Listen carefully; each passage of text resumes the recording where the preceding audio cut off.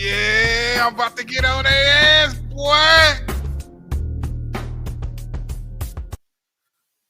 Cut that motherfucking music off, man. Let me get up in this motherfucker, man. Put me on the screen, homie. Yeah! Y'all already know what the fuck time it is. What the fuck wrong with Fat Joe motherfucking ass, y'all? Let me get some applause.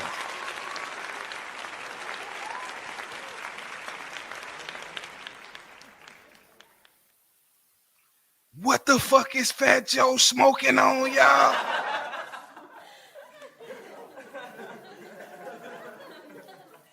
First of all, it's your boy Spade Ripper, the original People's Champ of St. Louis. Put some respect on my mustache. You understand what I'm saying? SPAIDRPPER.com.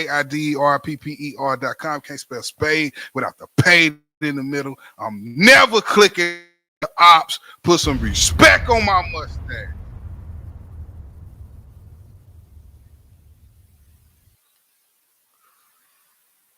I ain't never clicking up with the ops. Let me clear that up right now. But let me get on Fat Joe ass. You hear me? Let me get on Fat Joe ass.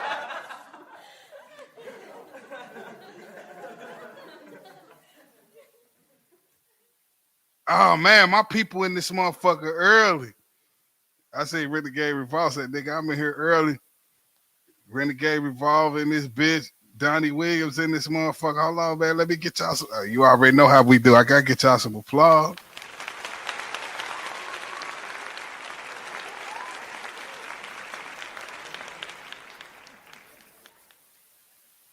I got to get my dog some applause.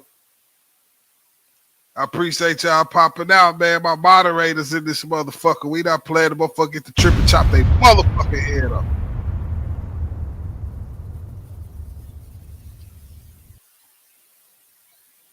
Okay.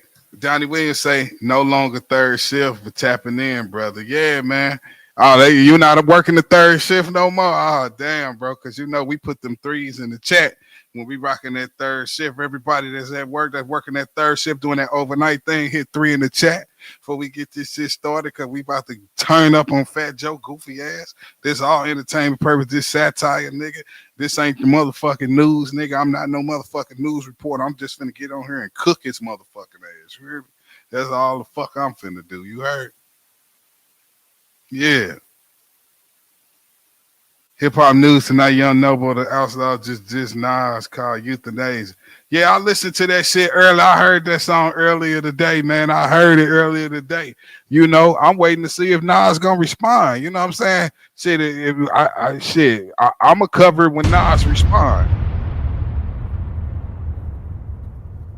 Because right now we only got one side of the fence on that shit. You know what I'm saying? So it's like shit. You know, shit, until Nas respond, you know, I can't tell the whole story. So shit, right now, I'm finna cook Fat Joe ass nigga just for the fun of it, nigga, just cause he been tweaking.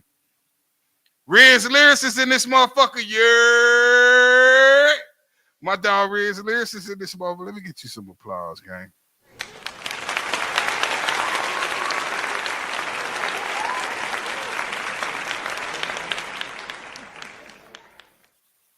Oh, creative standard, back holding it down in this motherfucker. Let me get you some applause, dog. Let me get you some applause. Not to laugh. I gotta get you some applause, dog. Riz Lewis is rocking out, hitting that 3. Donnie said he working that bed, no Diddy. I hear you out there. Peace to the chat. Peace to the chat. Donnie Williams say, Renegade Rubber. Shout out to DJ Swag 100 for hosting Brim Game 6-2. Definitely got to get you on Brim Game 7 and some other works in the future, Spade. Hey, we can figure it out, my nigga. Just let me know. You know what I'm saying? We can figure it out. We already in contact and shit, so we can figure it out.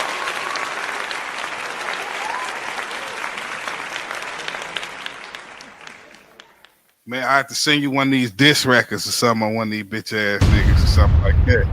We turn the mixtape right on up. You hear me? I get on I'm for St. Louis, but I can get on some of my Brooklyn bullshit too. You heard? Word. Yeah. Really gave revolver this motherfucker. Yeah, I have to check all my man. These my motherfuckers. These my chat moderators in this motherfucker. You heard, man? Y'all niggas in the building, man. I fucks with y'all, man. I appreciate y'all supporting the motherfucking channel, man.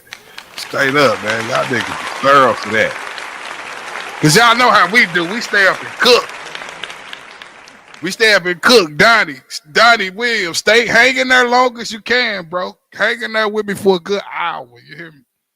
Cause we gonna get on this nigga Fat Joe ass, man. I don't know if y'all. I know y'all been seeing Fat Joe, and you know I ain't even know if it was gonna be. I ain't know if it was gonna be that D. Yeah, Donnie Williams writing this shit out. I ain't even know if this shit was gonna be this deep, bro. But this nigga got this shit going crazy with this bullshit, bro. Talking about FBAs and shit. Like this nigga Fat Joe just basically, if you ask me, when it found some motherfucking ops.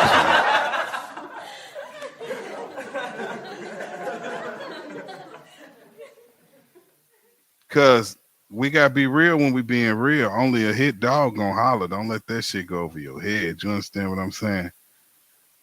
Only a hit dog gonna holler. And Fat Joe start hollering like a motherfucker. So whatever the fuck being said over there by talking about FBA, Foundational Black Americans, and talking about you know, who is a Tether, and you know who like indigenous to the United. That shit is touching Fat Joe, because you know it's obvious in my opinion that nigga, he got to be undercover in this shit in some form or fashion. You understand what I'm saying? Because if you wasn't, then nigga, why the fuck would you feel it? First of all, you know what I'm saying? Like, that's just the simplest way for me. Like, nigga, why you feel away? If ain't nobody talking to your motherfucking ass, how would you feel away? You know what I'm saying? So that's where I start with, you know what I'm saying? Like, whatever the fuck them niggas saying is touching this motherfucker's soul, bro. And don't even get me started on motherfucking on Lord Jamar, because Lord Jamar frying this motherfucking ass. Every time Lord Jamar talk, it's motherfucking ether. It's motherfucking ether when it comes to this guy right here, man. Like what'd be ill is they have like a real sit down, like across the table, talk from each other type shit, you know what I mean? On somebody platform, and they cook that shit and figure it out. But Fat Joe ain't finna do that, because nigga, the facts of the matter is Fat Joe is sounding stupid as hell right now, bro, because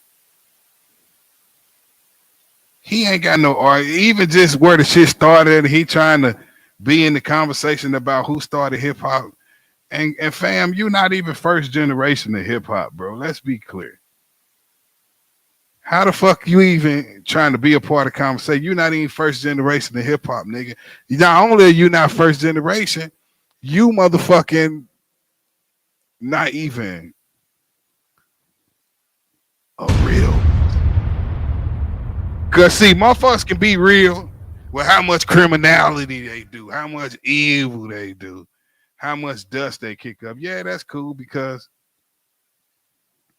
you know, we all cowboys out this bitch. You know what I'm saying? But at the same time, it's like them motherfuckers who don't be all the way. And see, FBA, if you ask me, this some new shit. You feel what I'm saying? It's some new shit. If you ask me, it's just a new terminology, I guess, for the whole shit. Wood grain gripper. Hold on, let me get you some applause first of all, because this your first time commenting on my channel. So welcome to the channel, gang.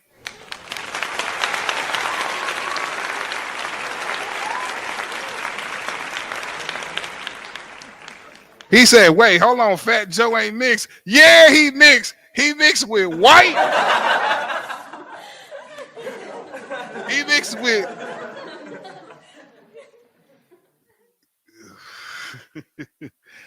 Man, they say he Puerto Rican and Cuban, man. But you know what I'm saying? But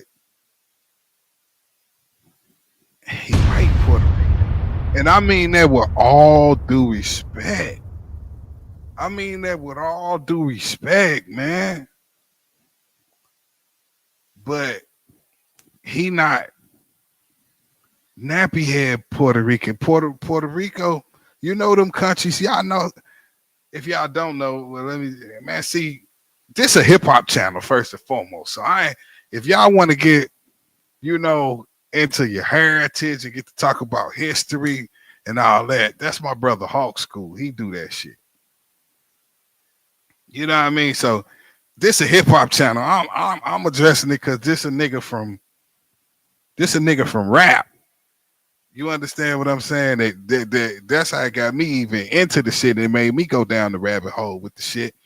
You know what I'm saying? And I had to look up and see how to start with the tethers and shit with Tariq Nasheed and Fat Joe trying to chime in and have his say so on who started hip hop, and Puerto Ricans was 50%, and I'm from St. Louis, Missouri, and I know that's bullshit.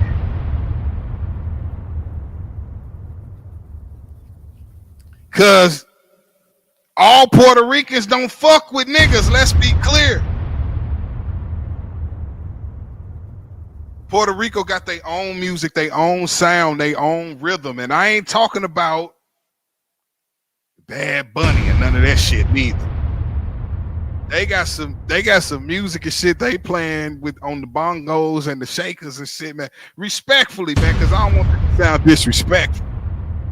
And what I do is when we get into these videos, I'll be in the background over here doing my research. But the point of what I'm trying to say is Puerto Rico has its own music, its own sound, and its own tempo of music that is not commercialized and sold to Americans. You understand what I'm saying? I ain't talking about reggaeton. You see what I'm saying? I ain't talking about rap and reggae mix type of stuff.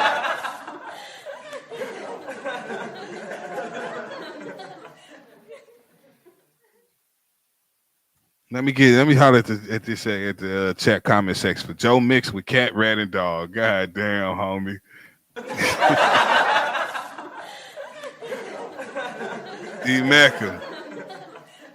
D Mecca, peace, guys.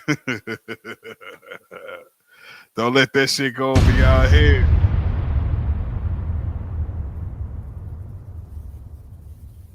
Okay, we got Lenny in the building. Let me give you some applause, Lenny and D Mecca, because it's y'all first time commenting on my channel. That's how I'm rocking.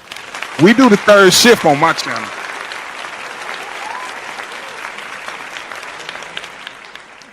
We do the third shift on my channel. I ain't in no hurry. We gonna get to the videos. I got the videos pulled up. I got Lord Jamar pulled up, and we gonna go down the rabbit hole. No Diddy on this shit. But Lenny say, I don't want to call Fat Joe racist, but he definitely insecure about not being black and very ignorant to the history of rap. Yes, Lenny. No Diddy.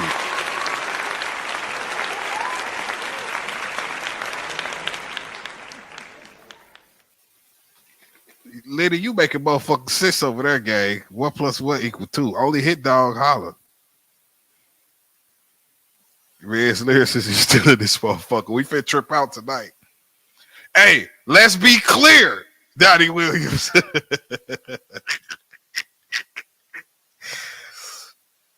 Sounds Bantu. I owe you some applause, gang. Welcome to the channel, homie.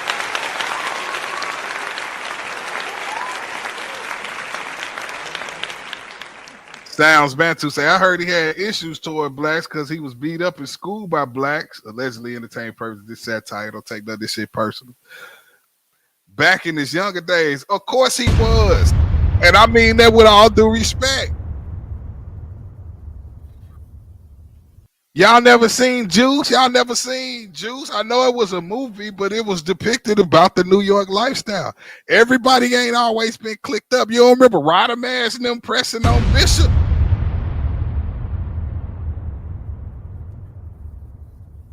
Bishop hadn't done shit to Ryder Mass. Do y'all remember? Y'all don't remember the movie? They was on his ass because he was a nigga and they was Puerto Rican.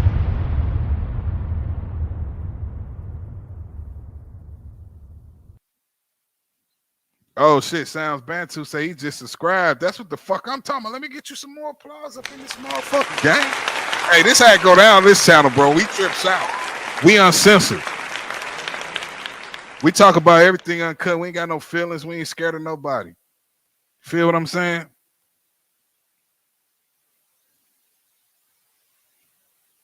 But shit, bro, we not finna act like Puerto Ricans. Come on, man. I ain't even from New York, and I know, goddamn me, it's parts of the BX you can't walk through, nigga, without getting your head whopped, nigga. I can see that shit from here. I can see that shit from Missouri, nigga. Nigga, I'm from St. Louis, Missouri, and I know about Dykeman projects, nigga.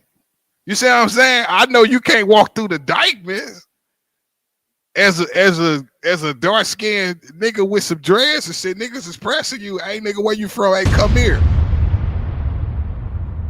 You think you finna go over there and meet up with something bad in Spanish? Her brother, her cousins, them other niggas in the buildings and shit, nigga. They finna get on your ass, nigga.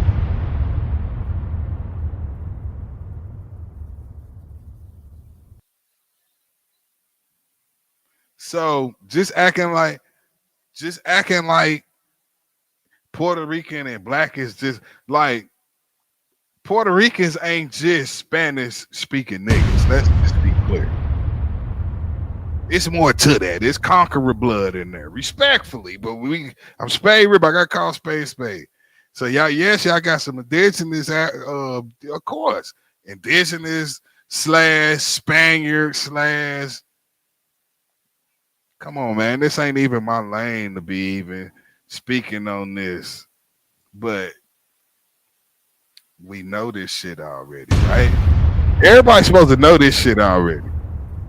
You know what I'm saying? So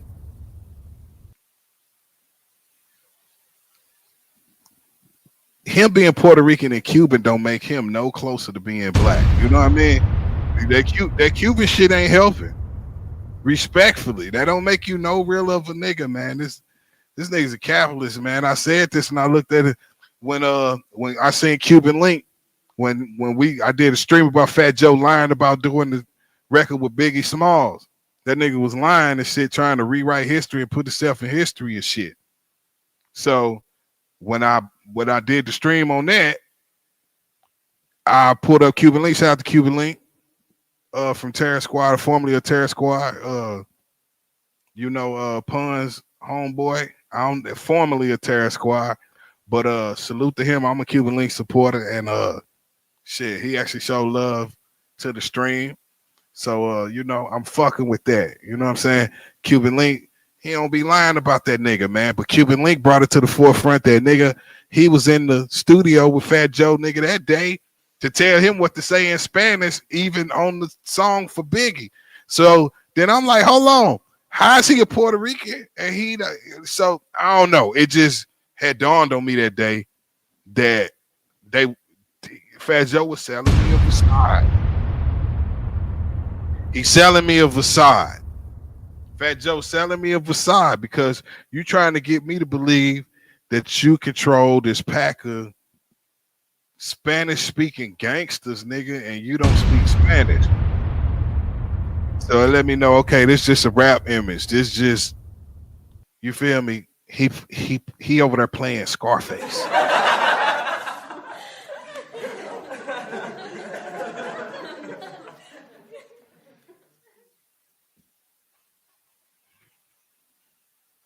And I never thought it'd come to this day, son.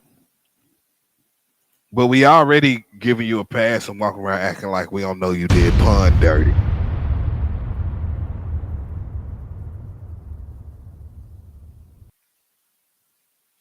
We know you did pun filthy gang. You know what I'm saying? And nigga, we love pun. We fuck with you gang a little bit, no diddy. But nigga, we love pun. It's different when it come to pun, nigga, because pun actually contributed to the culture and added on and made it better.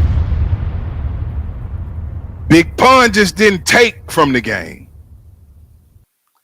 Big Pun didn't just take from the game. He gave to the game too. He gave the game style. He gave the game punchlines that never had been said before. He gave the game technique. He gave the game strategy. By the structure of capital punishment, he showed us he was a student of the game and he was worthy.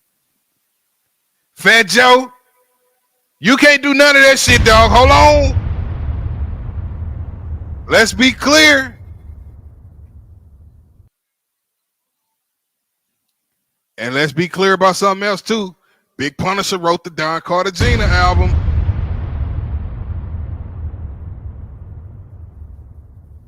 Hey y'all, I wonder is Fat Joe ghostwriter is a nigga? Is Fat Joe new ghostwriter black? Or is he Puerto Rican? I wonder. That question right there gonna answer a lot of shit. You hear me? Let's start getting into these videos. Hold on, let me see what the chat talking about, man. Real serious to say the internet is nasty work, man. The fuck is a tether? Riz. A tether is Fat Joe type motherfuckers who not us. See, you got to understand the FBA term first. And see, I had to learn this, and I guess you give me an opportunity to relay what I learned. So FBA is Foundational Black American. That's like an original nigga. That's like I'm saying I'm from the turf. I'm from the soil. I'm indigenous to America. You know what I'm saying? Like either I was here or my people was here before slavery as natives. You know what I'm saying? As indigenous natives, aboriginals, whatever word, or they are a part of that original slave situation. I guess they might have came in on the boat, if we going to believe that boats ever came here. Don't let that go over your head either. Okay, so either you was here before slavery or you got here for slavery, so you built the foundation of America. You're a foundational Black American. Your foundation as a Black person is in America. Your foundation as a Black person is not in Africa. You see what I'm saying? So a tether is these motherfuckers who come to America later and then front like they from the same situation that we.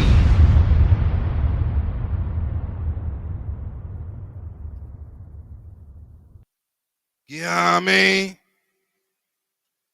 The Jamaicans, that Busta Rhymes. That's why Busta Rhymes' name in the shit, because I guess he a tether. He come from the islands.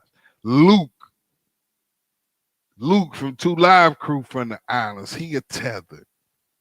A lot of these motherfuckers be tethers according to this ideology and theory. Now, I'm just telling you, I'm just getting hip to it all. It's interesting in the motherfucker to me. Now, I did a stream on it, or a blog. I don't know if I did a stream or a blog. I think I did a stream. I think I did a blog on it when Luke was going through it, because Luke was trying to group himself in with Malcolm, with Marcus Garvey or somebody, or Louis Farrakhan, because Louis Farrakhan, I believe, has Caribbean roots. So Uncle Luke was on some gay ass shit, like talking about some. Well, if I'm a tether, then Louis Farrakhan is a tether too. Luke, you don't get to compare yourself to Louis Farrakhan. Hold on.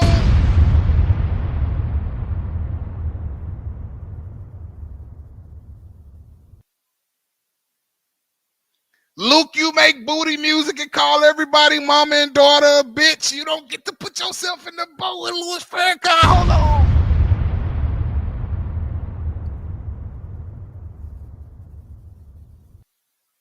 Louis Farrakhan came and added on. Marcus Garvey came to America and added on. Luke, you called everybody a bitch. Hold on.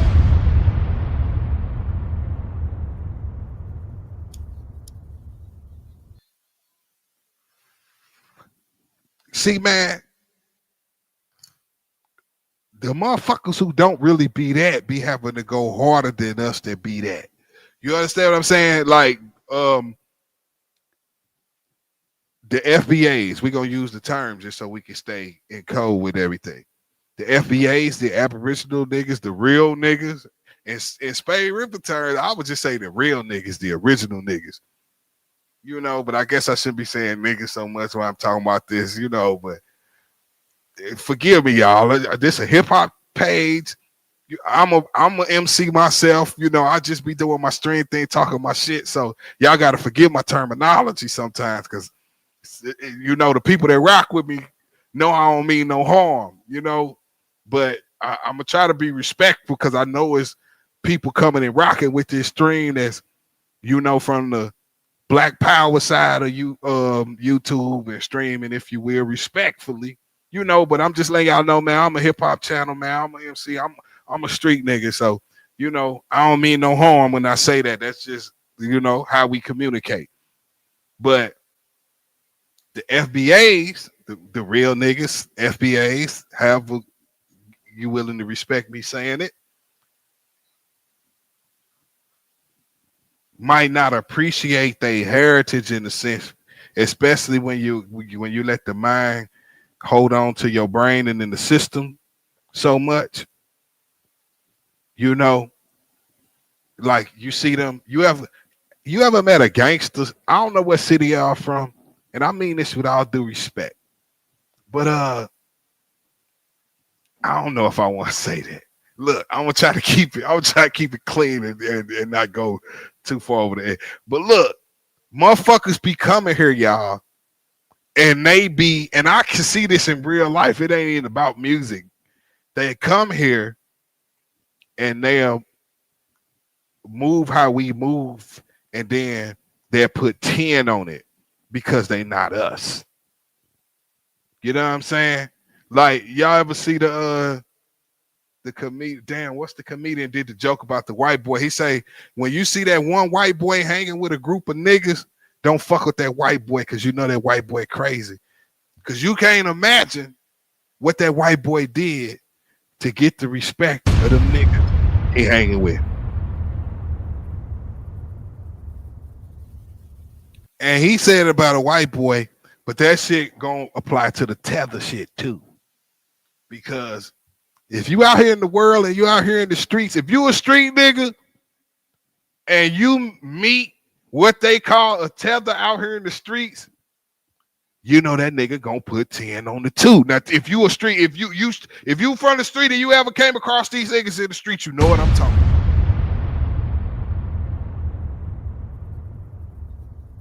On some street shit, you meet these African niggas that come here and now they dress like us, nigga, and they done grew they dreads and they wearing they flags and shit too. Them niggas is gonna hop out with the oo-wop and spray shit up in broad day. That's just how they move. Because they tell us, they know they not us, so they gotta do extra to go down in history.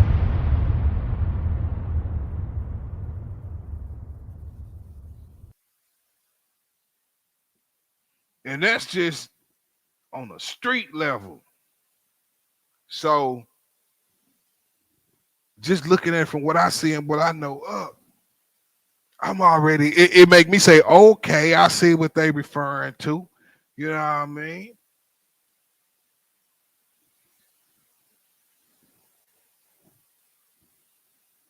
Station identified. You ain't got no hands. Oh, facts. I come through like a big dog. Facts. My OGs taught me pimp talk. Facts. My op was talking big talk. Facts. Now his forehead got a big hole. Bitch, I'ma pull up with killers that get your mind gone. Everybody won't be killers till it's really time to go and get your slide on. Bitch, I'ma pull up with killers that get your mind gone. What you know about catching bodies in the street and then switching up your time zone? Bitch, I'ma pull up with killers that get your mind gone. What you know about catching bodies in the street and then switching up your time zone? Yo, Spade Ripper. You can't spell Spade without the pay in the middle. SPAIDERPPER.com. Make sure y'all like, share, subscribe. All that shit, stick around. This how it go on my channel. You heard? Look. So, yo, these Tether niggas, Riz, they come from these other countries. They come from the Caribbean. They come from these other places like these Puerto Ricans and shit. Apparently, like I say, this ain't my philosophy, bro. But we here talking about it. We got to address this shit. You understand? So, Fat Joe is touched by that because he know he over there cosplaying real.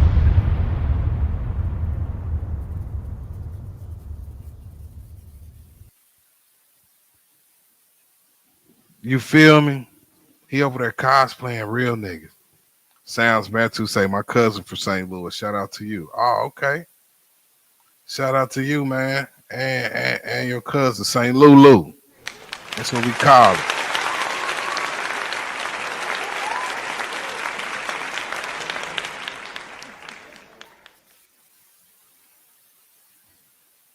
Riz Lyricist say his old ghostwriter's name is T.A. Is T.A. Puerto Rican or is he black? I wonder. What made Fat Joe stop putting Puerto Rican rappers in position?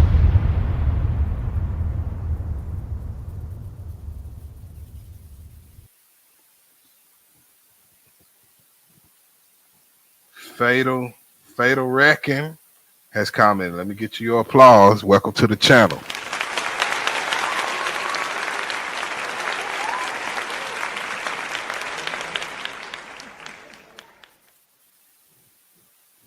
Why isn't FBA getting at Eminem who blatantly made a racist song?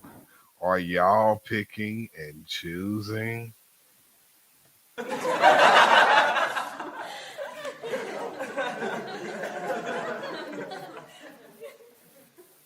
Fatal Wrecking, who is y'all, gang? Let's start there.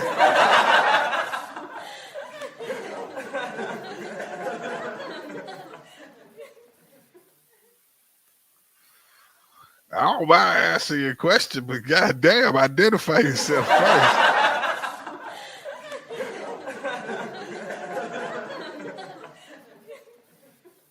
Are you a FBA? And if you're not, then what the fuck are you?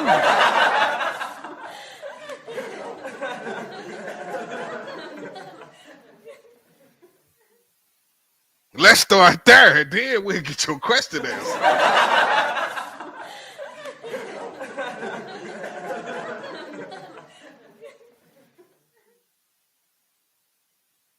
Sounds bad too. Oh, pardon me, ma'am. Oh, excuse me, ma'am. I get it right. Let me put some respect on you. Miss Sounds Bantu. I'm sorry.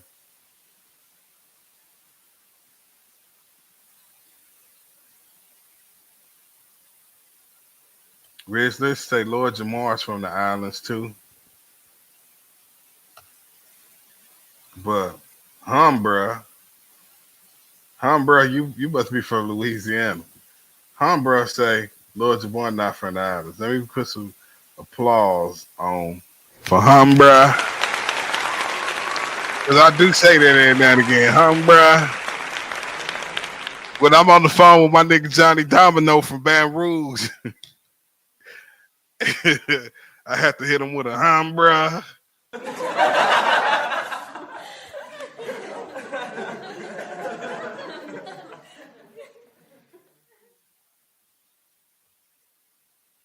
And he didn't grow up knowing that. He learned that later in life. Hold on, let me go back. I must have missed something. Lord Jamar not from the islands. Okay, yeah, I skipped down too far. What's this? Take, man. I don't know what this shit say. Take double O. No, that's not true. Respectfully, Uncle Luke did add something to hip hop culture. He fought white supremacy in the Supreme Court in 1989 and won because of him. Hip hop artists can say what they want. Let me put some respect on Luke Mustache. You are absolutely right. Let me give you some applause, Take.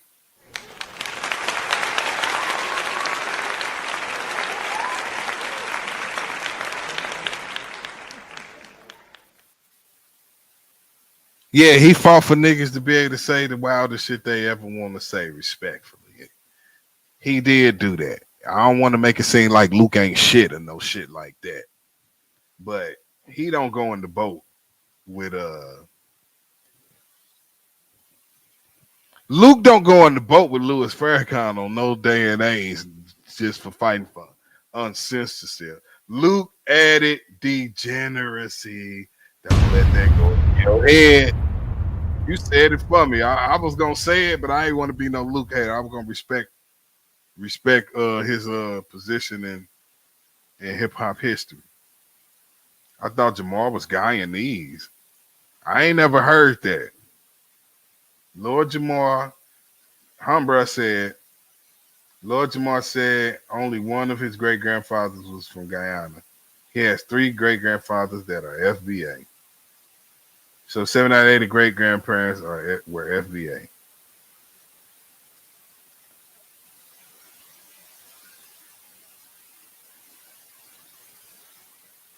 Humbra, you adding on, man. I like the way you add to the topic. Stick to the script.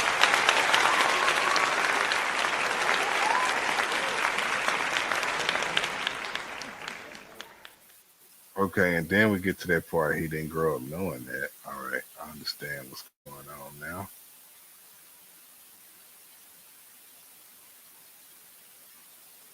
Foundation is okay. Saint Swarthy, aka Bishop. Welcome to the channel, bro.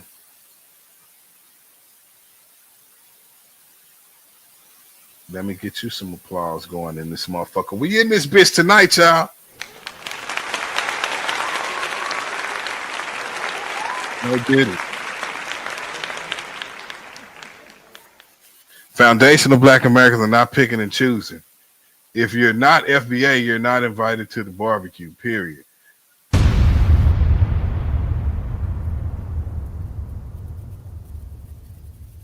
Shit, he said what he said. I ain't even got to.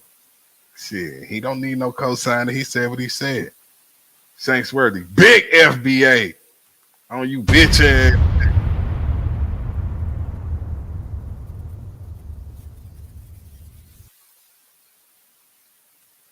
I love how the internet gang banging this shit now. It's lit.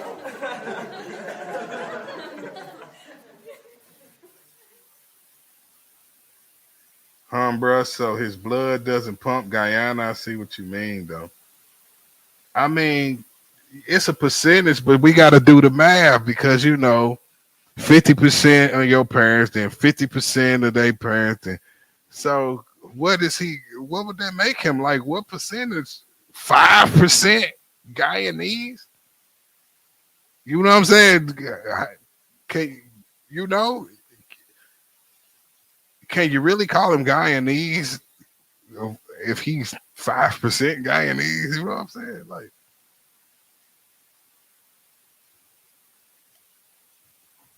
the Tethers brought dreads to the U.S.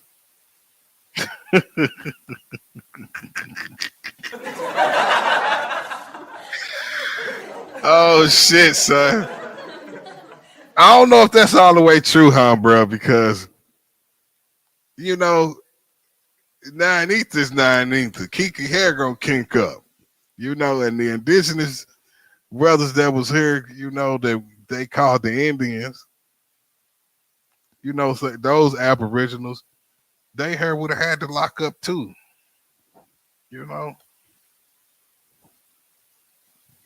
Humbro say he born and raised with the FBA family, not Guyanese family and culture. Cry boo-hoo whine if you have an issue. I got a tissue. Hey, the chat lit tonight, y'all. I can't even get to the video.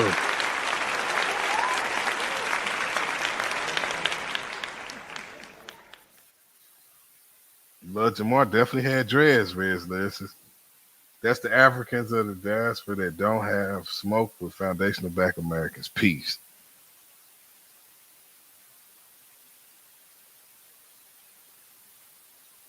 Yo, hey man, y'all got the chat cooking, man. I can't even keep up with all the conversations and shit, man. But yo, we got to start getting into some of these videos type shit because, you know, we definitely got to get down the rabbit hole on this shit, no Diddy. And see. Man, okay, let me see. Where can I find? Because I think I got this shit right here on Twitter. Because that nigga, shout out to Mav Hoffa, my expert opinion. Let me get some applause for my expert opinion in case he come across my stream. Because Mav Hoffa don't play.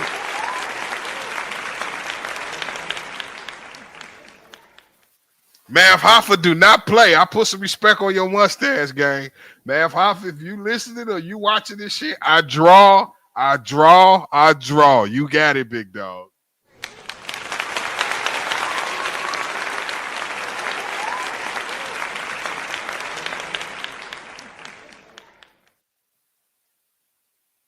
Because that nigga Mav Hoffa would clap your stream. He would clap your video like a mother.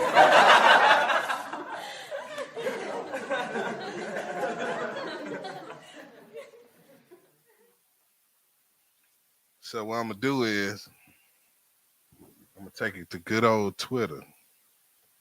Because you know Twitter dirty ass. I always have everything. So let's see if we can go back somewhere toward the beginning of this bullshit and figure out how we got here. SpadeRipper.com. You can't spell spade without the paid in the middle, though. SpaidRPPER.com.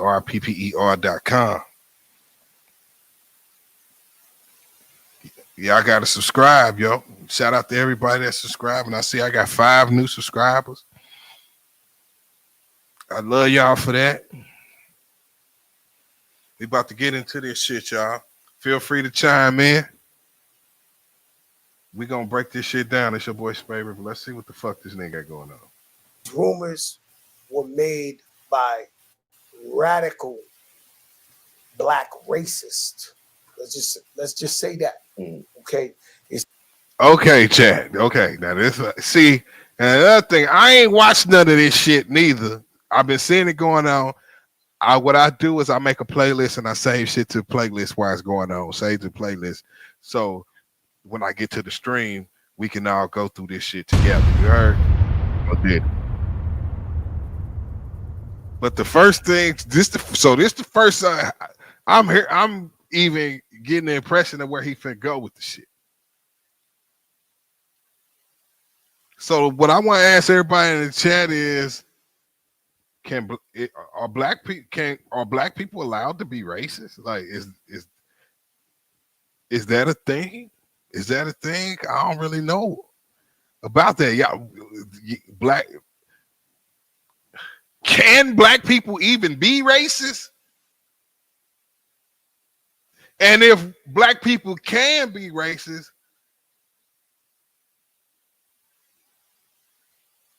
it ain't allowed. I don't know what's going on, y'all. This shit weird to me. These rumors were made by radical black racists. Let's just say that. Okay. It's a group of these guys that don't want to hear Jamaican, don't want to hear Guyanese, they don't want to hear a black guy that ain't down with them. Right. Right? So their job is to criticize anybody who don't look like them or who ain't black American. They hear Guyanese, they don't want to hear a black guy that ain't down with them. They don't want to hear a black guy that ain't down with them. Right. right? So they don't want to hear a black guy that ain't down with them. Where the fat? What the fuck is Fat Joe talking about, y'all?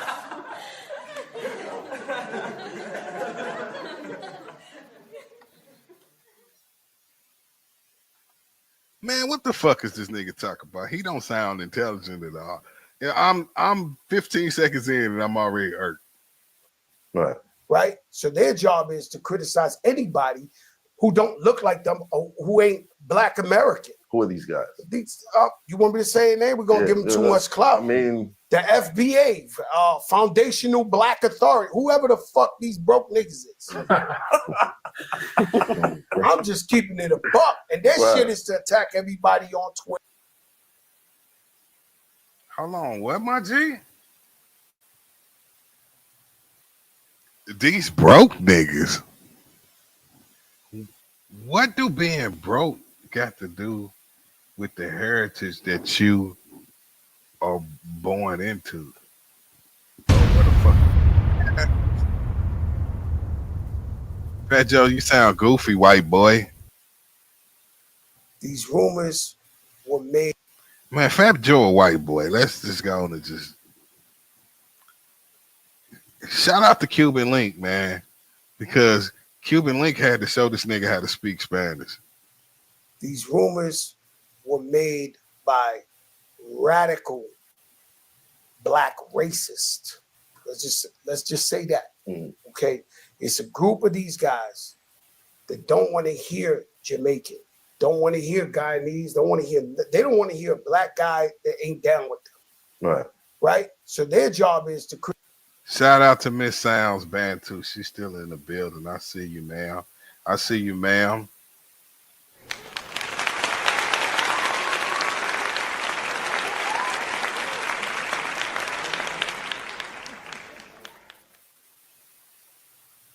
These rumors were made by radical Black racists. Let's just say that. Okay, it's a group of these guys that don't want to hear Jamaican, don't want to hear Guyanese, they don't want to hear black. Where did Fat Joe get this impression from, y'all? Why do motherfuckers hate it when niggas find a reason to have pride in themselves?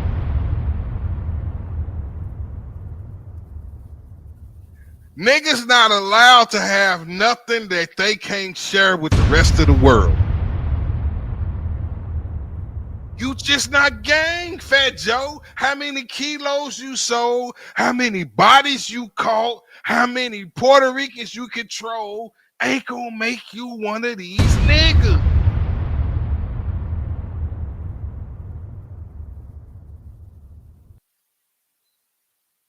You talk about money. Your status as an original nigga from this piece of land can't be bought. Or can it? Dollar Indian, don't let it go over your head. That ain't my lane, though.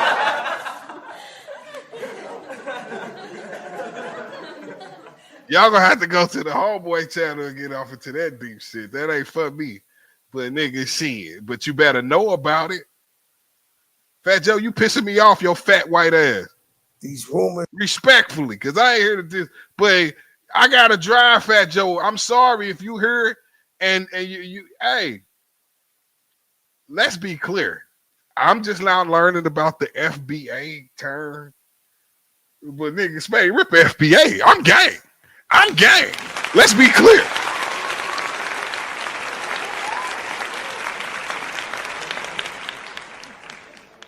Y'all remember Rick Ross, fuck with me, you know I got it. Yep. You remember he say, look at me, I'm pure nigga. Yep.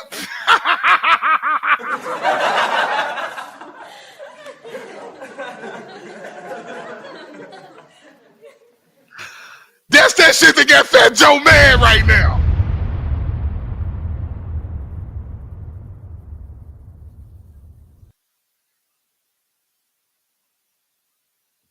SpadeRiver.com, can't spell Spade without paying the million.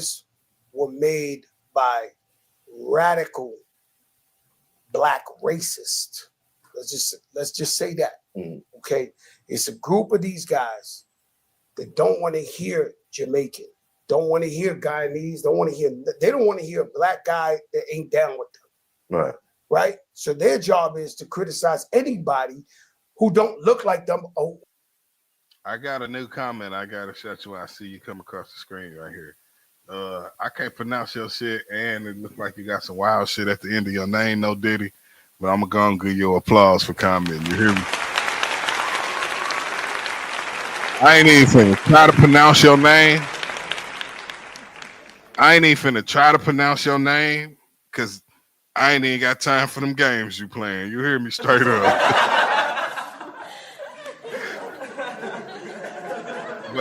But I appreciate your comment. I'm feeling what you're saying, racist Fat Joe. Right? Fat Joe clearly racist. You know what I'm saying? But let's be clear. Big Punisher and Cuban Link were not racist. I can say that with confidence. It's this capitalist motherfucker in the background who was stealing everybody publishing that was creating. It was this fat white motherfucking Tether blend in baby, motherfucking blender baby.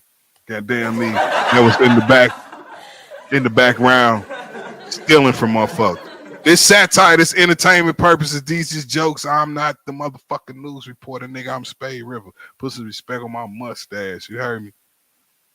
If I supported you, nigga, if you got $10, $20, $15 out of me for a project or 2 or 3, oh, I'm here to cook your ass in the future.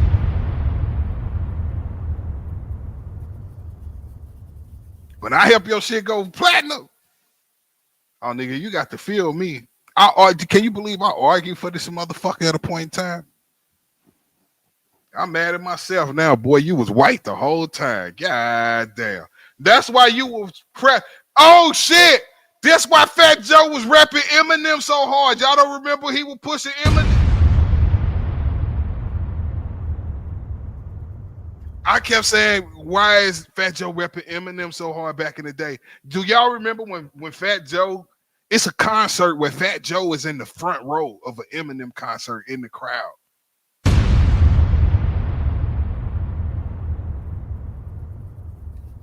Cuban Link gonna know what I'm talking about. I know Cuban Link know what I'm talking about, but it just now hit me right now in this moment. That's why this motherfucker was pushing the Eminem agenda. God damn.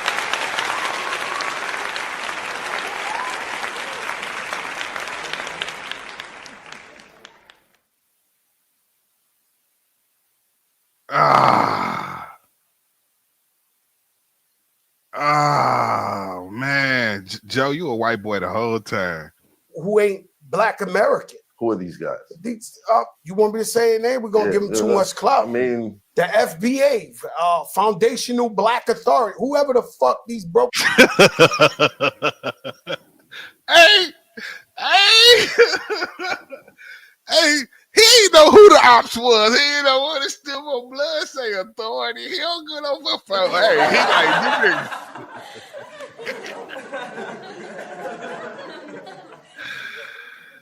Hey, y'all, I can't even make it through this shit, bro, because this nigga fucking me up, man. This nigga didn't know what it stood for. He said authority. He like, man, them niggas over there that don't love me. That's who the fuck I'm talking about. Who? Foundational Black Authority. Motherfucker, nigga, what you mean authority, gang? Hold on, son. Who the fuck told you that, boy? Who in the fuck told you that, man? Let me see. Hey, y'all, check this. Hey, I gotta show you. Hey, look. Hold that thought. We get right back into this, but I got to show y'all something I just found. I gotta show y'all this, though.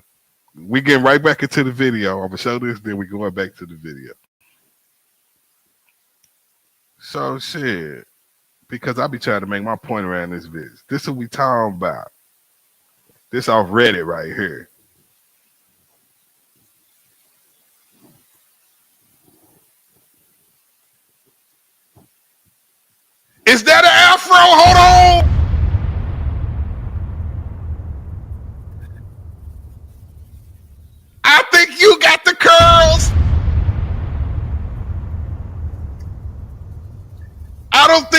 refer to that as nappy hair.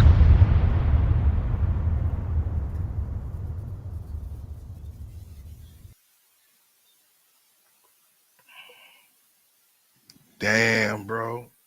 You got that mad at shit, gang. That's why you mad.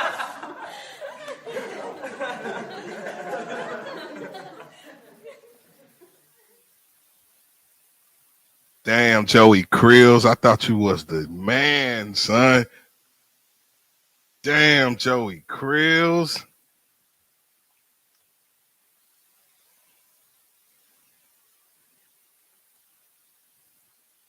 Hold on. Let me get the video back up here so we can continue to fricassee this nigga. No Diddy.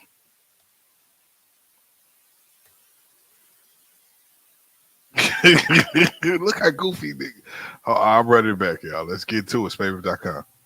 These rumors were made by radical black racists. Let's just say that. Okay. It's a group of these guys that don't want to hear Jamaican, don't want to hear Guyanese, they don't want to hear a black guy that ain't down with them. Right. Right? So their job is to criticize anybody who don't look like them or who ain't black American. Who are these guys? You want me to say a name? We're going to give them too much clout. I mean, the FBA, Foundational Black Authority, whoever the fuck these broke niggas is. I'm just keeping it a buck. The Foundational Black Authority, whoever these broke niggas is. And that shit is to attack everybody on Twitter.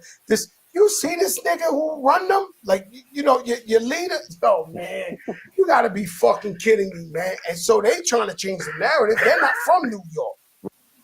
They trying to change the narrative. Change the narrative on what, gang? On the beginning of hip-hop, gang? No motherfucking Puerto Ricans ain't start no motherfucking hip-hop in no motherfucking New York. I got so mad I turned into Samuel Jackson in this moment.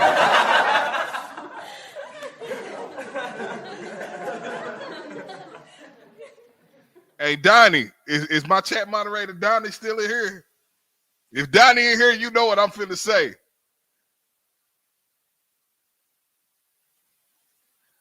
I don't know. I ain't got time to wait and see for you comment. But Donnie, if you in here, you know what I'm finna say next. Let's be clear.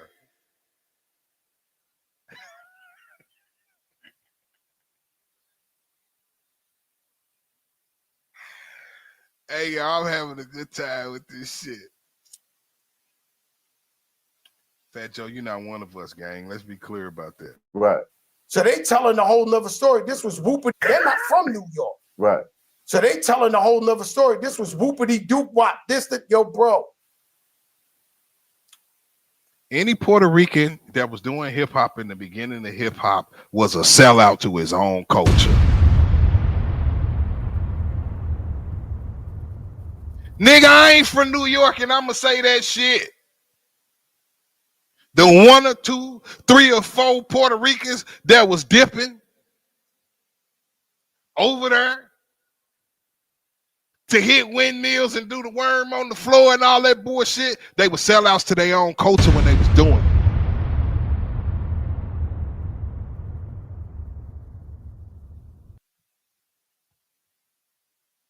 You feel what I'm saying? You don't think nobody missed them at the salsa spot, at the merengue spot, or wherever the fuck they was dipping off from their own shit.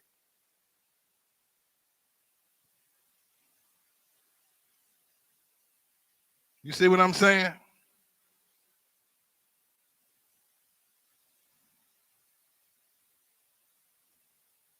It wasn't cool for them. You telling me that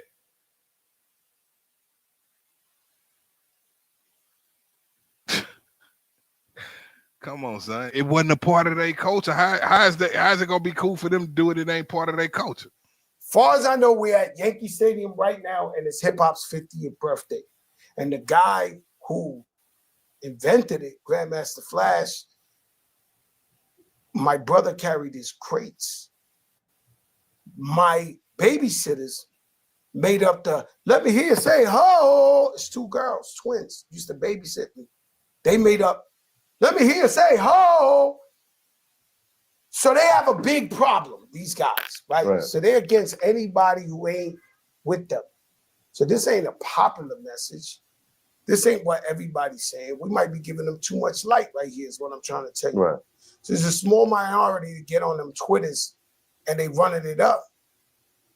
We got a fucking Looney Tune like your Fat Joe, you're not making no sense, man. You're not arguing like a nigga who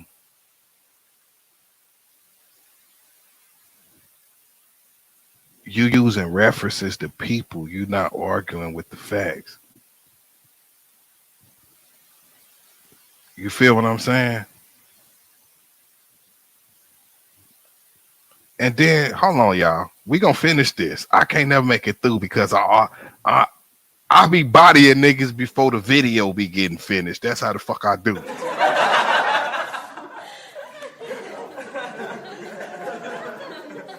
So we gonna hold that punk ass nigga right there. And then let me take it here on this weak ass.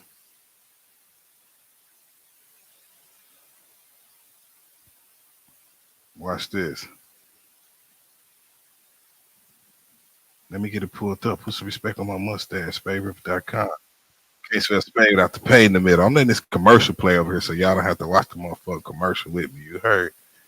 I'll put some respect on my mustache at the same motherfucking time because I'm liable to smack shit out. Everybody, FBA, all the FBA in the motherfucking chat, press 3. You heard we rocking this third shift out? That's how we rocking. We catching the body tonight, respectfully.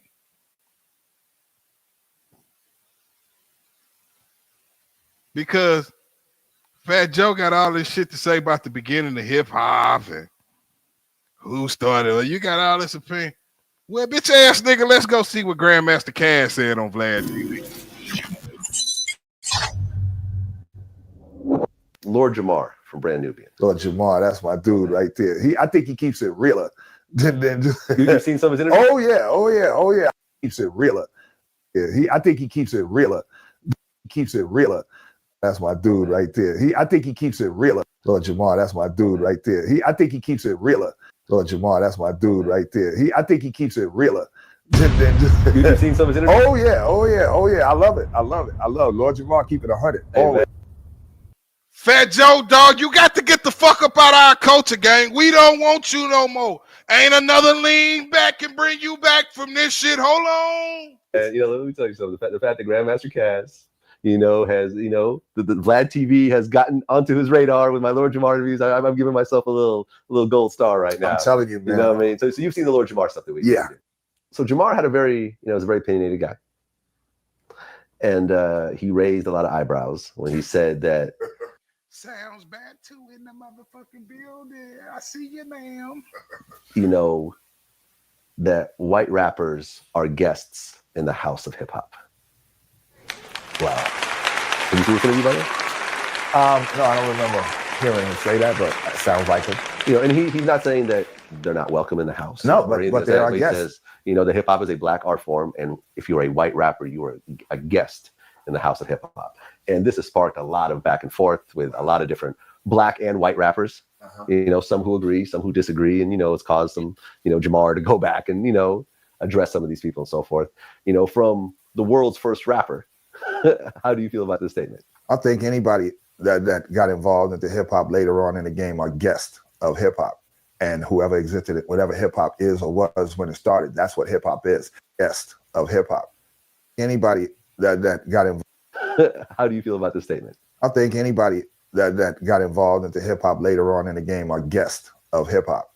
That got involved into hip hop later on in the game are guests of hip hop. How do you feel about this statement? I think anybody that got involved into hip hop later on in the game are guests of hip hop. The world's first rapper. How do you feel about this statement? I think anybody that got involved into hip hop later on in the game are guests of hip hop. Involved into hip hop later on in the game are guests of hip hop. And whoever existed it, whatever hip hop is or was when it started, that's what hip hop is. And if you decide to get down with it or become part of it later on, you're a guest. I don't care what color you are. Do I even need to play the rest of the motherfucking video?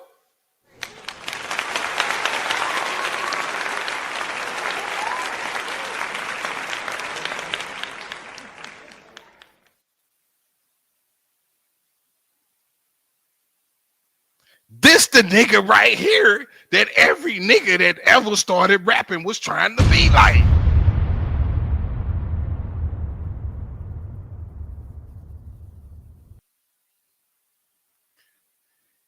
Grandmaster Caz is the MC logo, like the NBA logo, Jerry West type shit. Like if MCing has a logo, with all due respect, in my personal opinion, is not Rakim. That's the logo. It's Grandmaster Caz. That's the logo. The nigga who showed, who set the nigga who gave the examples for the Rakims and the Nas's to even happen. We don't get a Rakim without a Grandmaster Caz. We don't get a Nas without a Grandmaster Caz.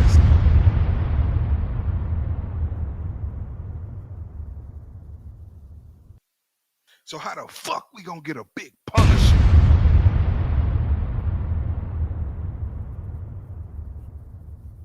The fuck we gonna get a big Punisher or Fat Joe? Man, Fat Joe, I'm having fun murking you. That's what hip hop is. And they're on in the game are guests of hip hop. And whoever, Jamar, to go back and, address some of these people and so forth, from the world's first rapper. How do you feel about this statement? I think anybody that got involved into hip hop later on in the game are guests of hip hop. And whoever existed it, whatever hip hop is or was. I'm over here cooking. I need some motherfucking likes on the motherfucking video. Are you not entertained? Who the fuck else gonna show you this shit right here?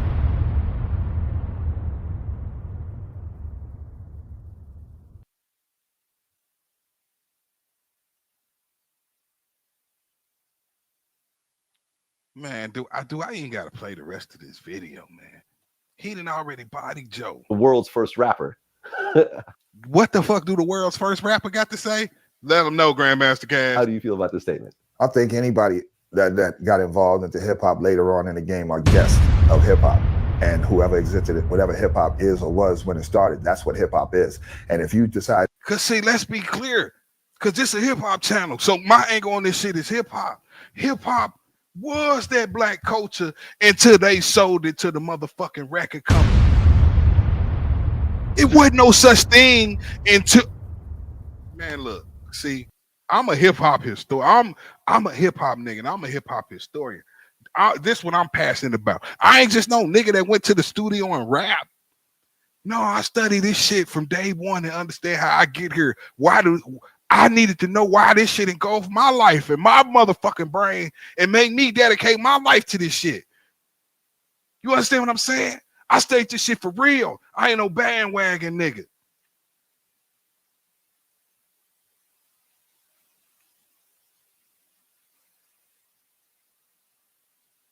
This hip hop shit mean a lot to a nigga like me.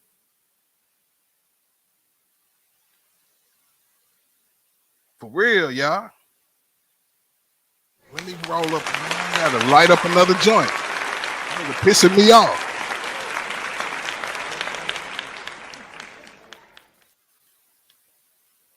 It wasn't no such thing as a rapper, y'all, until a nigga got a record deal. Do y'all know that? The term rapper is made up by the record companies because it wasn't a word to define what we do. The nigga with the mic was the MC. The DJ is DJing, the MC is MCing. But no, pardon me. The DJ is DJing, but the MC is rapping.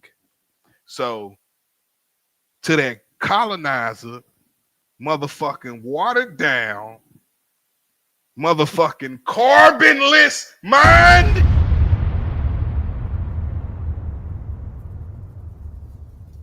Couldn't comprehend that. Why is the MC not MCing? And if he's rapping, why is he not the rapper? They put that term on this shit, y'all. Until niggas sold out and when they got a record deal for MCing, hip hop was our culture, gang. It was not for everybody. That's why they got news reports on the beginning of hip hop, because white people needed to understand this shit.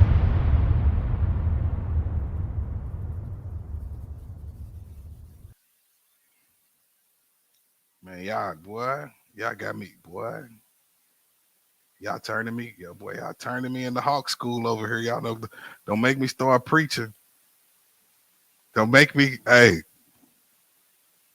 I should play a hawk school video.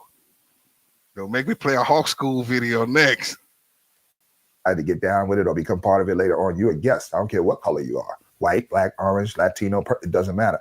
Latinos weren't involved in hip hop directly that much in the early days of hip hop. They weren't. One or two. My partner, Disco Wiz, my first DJ partner in hip hop, he used to beat up people in the street for telling them, why you hanging with them niggas? Why you hanging with Moreno? Well, he was a partner in hip hop. He directly that much in the early days of hip hop. They weren't. One or two.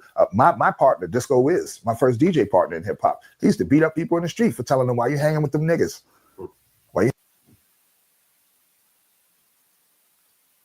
Hey, y'all, Fat Joe ain't never seen this interview?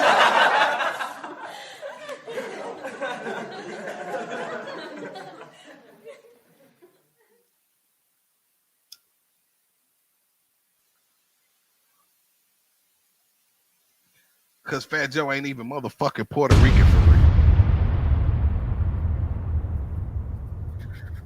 This man DJ having to catch phase for being with black people, nigga, in the 70s. Nigga, what the fuck is you talk about? Y'all started.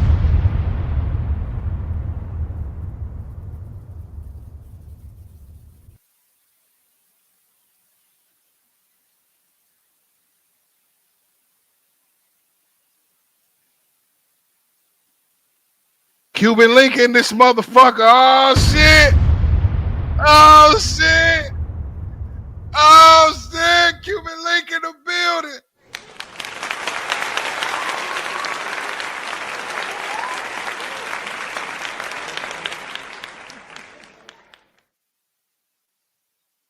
Hey yo. Cube, they gotta put some respect on your motherfucking mustache, gang. Hey Cube. If you still in here, bro. You ain't been wrong about this Fat Joe nigga yet, bro. They can say what they want to about you, but they can't say you lied on Fat Joe.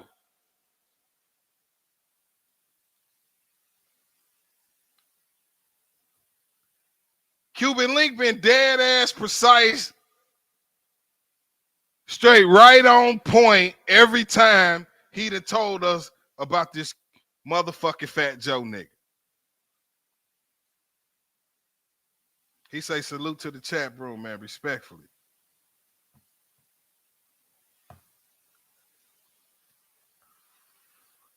We in the building, y'all. Let's get back into it. Shout out to Cuban Link. He hanging with Moreno. Well, he was y'all gotta subscribe to Cuban Link channel, bro. He be kicking the facts on his channel. He be telling y'all he stay exposing that nigga Fat Joe, bro. Cuban Link had to show that nigga how to speak Spanish. He didn't even know how to speak Spanish, nigga, when he went to do the shit for Biggie that he was fronting like they had an album when they did a skit. It was a motherfucking skit.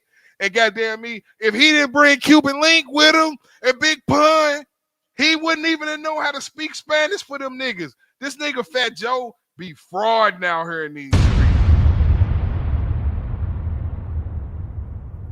He was what? He was Puerto Rican, half Cuban. Okay. And we were together every day, like brothers, you know what I mean? Dressed everything, you know what I mean? And he would always catch flack from Puerto Ricans for being with me, you know what I mean? And he'd knock him the fuck out, you know what I mean?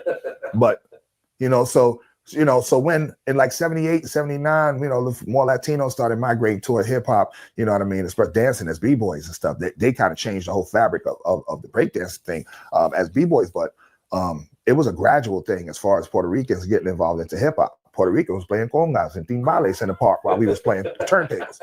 All right, so they are guests in the hip hop. So would you say that Lord Jamar is a guest in the House of Hip Hop? Is it because you got in later or because you're not black? Because he got in later, based on your definition. I would say that his lineage dictates he's in. His like lineage? You can't be like you didn't have to be a slave, but if your father was a slave, your grandparents were a slave, you come from slavery. You're a descendant of slavery. Jamar's a descendant of hip hop. It's his natural birthright to be a part of this culture. So what the fuck Fat Joe talking about, man? Fat Joe, you just got bodied by Grandmaster Caz, homie. Whether you realize it or not.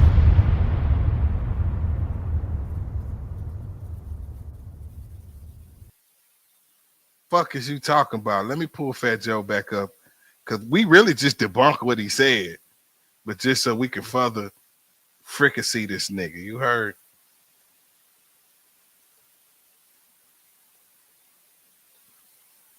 SpadeRiver.com, can't spell spade without the pay in the middle.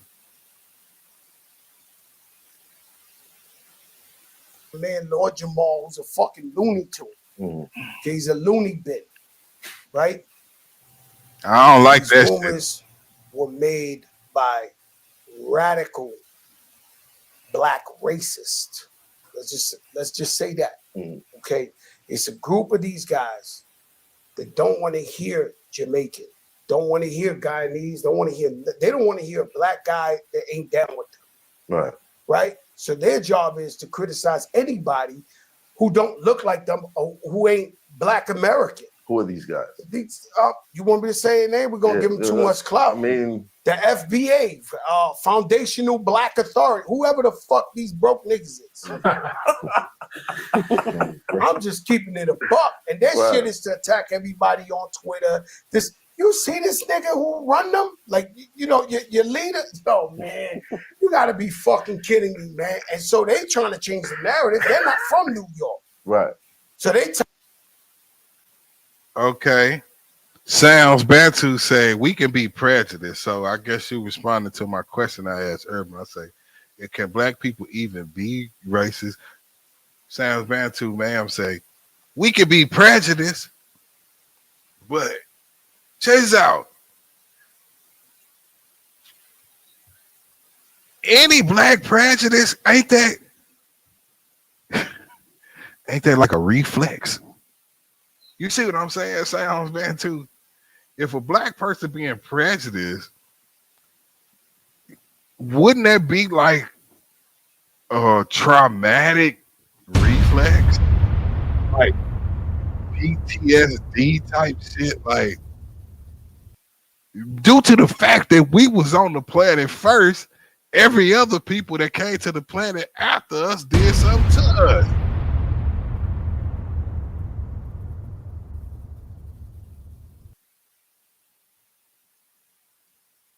You feel me? So it's like, shit, we damn near gotta be prejudiced.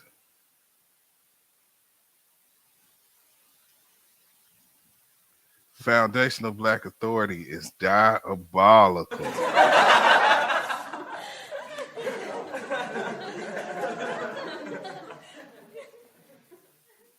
Hawk School in this motherfucker. You still in here? Hawk School, is you still in the chat? Sounds better to say he's stupid.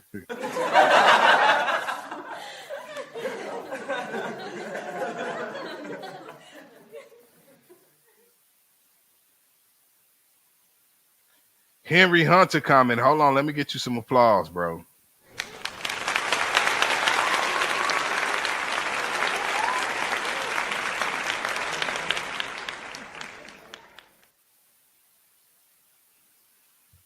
Welcome to the channel, bro. Please subscribe, man. Like the stream, comment. Well, you already comment, like the stream, and subscribe, like, all that good shit that a nigga be need. You heard Henry Hunter say, no Diddy. We have no power to be something that was made to keep us down as a people. That's what I'm saying, bro. How the fuck can a black person be racist? I don't get it.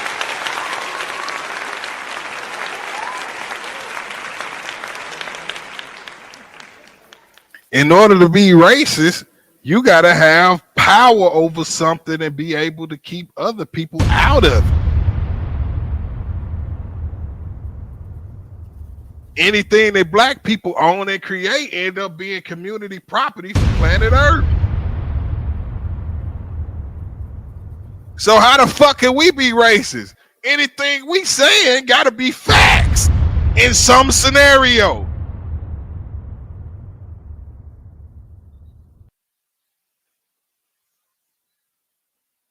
Over all these hundreds of years, it happened to one of our ancestors. That's why it's implanted in our fucking DNA.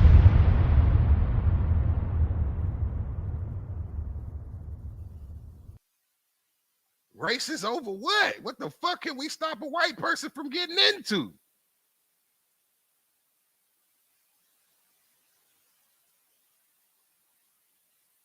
How school say never trust a Puerto Rican who don't speak Spanish. Damn, that shit is. I'm just saying. Shout out to Cuban Link for stopping by the chat and shit, bro. I like Cuban Link. I know y'all had to been talking shit about him sitting right in the room with that motherfucker, and he ain't even know how to speak Spanish and know what the fuck y'all was saying.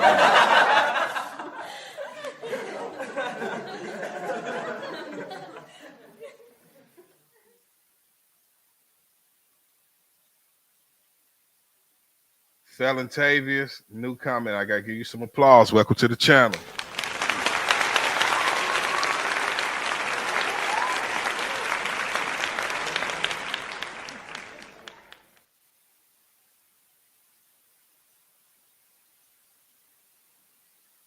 Tavius say Sloppy Joe stepped on someone's nuts. Welcome to the channel. Hold on, Cuban Link commented again. Hold on, y'all, respectfully. I appreciate you, my brother. You already know ain't never been any racist shit on my jacket ever, and that's a fact. I love being 130 black, and I embrace and face it and never would try to erase it. Man, put some respect on Cuban Link, motherfucker mustache, y'all.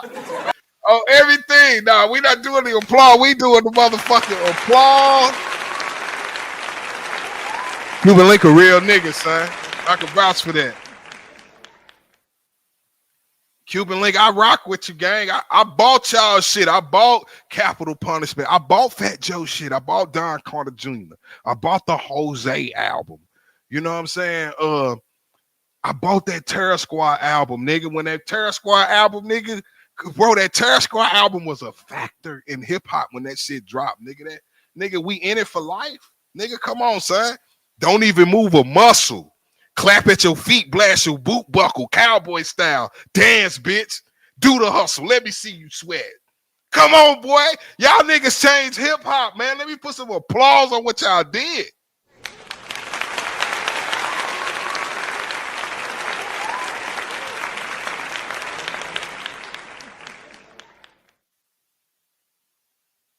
This nigga Big Pun was a fucking alien, bro. This nigga Big Pun was an alien, bro. For real. And Cuban, nigga, you was ill, nigga. You was nasty, nigga. Like, you was nasty. Cuban, we was fucking with your shit, bro. Like, everything you spit was raw, nigga. And you was hitting the ladies off. I remember Cuban Link had the record, nigga. What was the name of that shit? All around the world. You know I do my thing, baby. Hey, Cuban Link had a heart, man. Y'all gotta go back and listen to that Terror Squad album. This nigga Cuban Link was a real factor. I know he had niggas scared because they was like, yo, this nigga was young, fly. You know what I'm saying? The bitches liked him and shit. And that nigga had, like, and his style was on point right there, trained by Big Pun. Man, yo, I was there for it, man. I put some respect on your mustache, bro.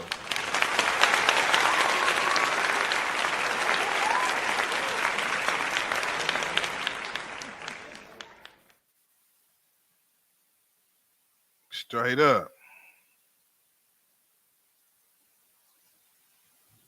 hip hop history in this motherfucker. Shout out to Felon Tavius though. I ain't mean to skip over you like that.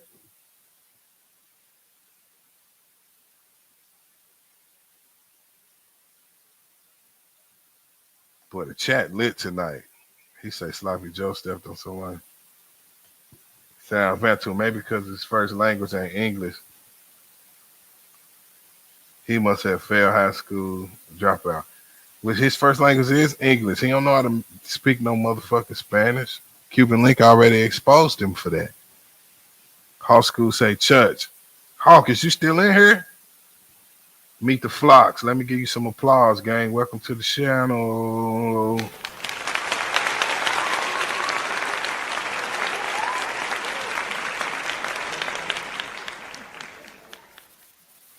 Sloppy Joe a fraud. If we didn't want Ricans and Jamaicans in hip hop, why were they there all this time? He's just mad because we said they ain't create hip hop, and because of that, we racist. Man, you are absolutely right.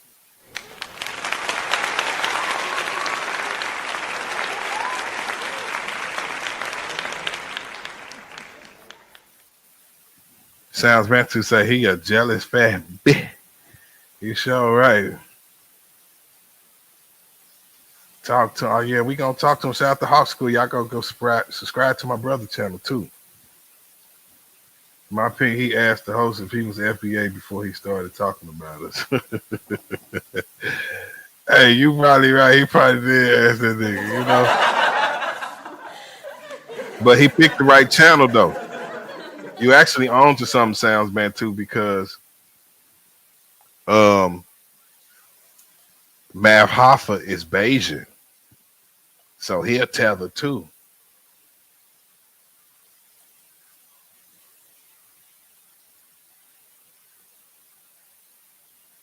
Yeah, Cuban Link in the motherfucking building. You still in here? If my ox still in here, let me know. Sounds about to say shout out to Cuban Link. Shout out to the chat room. Yeah, Cuban Link in the building. Hey man, this shit a movie, y'all.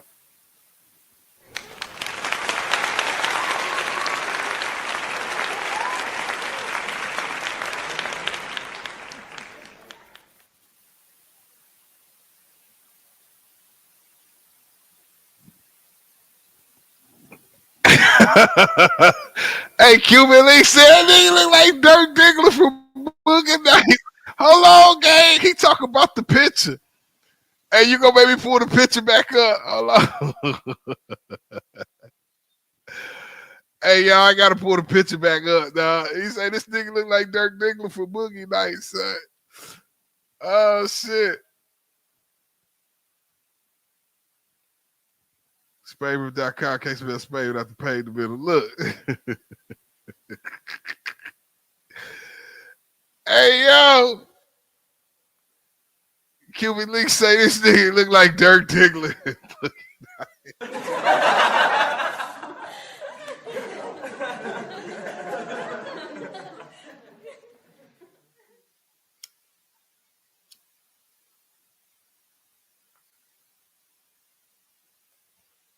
This nigga definitely look like Dirk Diggler in Boogie Nights.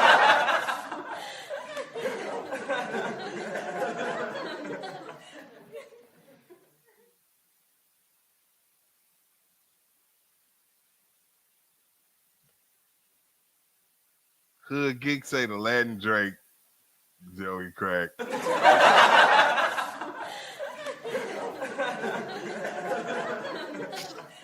Shout out to Hood Geek. Welcome to the channel. Thanks for the comment.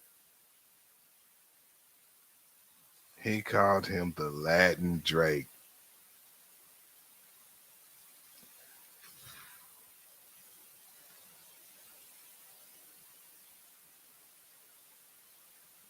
High school say the salsa spot be jumping too, though. Don't let that shit go over your head. But shit.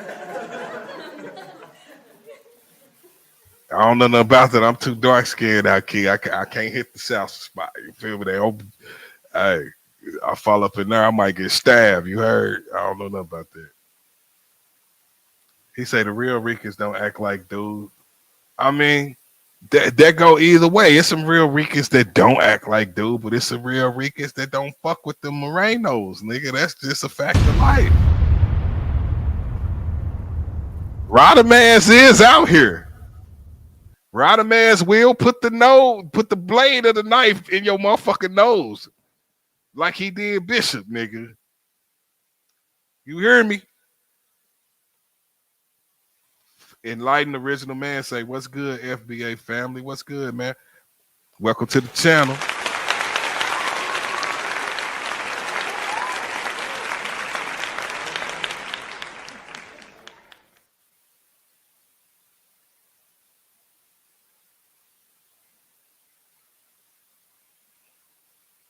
Yeah, but this Boogie Nice Joey Crack.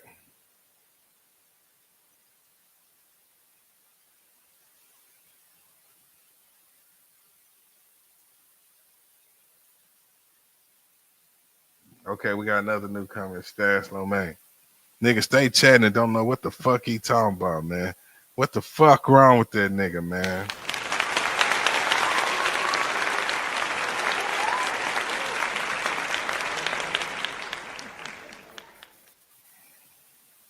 Stash No Man hitting that 3. Hell yeah.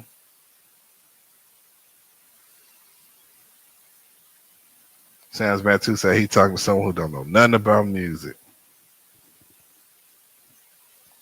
Divine Allah, peace, God. Jamar's a Tether too. He's Guyanese. Jamar ain't like 5% Guyanese, respectfully. He not like a Guyanese nigga. It ain't like we could put that jacket on.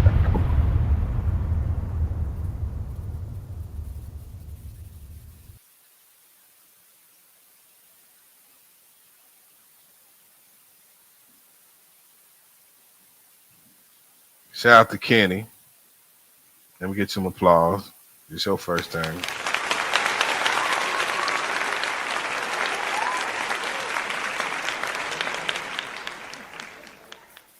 Kenny say, "Did you see Charleston White lighting up Tariq Nasheed on Spaces?" No, I didn't, but we can pull that shit up if it go with the topic. We definitely could pull that shit up, gang.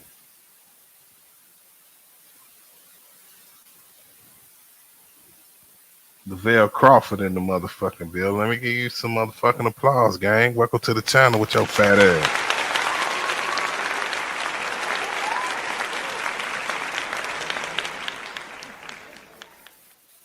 Welcome to the channel.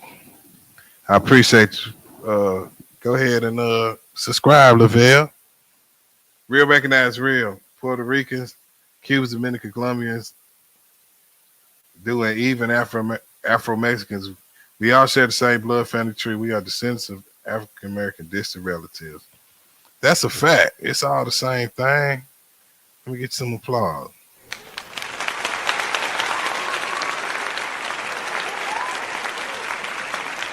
Shout out to Arab Black TV in the building. Appalachian Outlaw in the building.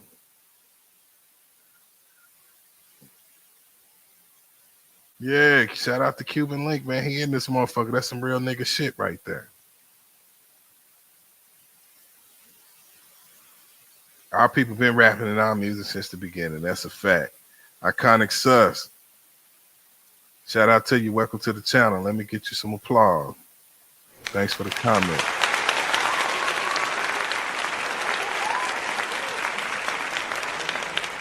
Joe is a high school dropout. It is obvious. L.A. Hopkins. Let me get you some applause. Welcome to the channel.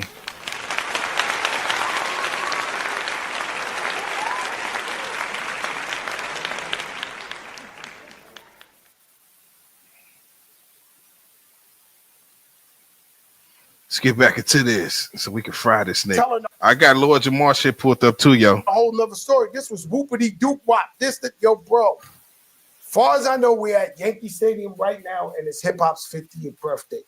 And the guy who invented it, Grandmaster Flash, my brother carried his crates. My babysitters made up the, let me hear you say, ho. It's two girls, twins, used to babysit me. They made up, let me hear you say, ho. So they have a big problem, these guys, right? So they're against anybody who ain't with them. So this ain't a popular message. This ain't what everybody's saying. We might be giving them too much light right here is what I'm trying to tell you. Right. So there's a small minority to get on them Twitters and they running it up. We got a fucking Looney Tune like your man Lord Jamal, who's a fucking Looney Tune. Mm-hmm. Okay, he's a loony bin, right? We just said that the drug of choice is attention. It's this and this and that. They get a guy who he was a legend. He's brand Nubian. Right. And he's the wackest nigga in the crew, be clear. But now this nigga might be like trying to get lit, trying to say anything. The world's flat, to this, that, anything to go viral.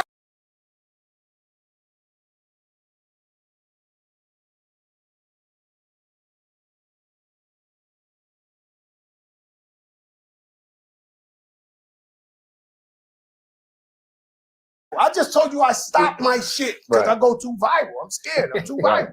Right. I just told you I stopped my shit because I go too viral. I'm scared. I'm too viral. Right.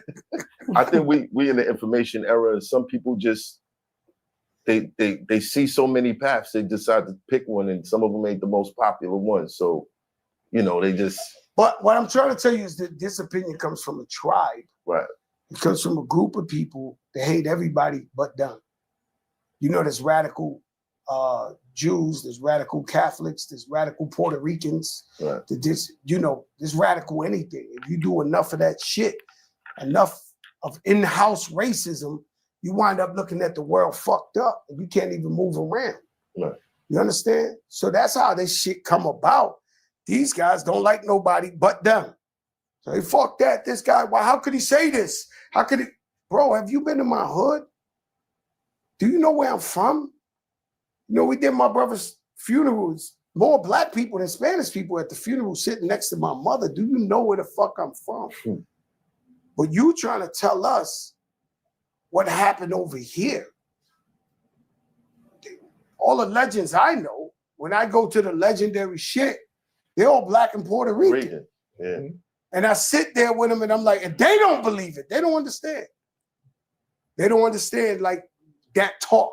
They're like, yo, what the fuck is this about? Like, they're confused. The pioneers, the Grandmaster Flashes, the Cool Hercs, the Melly Mel's, they're like, yo, we don't know what the fuck these people talking about.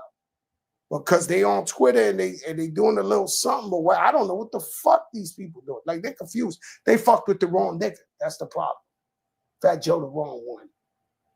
He always been the wrong one. He the Achilles of the shit. He gonna come out with that. So you remember Achilles?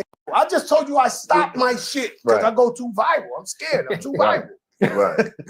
I think we in the information era. Some people just they see so many paths. They decide to pick one, and some of them ain't the most popular one. So, you know, they just. But what I'm trying to tell you is that this opinion comes from a tribe. Right. It comes from a group of people that hate everybody but them. You know, there's radical Jews, there's radical Catholics, there's radical Puerto Ricans. Right. There's radical anything. If you do enough of that shit, enough of in-house racism, you wind up looking at the world fucked up and you can't even move around. Right. You understand? So that's how this shit come about. These guys don't like nobody but them. So they fuck that. This guy, why? How could he say this? How could he? Bro, have you been to my hood? Do you know where I'm from? You know, we did my brother's funerals. More black people than Spanish people at the funeral sitting next to my mother. Do you know where the fuck I'm from? But you trying to tell us what happened over here. All the legends I know, when I go to the legendary shit, they're all black and Puerto Rican. Yeah. And I sit there with them and I'm like, and they don't believe it. They don't understand. They don't understand like that talk. They're like, yo, what the fuck is this about? Like, they're confused. The pioneers, the Grandmaster Flashes, the Cool Hercs, the Melly Mel's, they're like, yo, we don't know what the fuck these people talking about. because they on Twitter and they doing a little something, but what I don't know what the fuck these people doing. Like they're confused. They fucked with the wrong nigga. That's the problem. Fat Joe the wrong one. He always been the wrong one. He the Achilles of this shit. He gonna come out with that. So you remember Achilles? They wait for the nigga. They look. Yo. Is he coming out? Is he coming out? Achilles run out with the sword. Bruh, why do it piss motherfuckers off?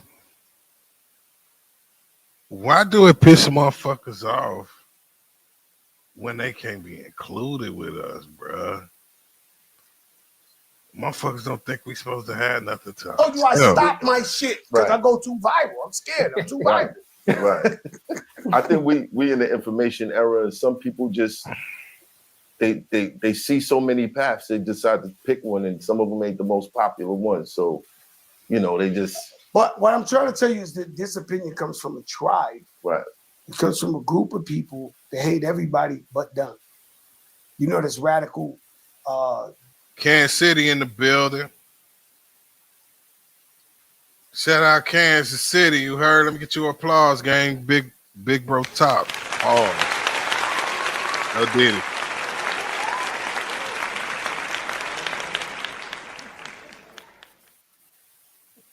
Sounds man to say, I want to know why.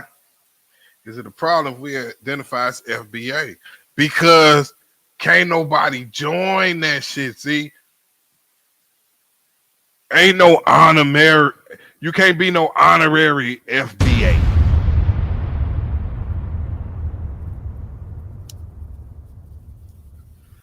See, niggas let Fat Joe in the cookout in the early 90s. You understand what I'm saying? So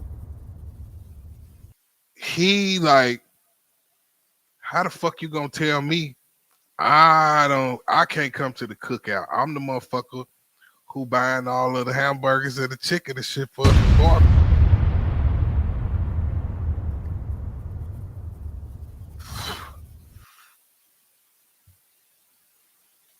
That's the problem with the shit, you heard?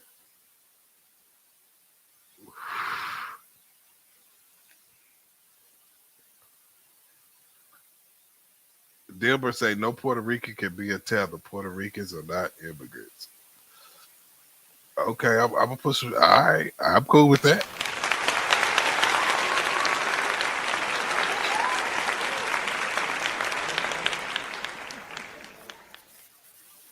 A Puerto Rican can be a tether in hip hop though, because that ain't they culture though. Hold on.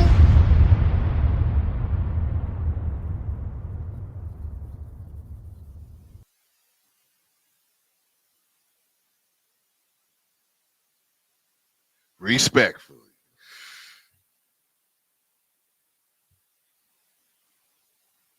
LA in the building.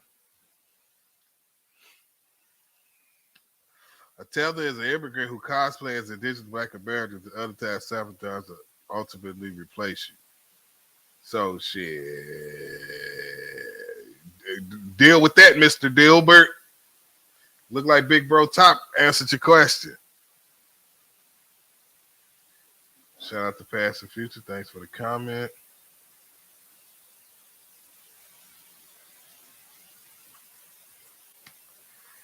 Slide Tie 142. Salute, Rip. Salute to you.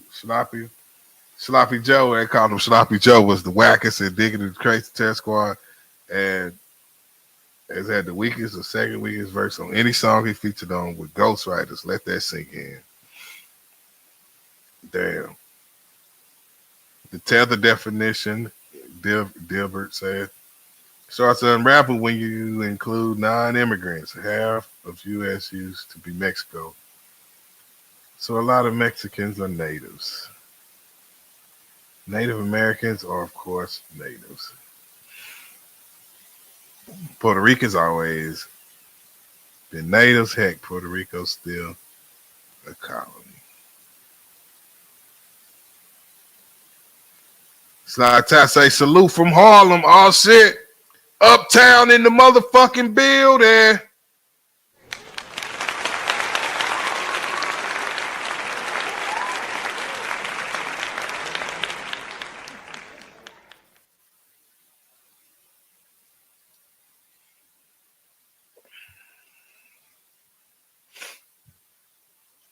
Dilbert say also sister had Lord Jamar claim he FBA with no pushback when he has a parent who is an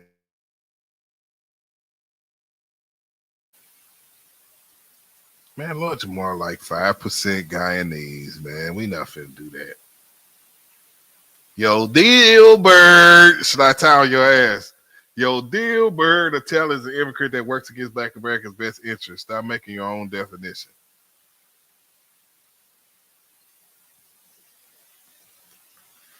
Bro, Tom said he gonna catch niggas up. Pope lose.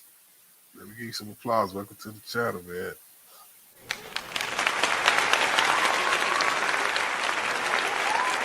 All this FBA stuff you guys pushing, trying to divide against Caribbeans and Africans, can come back to bite you. Keep thinking shit's a joke. Nigga, did you come over here and threaten us, nigga? Is that what you did?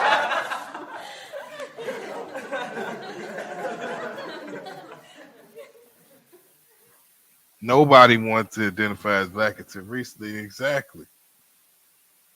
That's a fact. Jews, there's radical Catholics, there's radical Puerto Ricans, Right. this radical anything. If you do enough of that shit, enough of in-house racism, you wind up looking at the world fucked up and you can't even move around. Right. You understand? So that's how this shit come about. These guys don't like nobody but them. So they fuck that. This guy, why? How could he say this? How could he? Bro, have you been to my hood? Do you know where I'm from? You know, we did my brother's funerals. More Black people than Spanish people at the funeral sitting next to my mother. Do you know where the fuck I'm from? But you trying to tell us what happened over here. All the legends I know, when I go to the legendary shit, they're all Black and Puerto Rican. Yeah. And I sit there with them and I'm like, and they don't believe it. They don't understand. They don't understand like that talk. They're like, yo, what the fuck is this about? Like, they're confused. The pioneers, the Grandmaster Flashes, the Cool Hercs, the Melly Mel's, they're like, yo, we don't know what the fuck these people talking about. Because they on Twitter and they doing a little something, but I don't know what the fuck these people doing. Like, they're confused. They fucked with the wrong nigga. That's the problem. Fat Joe the wrong one. He always been the wrong one. He the Achilles of this shit. He gonna come out with that. So you remember Achilles? They wait for the nigga. They look. Is he coming out? Is he coming out? Achilles run out with the sword. Oh my God! They fucked with him. They got him about the tent. This nigga, they thought, yo, this is the wrong nigga. He don't care. He ain't scared of nobody. He don't give a fuck. He don't care. He got his own money. What you gonna do to me? Like, he fucked up. Man, Fat Joe better get his goofy ass. I just told you I stopped my shit because I go too viral. I'm scared. I'm too viral. Right. I think we in the information era, and some people just they see so many paths, they decide to pick one, and some of them ain't the most popular one. So, you know, they just. But what I'm trying to tell you is that this opinion comes from a tribe. Right. It comes from a group of people that hate everybody but them. You know, there's radical Jews, there's radical Catholics, there's radical Puerto Ricans. Right. This radical anything. If you do enough of that shit, enough of in-house racism, you wind up looking at the world fucked up and you can't even move around. Right. You understand? So that's how this shit come about. These guys don't like nobody but them. So they fuck that. This guy, why? How could he say this? How could he? Bro, have you been to my hood? Do you know where I'm from? You know, we did my brother's funerals. More Black people than Spanish people at the funeral sitting next to my mother. Do you know where the fuck I'm from? But you trying to tell us what happened over here. All the legends I know, when I go to the legendary shit, they're all Black and Puerto Rican. Yeah. And I sit there with them and I'm like, and they don't believe it. They don't understand. They don't understand like that talk. They're like, yo. All right, I'm tired of Fat Joe. He ain't saying shit for real.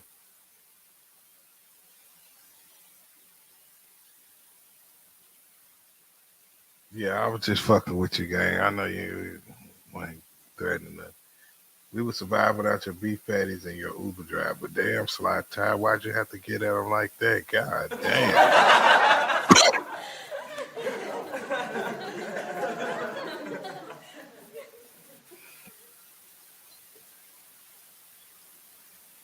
I'm not even a Joe fan, but to hear dudes calling him goofy is crazy. People that really know what's up.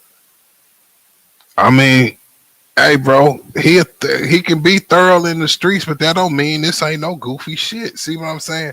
Motherfucker act like, see, you live in that world where a motherfucker's such a street nigga that nothing that they do is wrong.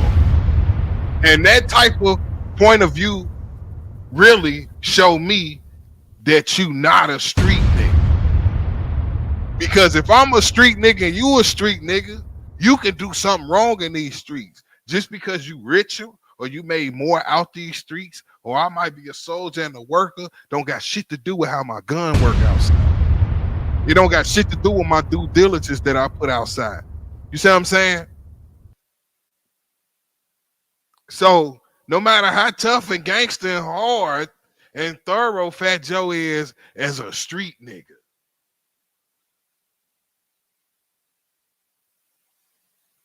that don't got shit to do. That don't mean he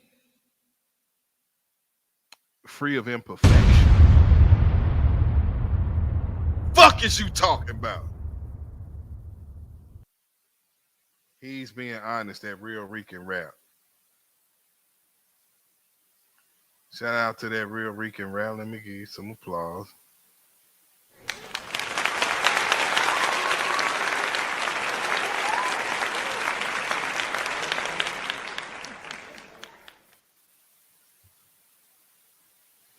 He's being honest. Who's being honest, bro? Joe being honest?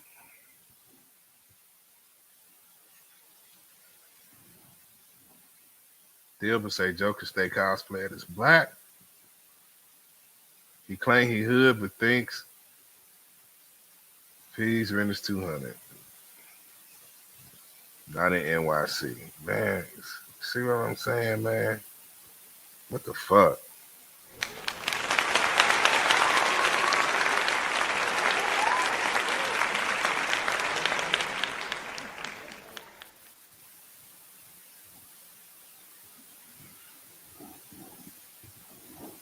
I ain't never heard him say Caribbeans created hip hop. I've heard him say that they've been there since the beginning, which is true.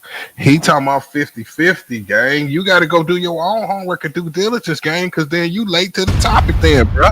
That ain't my motherfucking fault. Don't come on the stream, goddamn me, projected on us because you ain't caught up. He talking some 50-50 shit, nigga.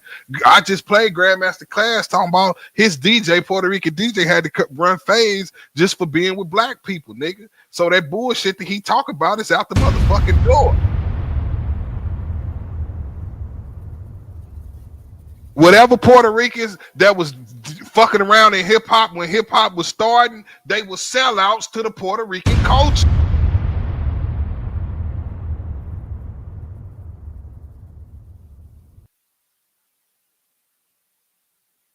Fuck you mean? They walked away for their own shit to go do what the niggas was doing.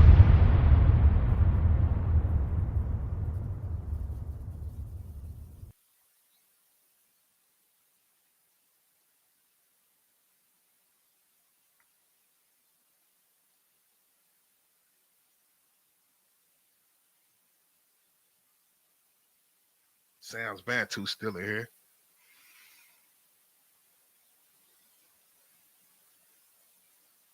Gilbert say Fat Joe thinks being black is voting blue.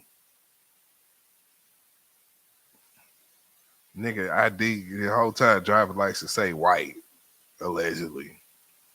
Entertainment purposes.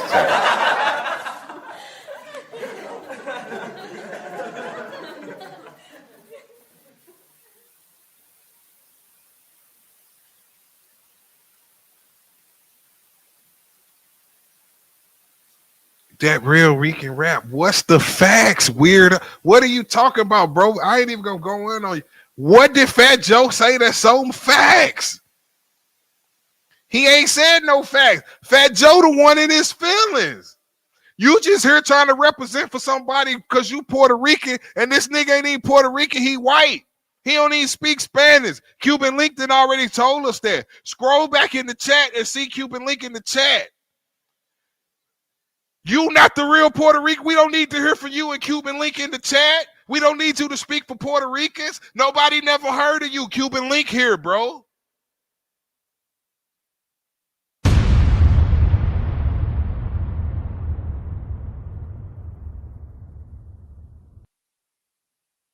If Joe ain't white, then what is he?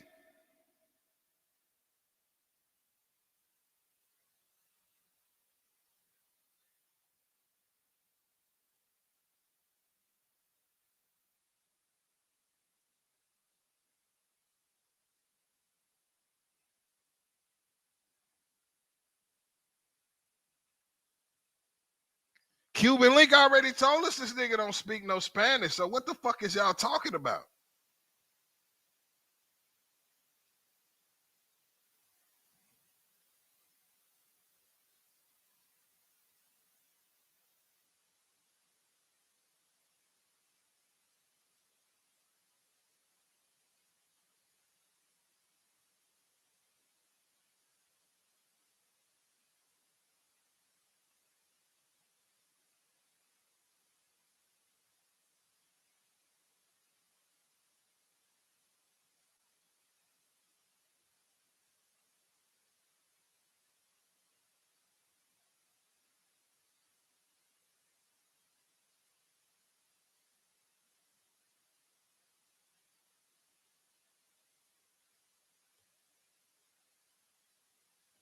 This nigga.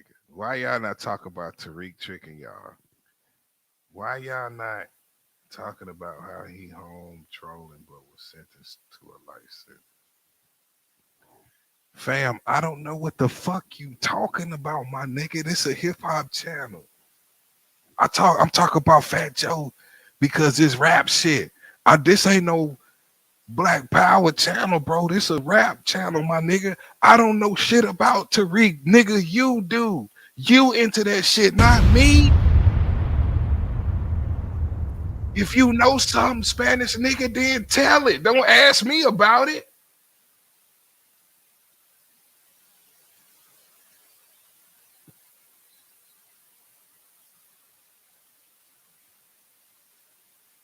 Who got a life sentence? I don't know nothing about what you talking about. That real Rican rap. You feel what I'm saying? I don't know what you gonna have to put me on, bro. I ain't never heard nothing about this.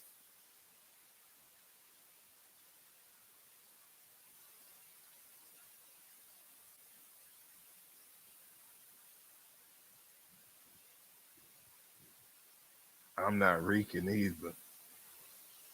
Okay, my dude. All right, if you feel like I need to know that, I don't really give a fuck what you are.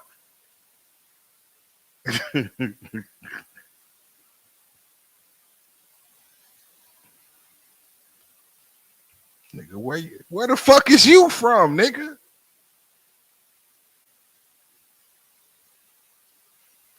Nigga, I'm from here, nigga. I'm from here. Fuck you mean? Where you from? And Fat Joe is white. He not black. If you ain't black, what the fuck is you? Do you see melanin? We just put his picture up there where he got white boy hair. What the fuck is he? Puerto Rican? You telling me what piece of land he from? You telling me what language he speak, nigga? What that DNA is white, my dude. He white. I hate to break it to you. He fucking white.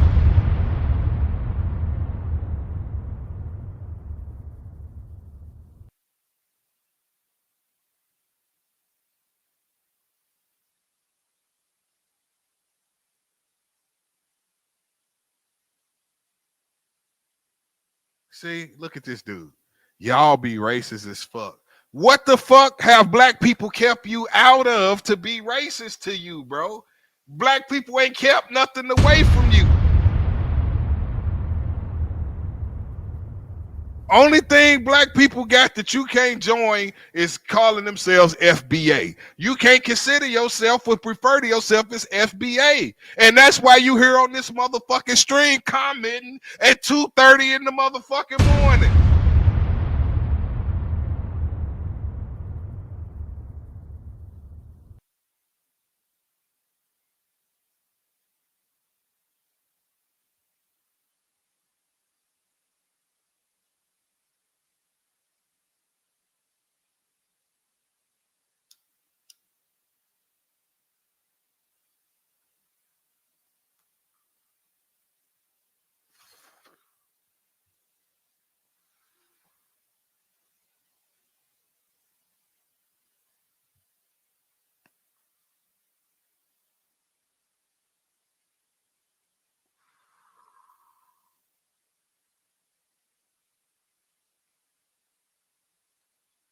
Shout out to Jedi Jet 79. Let me give you applause first and foremost.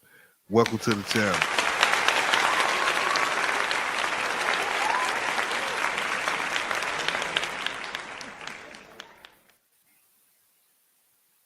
Jedi Jet say shit. I'm white. We don't want him.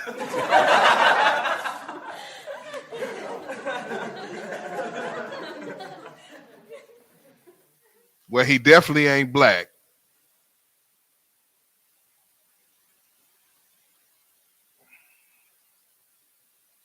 Motherfuckers ain't even smart enough to comprehend that even if he Puerto Rican, he's still half white.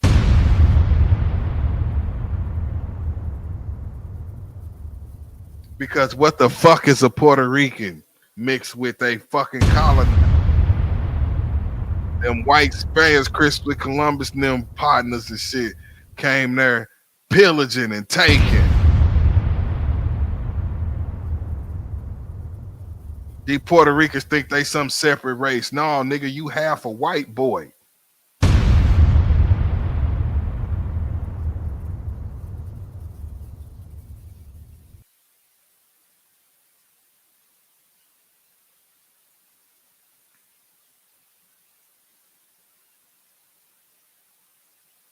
The fuck?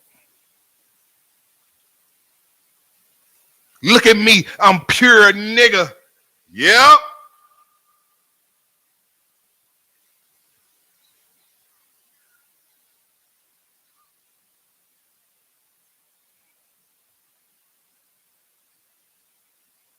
Bro,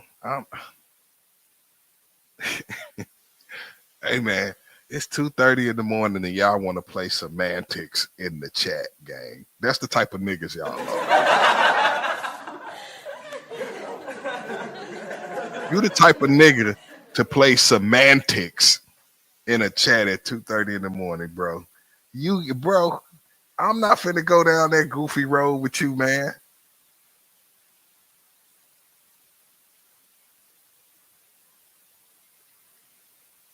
Jedi just said, just Dave Chappelle show.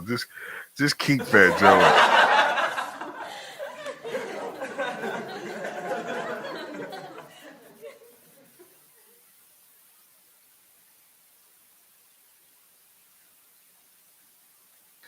This nigga tell me I'm trolling and he in my stream at 2:30 in the morning trying to change my mind about facts. Fat Joe sitting here talking about who he grew up with and who his babysitter was, nigga. Bruh. You niggas is comedians, boy. Should I even pull? Oh my God.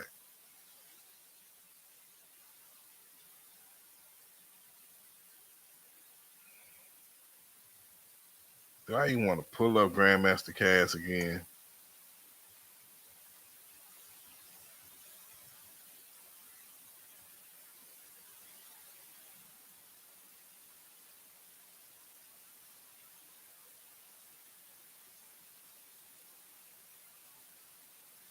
All right, man.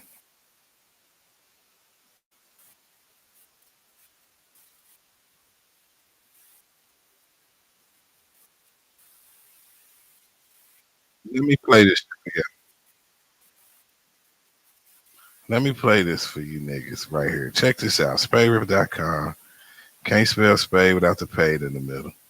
This for these Puerto Rican niggas in here, respectfully, that's coming in here acting like they gonna stick up for white ass Fat Joe.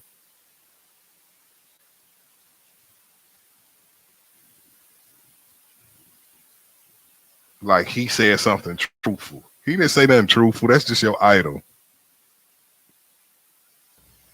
That white rappers are guests. And he raised a lot of eyebrows when he said that, you know, that white rappers are guests in the house of hip hop. Wow. Have you seen this interview? Oh yeah. Let's be clear. That real Rican rap. You a Puerto Rican rapper? You a white rapper too. You just a Spanish speaking white rapper. I hate to break it to you, bro.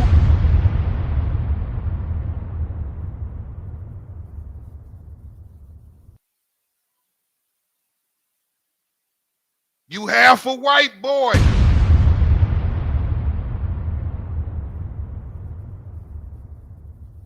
And I can say that because it's the truth. It ain't even the disrespect. But facts is motherfucking fact.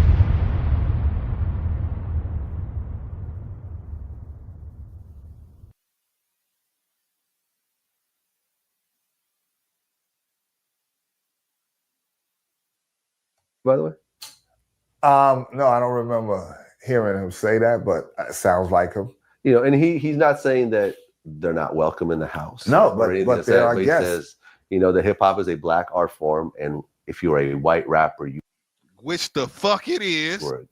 So real Rican rap. Since you so in the rap, then you know who Grandmaster Caz is, and you know that he the first rapper. See, he ain't even gonna comment no more. He out. He out. But when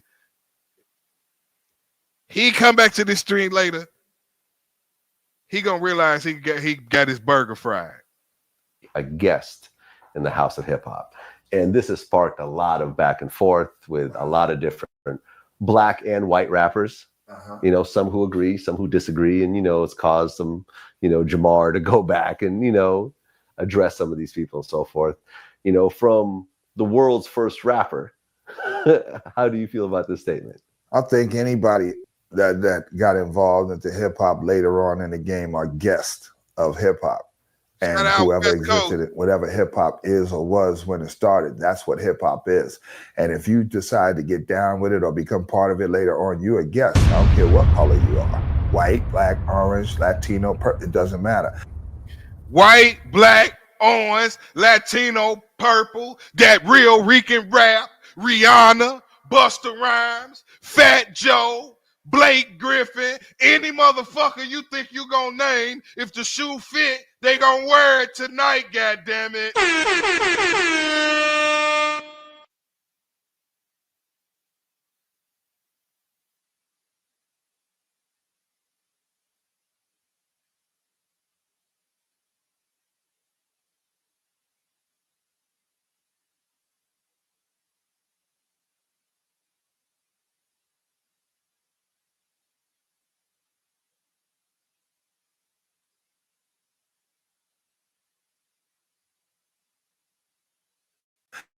Latinos, whatever hip hop is or was when it started, guest of hip hop. And whoever existed it, whatever hip hop is or was when it started, that's what hip hop is. And if you decide to get down with it or become part of it later on, you're a guest. I don't care what color you are. White, black, orange, Latino, it doesn't matter.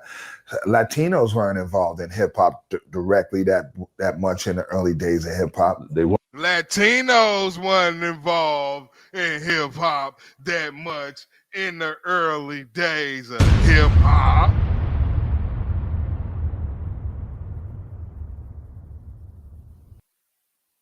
That's what the fuck the first rapper just said.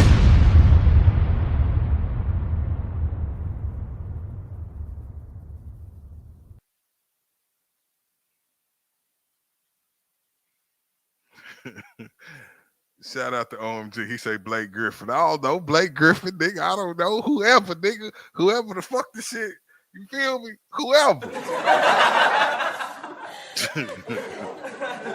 Hey.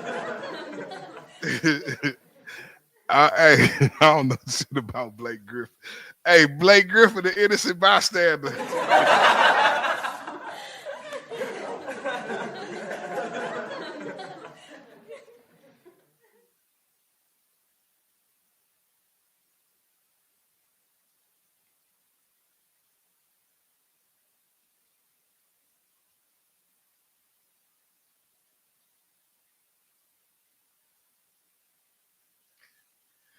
So, out of all the shit Grandmaster Caz just said, the one thing that gravitate to you out of all of them sentences was the two words, that much.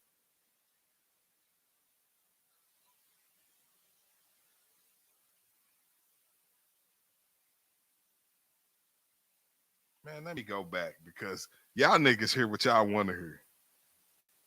A lot of back and forth with a lot of different black and white rappers. You know, some who agree, some who disagree, and you know, it's caused some, you know, Jamar to go back and, you know, address some of these people and so forth. You know, from the world's first rapper, how do you feel about this statement? Hold on before we get into this. Let me put this on the screen. Oscar. Latina women look better. Finish your sentence, blood. Latina women look better than who? Latina women look better than what women? Finish your motherfucking sentence, my nigga. Go all the way with that shit. Drop your nuts.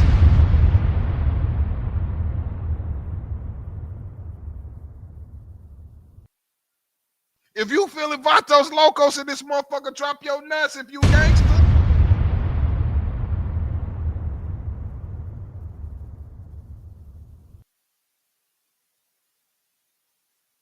Finish the sentence, bro. Look better than who? All right, now cook them, Caz. I think anybody that got involved into hip hop later on in the game are guests of hip hop. And whoever existed it, whatever hip hop is or was when it started, that's what hip hop is. And if you decide to get down with it or become part of it later on, you're a guest. I don't care what color you are. White, black, orange, Latino, it doesn't matter. Latinos weren't involved in hip hop directly that much in the early days of hip hop. They weren't. One or two. Okay. One or two. All right. Potent lose. He said one or two. He ain't said they wasn't involved in that much. One or two. Now, how you gonna doctor it up now with your... I ain't gonna cook you, bro. I ain't gonna disrespect you. You lame enough on your own.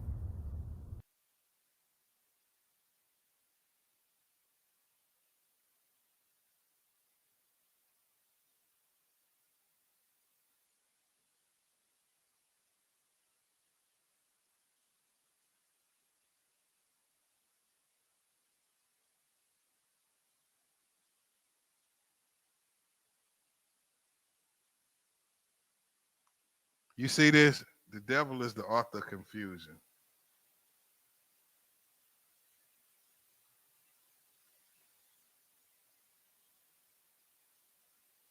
He is talking about you. What make you so exempt, real Rican rap? You Rican, ain't you? What, you half black? Your mama black? Your daddy black? What make you exempt?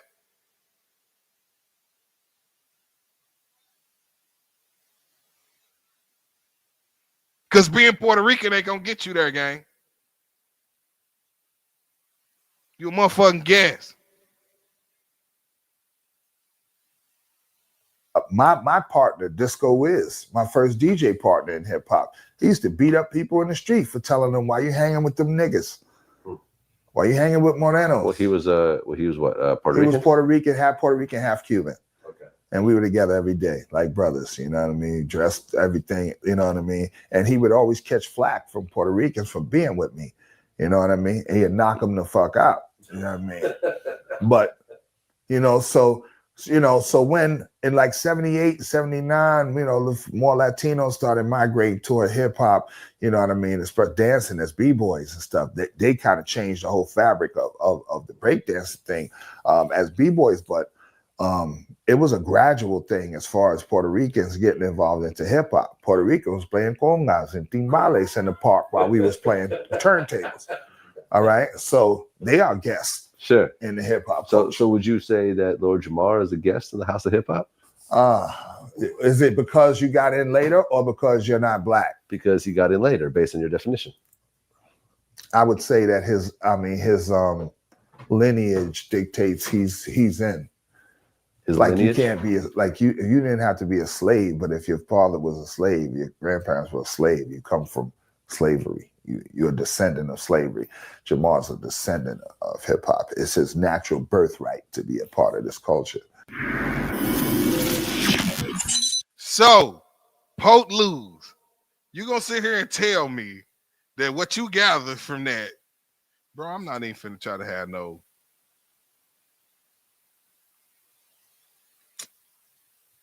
I'm not trying to have no real conversation with this troll ass nigga. This nigga ain't even no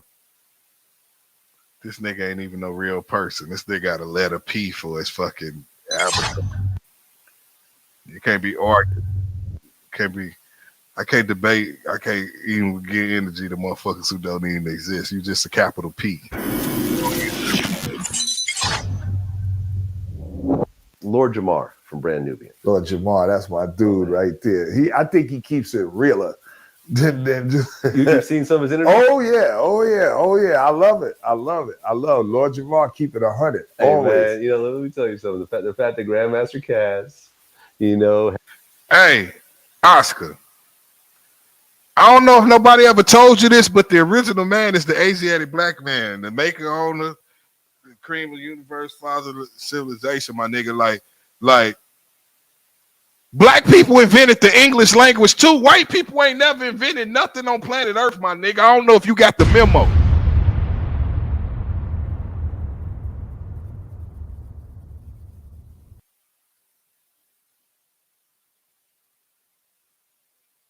Now, I'm gonna leave that right there, bro, because you ain't on my level. Has, you know, the Vlad TV has gotten onto his radar with my Lord Jamar interviews. I'm giving myself a little gold star right now. I'm telling you, man. You know what I mean? So you've seen the Lord Jamar stuff that we did. So Jamar had was a very opinionated guy. And he raised a lot of eyebrows when he said that, you know, that white rappers are guests in the House of Hip Hop. Wow. Have you seen this interview, by the way? No, I don't remember hearing him say that, but it sounds like him. You know, and he's not saying that they're not welcome in the house. No, but they are guests. He says, you know, that hip hop is a black art form, and if you're a white rapper, you are a guest in the House of Hip Hop. And this has sparked a lot of back and forth with a lot of different black and white rappers. You know, some who agree, some who disagree, and you know, it's caused some, you know, Jamar to go back and, you know, address some of these people and so forth. You know, from the world's first rapper, how do you feel about this statement? I think anybody that got involved into hip hop later on in the game are guests of hip hop, and whoever existed it, whatever hip hop is or was when it started. Oh shit, my moderator back in the chat. I see you. I see you, create a standard. You just called a body. I ain't even get a chance to see what the bitch ass nigga Kim at TV said. My moderator to snipe your bitch ass. That's what you get. That's what hip hop is. And if you decide to get down with it or become part of it later on, you're a guest. I don't care what color you are. White, black, orange, Latino, it doesn't matter. Latinos weren't involved in hip hop directly that much in the early days of hip hop. They weren't. One or two. Okay. One or two. My partner, Disco Wiz, my first DJ partner in hip hop, he used to beat up people in the street for telling them, why you hanging with them niggas? Why you hanging with Moreno? Well, he was what, Puerto Rican? He was Puerto Rican, half Cuban. Okay. And we were together every day, like brothers, you know what I mean? Dressed, everything, you know what I mean? And he would always catch flack from Puerto Ricans for being with me, you know what I mean? And he'd knock them the fuck out, you know what I mean? But, you know, so you know, so when in like 78, 79, you know, more Latinos started migrating toward hip hop, you know. Creative Standard just put a motherfucker on timeout for 86,000 seconds. I mean, it's dancing as b-boys and stuff. They kind of changed the whole fabric of the breakdancing thing as b-boys, but it was a gradual thing as far as Puerto Ricans getting involved into hip hop. Puerto Rico was playing congas and timbales in the park while we was playing turntables. All right, so they are guests, sure, in the hip hop. So would you say that Lord Jamar is a guest in the House of Hip Hop? Is it because you got in later or because you're not black? Because he got in later, based on your definition. I would say that his lineage dictates he's in. His like lineage? You can't be like you didn't have to be a slave, but if your father was a slave, your grandparents were a slave, you come from slavery. You're a descendant of slavery. Jamar's a descendant of hip hop. It's his natural birthright to be a part of this culture. The world's first rapper. How do you feel about this statement? I think anybody that got involved into hip hop later on in the game are guests of hip hop, and whoever existed, whatever hip hop is or was when it started, that's what hip hop is. And if you decide to get down with it or become part of it later on, you're a guest. I don't care what color you are. White, black, orange, Latino, it doesn't matter. Latinos weren't involved in hip hop directly that much in the early days of hip hop. They weren't. One or two. Okay. One or two. My partner, Disco Wiz, my first DJ partner in hip hop, he used to beat up people in the street for telling them, why you hanging with them niggas? Kimmy TV, don't you bring your bitch ass back to my channel, Hayden.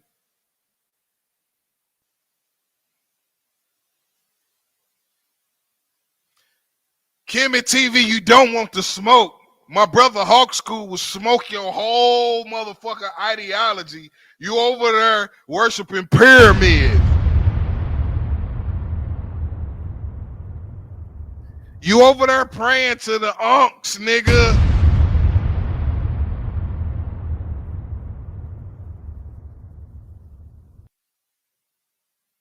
You over there worshiping gods with a bird's head.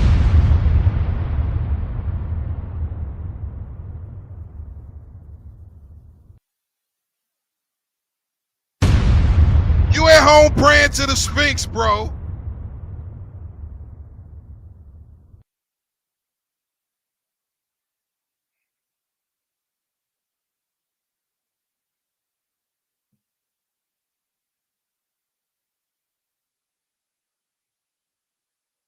Why you hanging with Moreno? Well, he was what? Puerto Rican? He was Puerto Rican, half Cuban.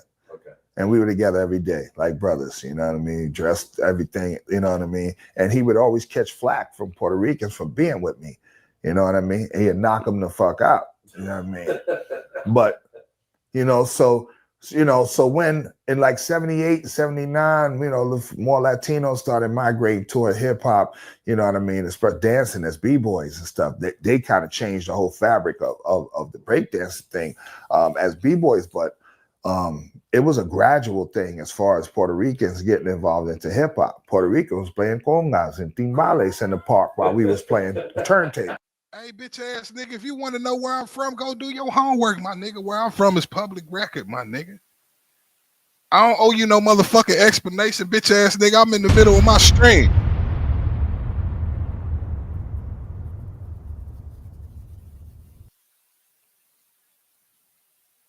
Nigga, go find out, nigga. I'm public record, nigga. You see what the fuck my name is? Go do your homework then, nigga. If you want to know that motherfucking bad bitch. All right, so they are guests, sure, in the hip hop. So would you say? I don't give a fuck about you being from Corona, Queens, nigga. That don't mean shit to me, nigga. You not Cool G Rap, nigga. That Lord Jamar is a guest in the House of Hip Hop? Is it because you got in later or because you're not black? Because he got in later, based on your definition. I would say that his lineage dictates he's in. His like lineage? You can't be you didn't have to be a slave, but if your father was a slave, your grandparents were a slave, you come from slavery. You're a descendant of slavery. Jamar's a descendant of hip hop. It's his natural birthright to be a part of this culture.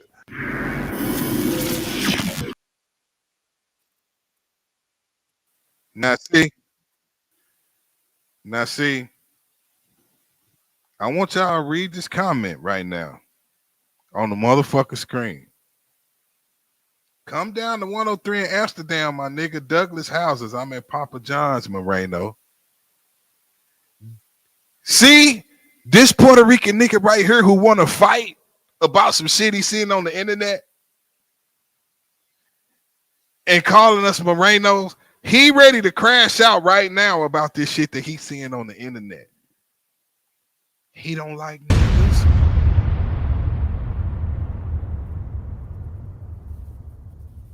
The truth is 24 is living proof that Fat Joe is a fucking lie. Because if we was all the same motherfucking people, this nigga right here commenting on my channel, the truth is 24, he wouldn't have a word for my people.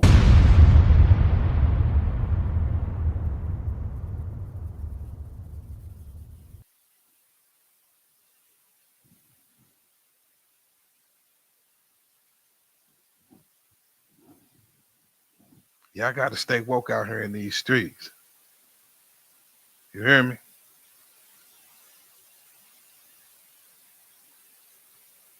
Station identification. You ain't got no hands. Oh, facts. I come through like a big dog. Facts. My OG saw me pimp talk. Facts. My op was talking big talk. Facts. Now his forehead got a big hole. It's a fact you ain't got no hands. Oh, facts. I come through like a big dog. Facts. My OG saw me pimp talk. Facts. My op was talking big talk. Facts. Now his forehead got a big hole. It's a fact you ain't got no hands. Oh, facts. I come through like a big dog. Facts. My OG saw me pimp talk. Facts. My op was talking big talk. Facts. Now his forehead got a big hole. SpadeRiver.com. Can't spell Spade without the pay in the middle. Put some respect on my motherfucking mustache. Damn, we got the racist Puerto Ricans in the building, boy. This is a good motherfucking stream, boy. You know it's a good stream when you got the racists and shit popping out on your shit. You heard? Let me give applause for the racist Puerto Ricans in the building.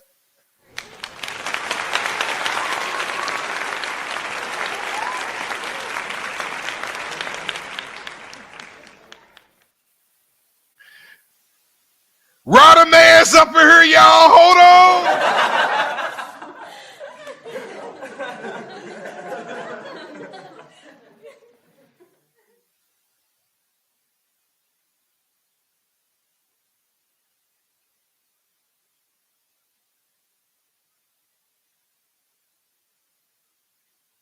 Look at these niggas. Come to Domino's 108th in Amsterdam. Hey, y'all niggas gotta chill, son. Y'all on all bullshit right now, son.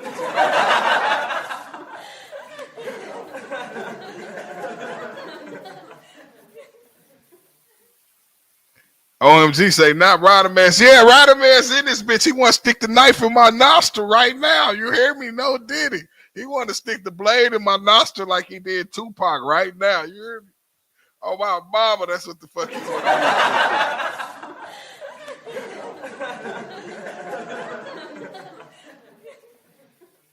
Ryder Man's is in this motherfucker. You hear me?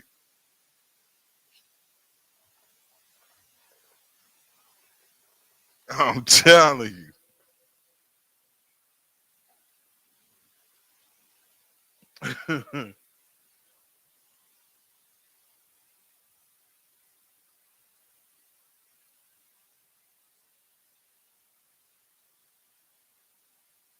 You get in the Lord Jamar. No diddy. You and Fat Joe, what's going on between both of y'all? I know he made some comments about FBAs, and I know he made a comment about how you was the wackest one in Brand Nubian, but I mean, what's going on between both of y'all, man? I mean, first of all, you know, his comment about FBA is kind of crazy because FBA is the one that put him where he is today. So you have to understand that it wasn't the Puerto Rican community or any other community that embraced Fat Joe. Show the fuck Fat Joe what? came up in DITC, which consists of mainly foundational Black Americans, you know, and he was the only Puerto Rican member in the group. So it's kind of ironic for him to attack foundational Black Americans with his rhetoric.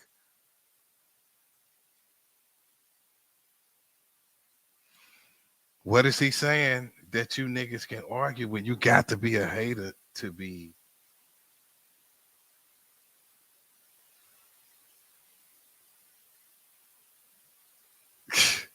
Ain't nothing for you weird niggas to be debating, man. He sat there, you know, and as a white Puerto Rican, you know, he sat there and used the word nigga more than niggas used the word nigga. In a room full of niggas, and not a nigga said nothing. They just let him nigger it up. And Math Hoffa and them is getting a little heat for that right now too. But I think it was uncalled for. First of all, it needs to be said that foundational Black Americans are not the foundational Black authority, as he said. See, Oscar, you can't understand that. If you wasn't racist, you wouldn't be sitting here assuming and knowing already before you even meet me or ask me that I ain't got AA. You see what I'm saying? You in the chat on a live stream trying to make me feel bad for being a Black man without 8 acres. And you trying to tell me something wrong with me? No, gang, something wrong with you.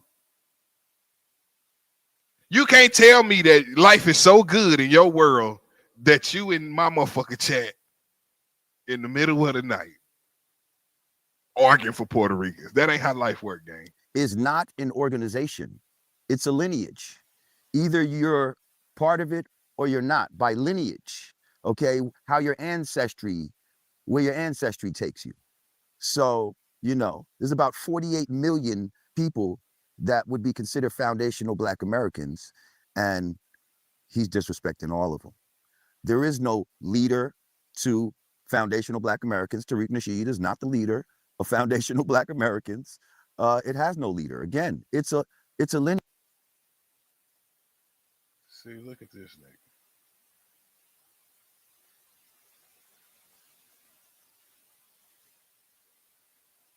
Look at this. Cuban Link, LOL. He a bird. Cuban know better. He front. Yo, Cuban, tell him about that case in Connecticut. See, dude, this would make you a weirdo to me. If you gonna say something, say it, bro. Don't act like a girl about the shit. Be a real nigga. If you gonna drop your nuts, drop them. If you gonna tell us about Cuban Link and some case in Connecticut, you tell us. Why you dry telling on Cuban Link, but you the gangster of the situation?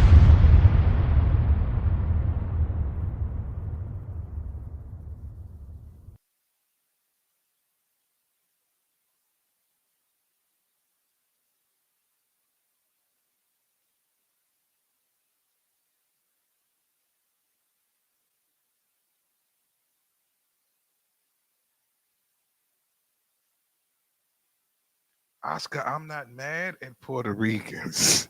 What the fuck do I got to be mad at Puerto Ricans for? I disagree with Fat Joe lies. That's it. That's all. It don't got nothing to do with me being mad at Puerto Ricans.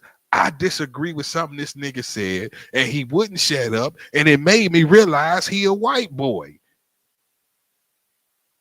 That's my own personal discovery. It don't got nothing to do with him selling platinum, nigga. I bought the shit. I bet he is platinum, nigga. You don't think I never bought no Fat Joe album, man? Come on, dog. You sound stupid, bro. You projecting onto me. You mad at somebody else who ain't here, bro. That ain't me. There is no organization. Rodamans need to chill. No Black Americans. It's just what you are. So those are just to erase some falsities right there. It's not about being black radicals or not liking people that don't look like them or, who are not American. It's about honoring and preserving the things that foundational black Americans have done. And many times people come in. Denisha 808, I gotta give you some applause. Welcome to the channel.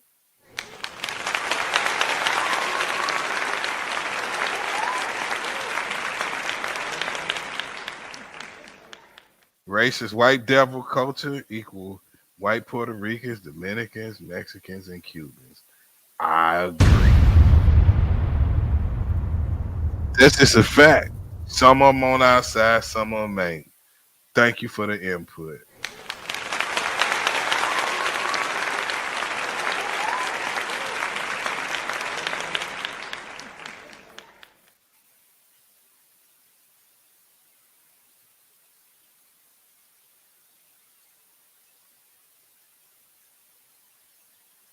Let's get back in the Lord Jamar, no did. And on the backs of what we have done as far as the civil rights struggle, these people flee their countries and then come here on the backs of what we do, but with a subconscious disdain for us.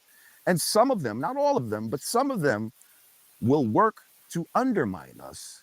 And those are the ones we call tethers, okay? And so when somebody who has benefited from the foundational Black American community, as far as your whole lifestyle comes from us, like you're famous because we gave you the thumbs up.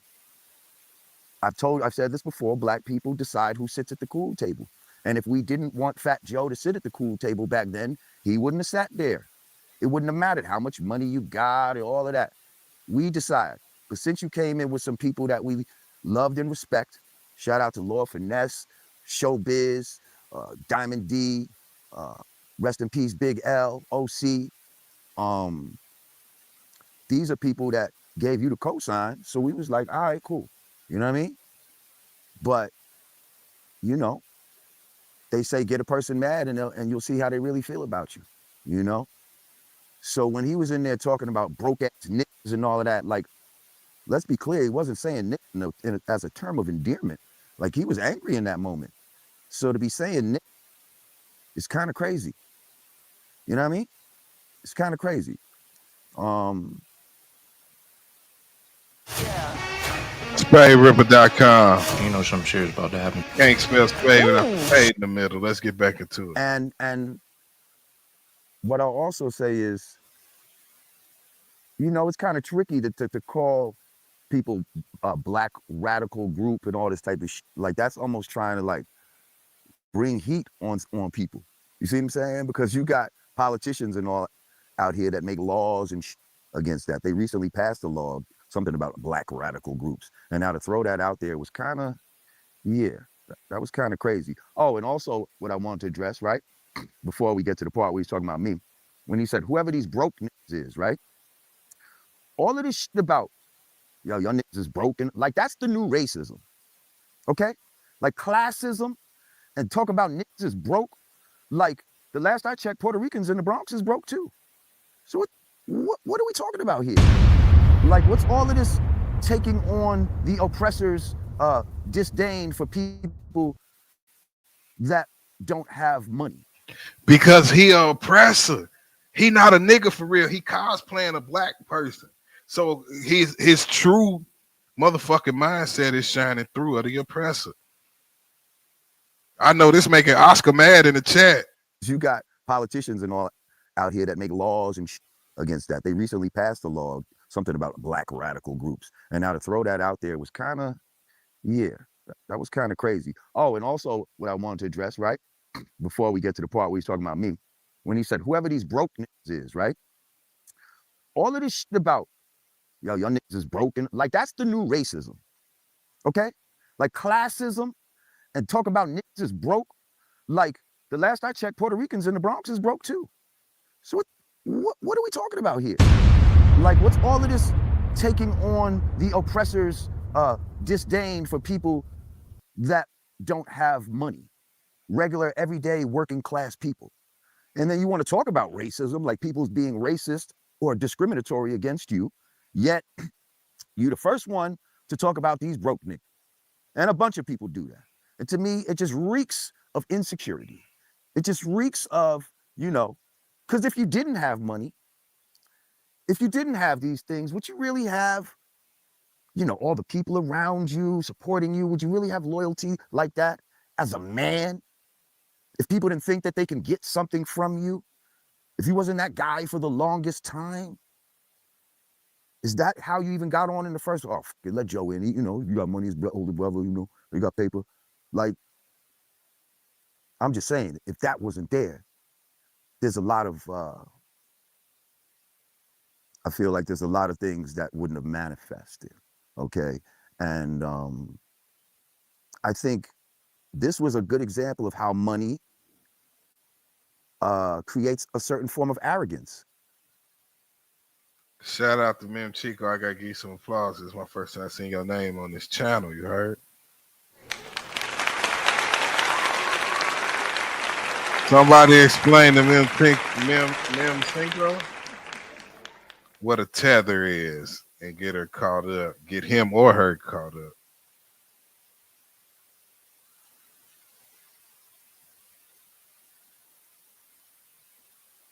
I'm sure if you read through this chat enough, you'll find the tether definition. We've been going back and forth about it all night. Where you have a lack of self-awareness as to who you are and who you really stand for inside this industry. Like, he thought that because he had more money than me and platinum records, that somehow he was more influential than me. And that he was a bigger, you know, that he meant more to the hip hop culture. And he found a rude awakening by saying that nut ass shit that he said. Like, to say Lord Jamar is a Looney Tunes and yeah, I was the wackest one out of Brand Nubian. Let's be clear. Let's be clear. To say that I'm the wackest one in Brand Nubian is like saying Clyde Drexler was the wackest one on the Dream Team, or pick any one of them on the Dream Team. There is no whack one in Brand Nubian. Like, Brand Nubian is a dream team, is an all-star team. But now when you say something like that, right, you open yourself up for criticism. And as a person who don't even write their own music, who don't even write their own raps, who is in a crew of phenomenal rappers, dare I say you, sir, were the wackest one in the crew. Let's be clear. You, sir, were the wackest one in Terror Squad. Like, everybody in Terror Squad is better than Fat Joe. Like, let's. Now, I want a Puerto Rican motherfucker to get in my chat and lie now. Let a Puerto Rican nigga get in this chat right now. Oscar, where your bitch ass at? What's the other nigga name? Rican Rap, where your bitch ass at? And then the other nigga that talking about he for Corona Queens, where your bitch ass at? Get your bitch ass in the chat right now and tell me Fat Joe wasn't the wackest motherfucker out the Terror Squad.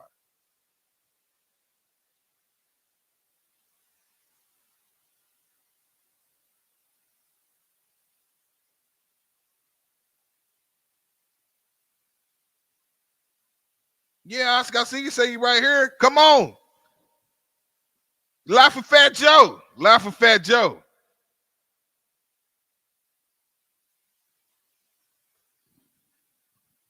Oh, that's what the fuck I thought. That's what the fuck I thought. You better told the truth, bitch. Let's be clear. Is a dream team, is an all-star team. But now when you say something like that, right, you open yourself up for criticism. And as a person who don't even write their own music, who don't even write their own raps, who is in a crew of phenomenal rappers, dare I say you, sir, were the wackest one in the crew. Let's be clear. You, sir, were the wackest one in Terror Squad. Like, everybody in Terror Squad is better than Fat Joe. Like, let's be clear. So to say that about me was crazy. And to me, it felt like he was trying to assassinate my character to say he was a legend. First of all, you see my, again, hip hop legend hat on. You can zoom in. Yeah, there you go. And to try to think that you could demote me is crazy. It's diabolical. Like, if you don't write your own lyrics, I'm sorry.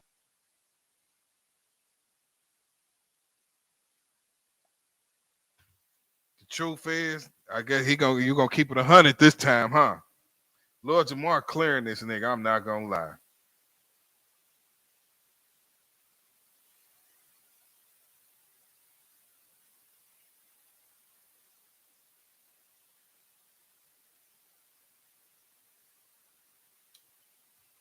He hitting this man with all facts. Sorry, sir, you don't have the qualifications to think you could demote me because you're upset with me.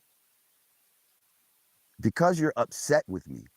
And it's like, why are you really upset? See, I don't know if you watched the whole video, but towards the end of the video, he starts talking about people he's paid for their funeral and all this type of shit. And for the first time, like, I've heard the term Cap Joe. I've heard the term that he lies about a lot of things. And I thought it was funny. I saw, a video. He said he robbed 70 people of their coats or whatever, But this was the first time that I'm watching him and I'm like, yo, this dude is actually lying on me to try to justify what he did. So here's what he tells Mav Hoffa and them. He tells them that he stepped to me because I was, quote unquote, talking crazy, even though he didn't say what the talking crazy was. And I'm going to tell you what it was. He said he stepped to me because I was talking crazy. And I said I would chill. But then I kept on. I continued on. And so, it's my abuse is why he came at me like that. All right. First of all, let me put this in true perspective, not on no making shit up to try to mold it to my advantage. This is the word is born to the Father on my seeds, what really happened. I got a FaceTime from a mutual friend of ours who I was in contact with at that time very regularly. So I'm thinking nothing of it. When I pick up the FaceTime, he's got Fat Joe in on the FaceTime. Fat Joe hits me up and is upset that I talked about on my show, that I talked about when he wore the moon boots, those Yeezy moon boots. You remember those ugly ass moon boots? Yeah, I remember them. He had a pink Celine hoodie with this tan jacket on that wasn't fitting well, with these moon boots on, and the internet roasted him. The internet roasted him. I saw a video where he was like, yo, you should have saw the meme that such and such put up of me. He had me inside the boot. He was laughing at it. So I'm thinking, oh, okay, it's fair game. Like, you know what I mean? So I talked about it. I didn't go crazy on him, but I was like, yo, we don't need to be wearing past a certain age. Like, we can't try to wear all the things that we think young kids is wearing, whether they think it's fly or not, whether it costs a lot of money. Like, that's looking crazy. It looked crazy on him. It would have looked crazy on me. It would have looked crazy on anybody. I think even on a young person, but maybe the young person could have pulled it off. But he hit me up like, yo, chill, bro. Like, yo, I wouldn't do that to you. Like, and I'm like, all right, maybe he's right. You know what I mean? I've known this dude for a while. We've been, you know what I mean? We've had a good rapport. It's not like we were friends calling each other, but we always had a great rapport when we saw each other. You know what I mean? Seen him out one night at a steakhouse in New York, and I didn't realize I needed reservations, and he's going in there with his family, and he ends up, walking me in there and all of that type of shit. Some cool shit. So that's why this is like almost shocking and disappointing to me. So that's the only time he said anything to me about, yo, chill, bro. And I said, you know what, you're right. And I chilled. I never talked about Fat Joe's fashion after that. But the next time that I talked about Fat Joe was in regards when he said that hip hop was 50-50 Black and Puerto Rican. That had nothing to do with his fashion or anything personal about him. But I had to say, yo, that's not true. And at some point, I offered not just Fat Joe, I offered KRS-One, Fat Joe, my brother Buster Bus. I offered Crazy Legs. Who else? Pete Rock. I offered all of these guys to come to the table and let's have a debate about the origins of hip hop. I'll bring my old school dudes from back then that's saying it was this. You bring the people that you claim to have. And we'll show you through what we've been saying that the DNA of hip hop shows that there is no other influence except foundational Black American youth influence. And this whole idea of a melting pot is ridiculous. And to act like proximity, influenced everybody is crazy. There was Italians in the Bronx. There was Jewish people in the Bronx. They had nothing to do with hip hop. They didn't influence hip hop. Like, other than we went to Jew Man's to buy some, gear and shit like that, get your Pumas dyed and shit like that. That was like a custom place to go on Simpson or whatever in the Bronx. But that's it. So, yeah. I think this whole thing about people having money and, the corporate entities give you these looks. He's been hosting these, award shows. And I think he thought that he was bigger to the culture than I was. And he thought he was going to be able to cancel me by saying these things. See, now people are throwing, he'll say anything for attention. The earth is flat, this and that. Listen, that's another thing. Like, if you want to debate me, don't try to just throw that out there like I'm just wilding out and I'm just saying something. Trust me, this is something that I've studied. And if I wasn't 1,000% sure of what I'm talking about, I would have never brought it up. But again, people take what they learned in 3rd grade and believe that they know more than what they know. And they think that they can just laugh it off. But if it's something that you really research, you'll find that there's a lot more to what I'm talking about in that subject. So again, Fat Joe, whatever you want to debate me in, you know what I mean? You want to debate me about the origins of hip hop, we can do that. You want to debate me about flat earth, we can do that. If you want to put out music and battle albums with a new album, because I know you got a new album out, and I actually got an album that I'm getting ready to put out soon. And I'm telling you that I make better music than Fat Joe right now. And I produce and write all my own shit. Talk dirty to him. So, that's the type of shit that I'm ready to do. Now, motherfuckers want to act all tough and act all street and want to be scary. Motherfucker, I'm 56 years old. He's 55. Like, let's knock all that bullshit off, trying to act all, because I think he felt so arrogant that he felt like I shouldn't have even mentioned his name. That I shouldn't have mentioned his name at all. I think people feel like, how dare this how dare this with the ER mention my name? I'm Fat Joe. Well, I'm Lord Jamar. And how dare you mention my name in a negative way, thinking that you can demote me in some sort of fashion? That's ridiculous. You don't have the authority to do that, sir. This is our culture. Now you've lightweight canceled yourself. You've canceled yourself with these remarks against FBA and Lord Jamar. You tried to throw the whack juice and it splattered back in your face. And it's crazy. It's crazy. All because what? All because I'm standing up for what's true and I'm not going along to get along. I'm not just going to compromise and be like, oh, all right, okay. No, it was totally 100% foundational Black American youth influence. Whether people's parents was from somewhere else didn't matter. When they came outside and they came in hip hop circles, they had to act and do as foundational Black Americans were doing. Nobody has any slang from other cultures that we put into this shit. The fact that we call it rap is a foundational Black American slang.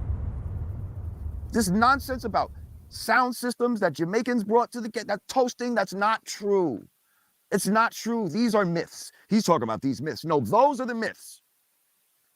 The myths that breakdancing, that Puerto Ricans started breakdancing, they didn't. Black people started breakdancing. They picked it up after we put it down, and that's the time when the cameras came. So that's why they're associated with breakdancing. But they didn't create it. They didn't add any extra flavor to it that was Spanish that we weren't already doing. We created breakdance. You just helped it advance. Now, Do the FBA. It's team black. It's team black. Team black. It's team black. Yeah, man. Listen, man, I don't know why it hurts people's hearts so. Like, we're saying that y'all was the first ones, right? Y'all was the first ones to get down with our and love it and appreciate it and want to help it proliferate. And we're saying thank you for that. In any other genre, to be the first is great. Jackie Robinson was the first black dude in the major leagues, right? That was a big thing, right? They act like that's a big thing. Obama's the first black president, so-called, they say. That was supposed to be a big thing, right? You wanted your girl to be the first woman president. That was supposed to be a big thing. So why is it not a big thing when y'all is the first to participate in hip hop? Because I believe subconsciously, you look down upon black people.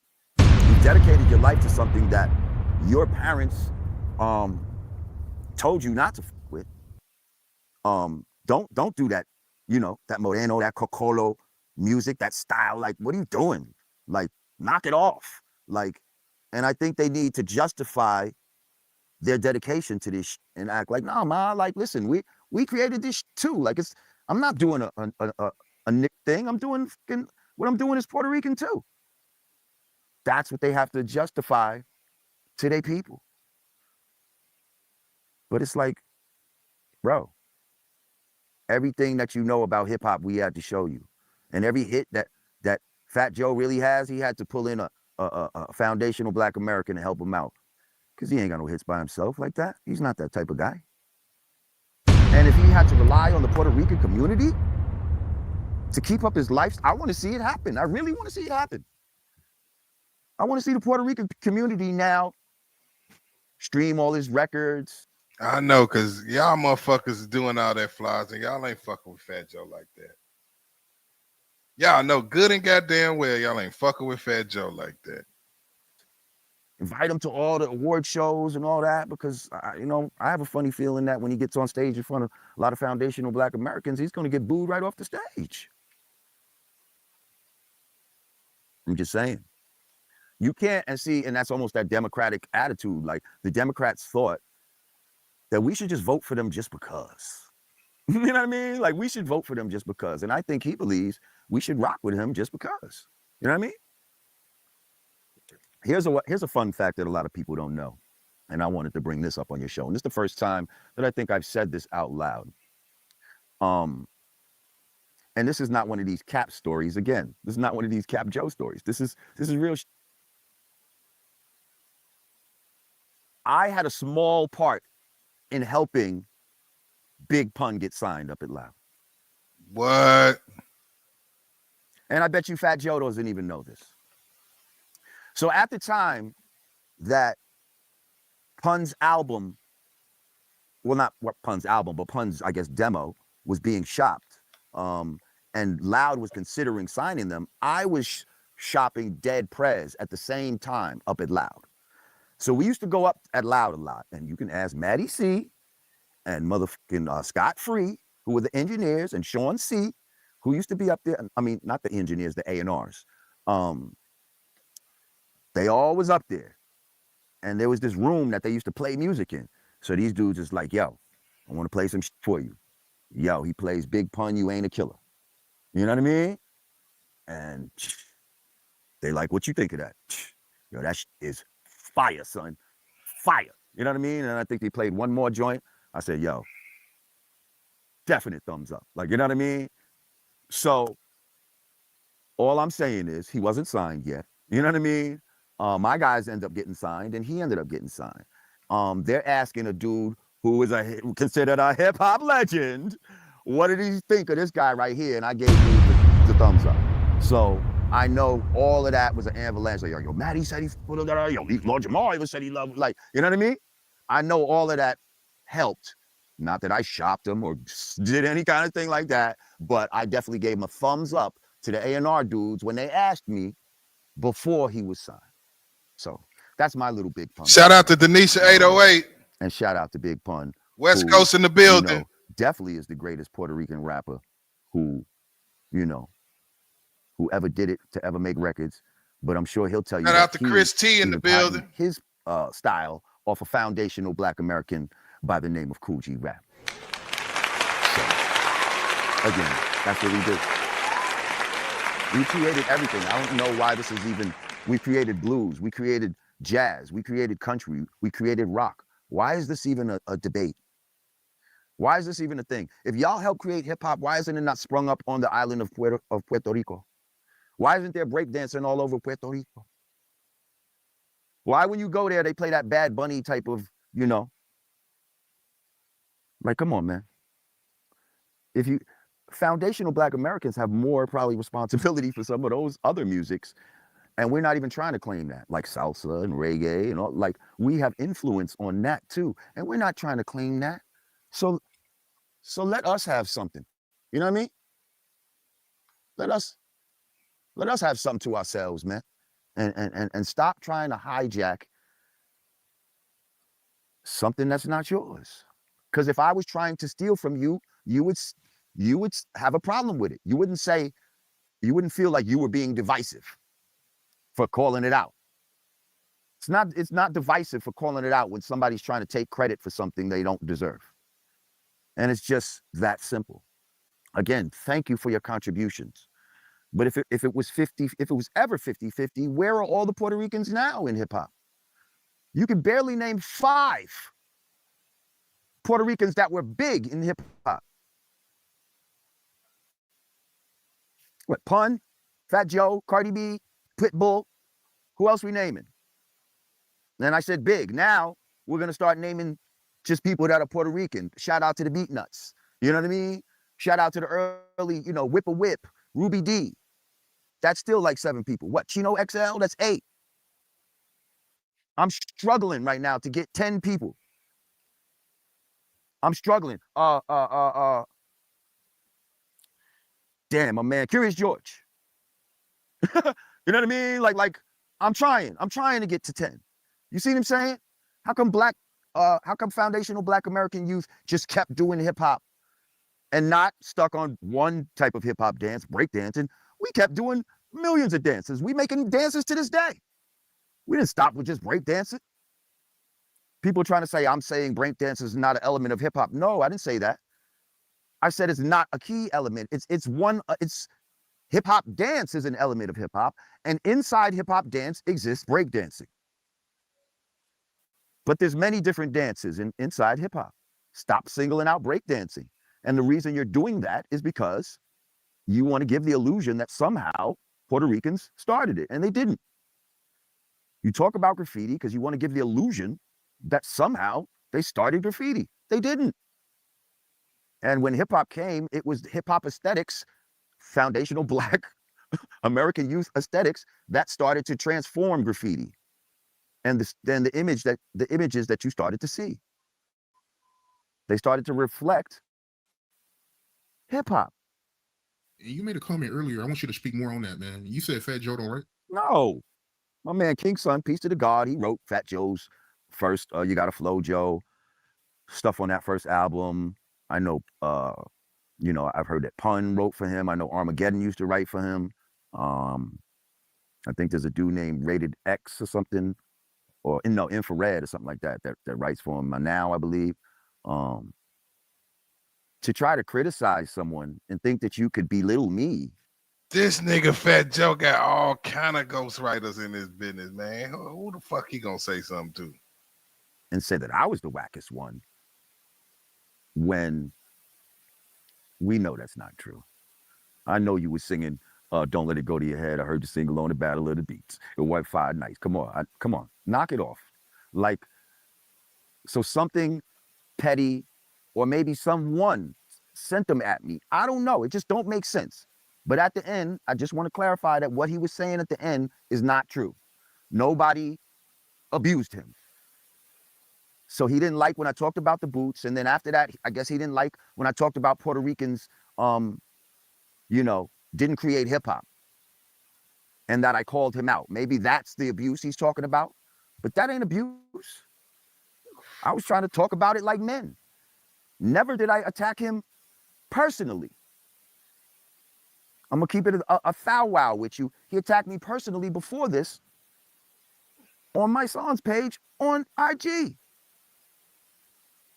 When they was going at me, yeah, you've seen it. When they was going at me in the comments about, you know, old girl, mad that I called her, you know, the B word. He got in the comments, yeah, he went bad. He been a piece of shit. You see what I'm saying? And so boom, so really I'm the one that took abuse right there. I took abuse right there. I ain't get in the comments, I ain't say nothing. I just, you know what I mean? Took a punch to the face, boom. Now you come at me again on a big platform like Mav Hoffa and try to boom me. Nah, B. Now I gotta fight back. Fight back, So again, Lord Jamar. You about this hip hop shit.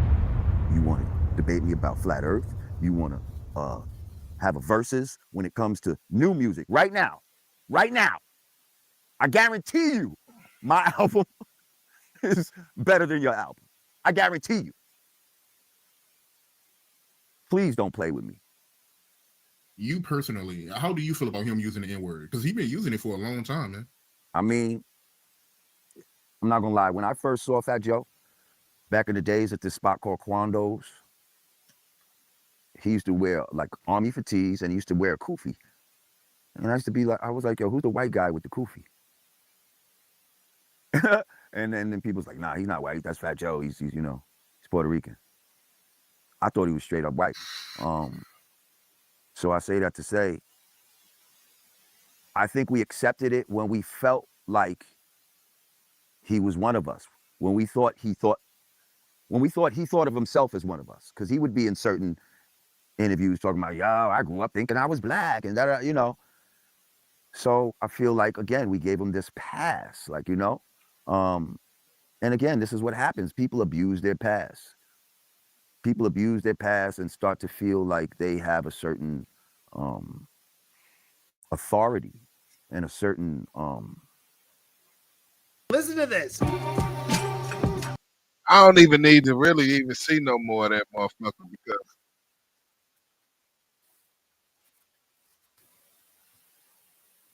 he really just bodied that nigga to like the fullest degree, man. Like, shout out Lord Jamar, bro. That nigga, he said everything I want to hear, no diddy. You heard?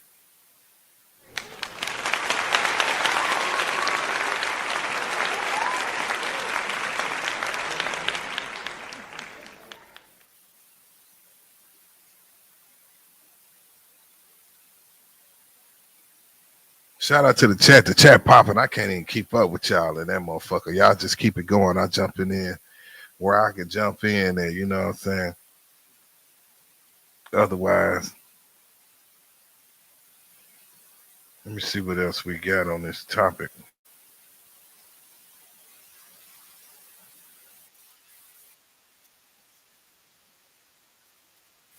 Man,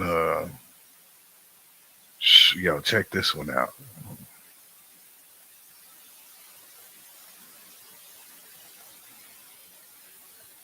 Let's see if I can get this shit going. Let's see what we got.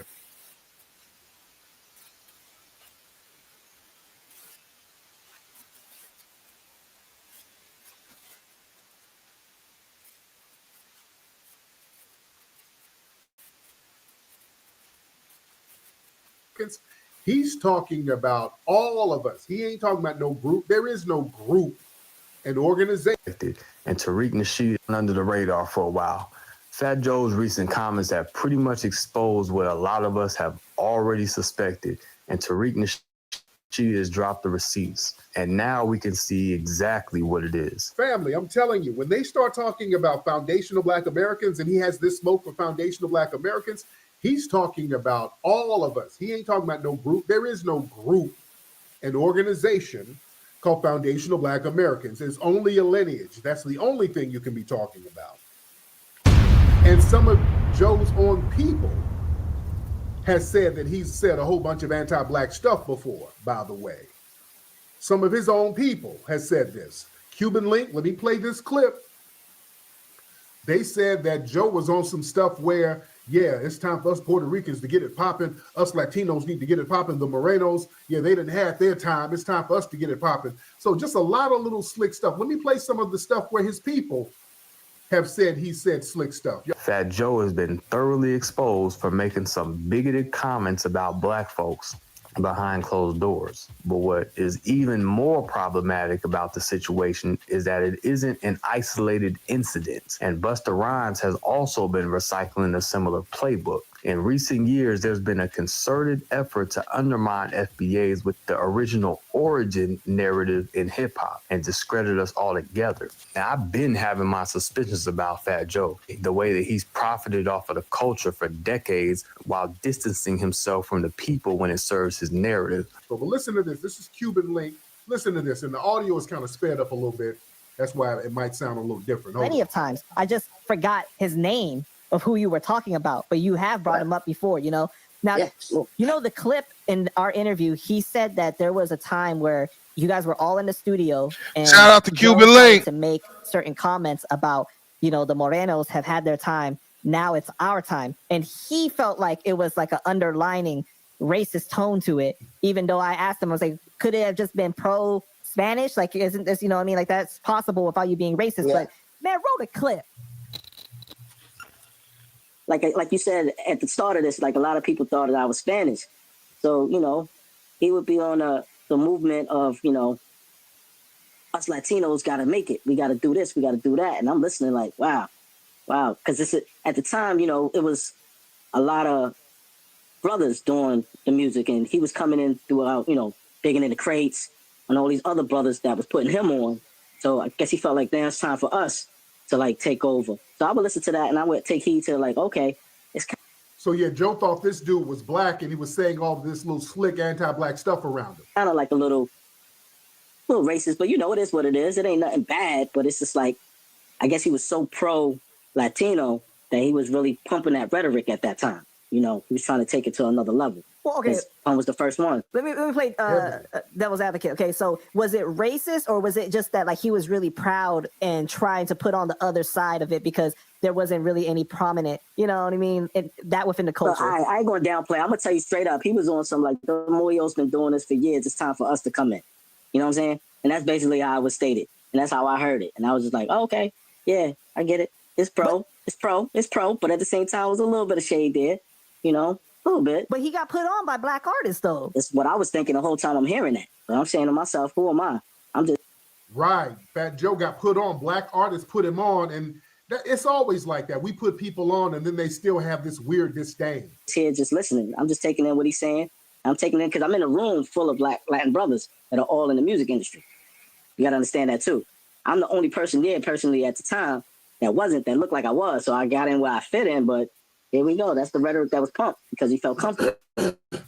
So they thought this brother was Latino, so they started kind of getting comfortable and speaking that anti-black talk around him because they thought he was Latino too. He was in his own world at the time too. Like, you know, you're in a closed environment. You got your people that look up to you. And you got so you can say what you really feel. Exactly. That's the halftime speech, basically. Yeah. Okay. Take it. But like I said, I heard him and Macho say stories where now is demeaning and being real racist to black people. Him and wait, Macho. Wait. What you mean? The two white guys at the crew is him and Macho.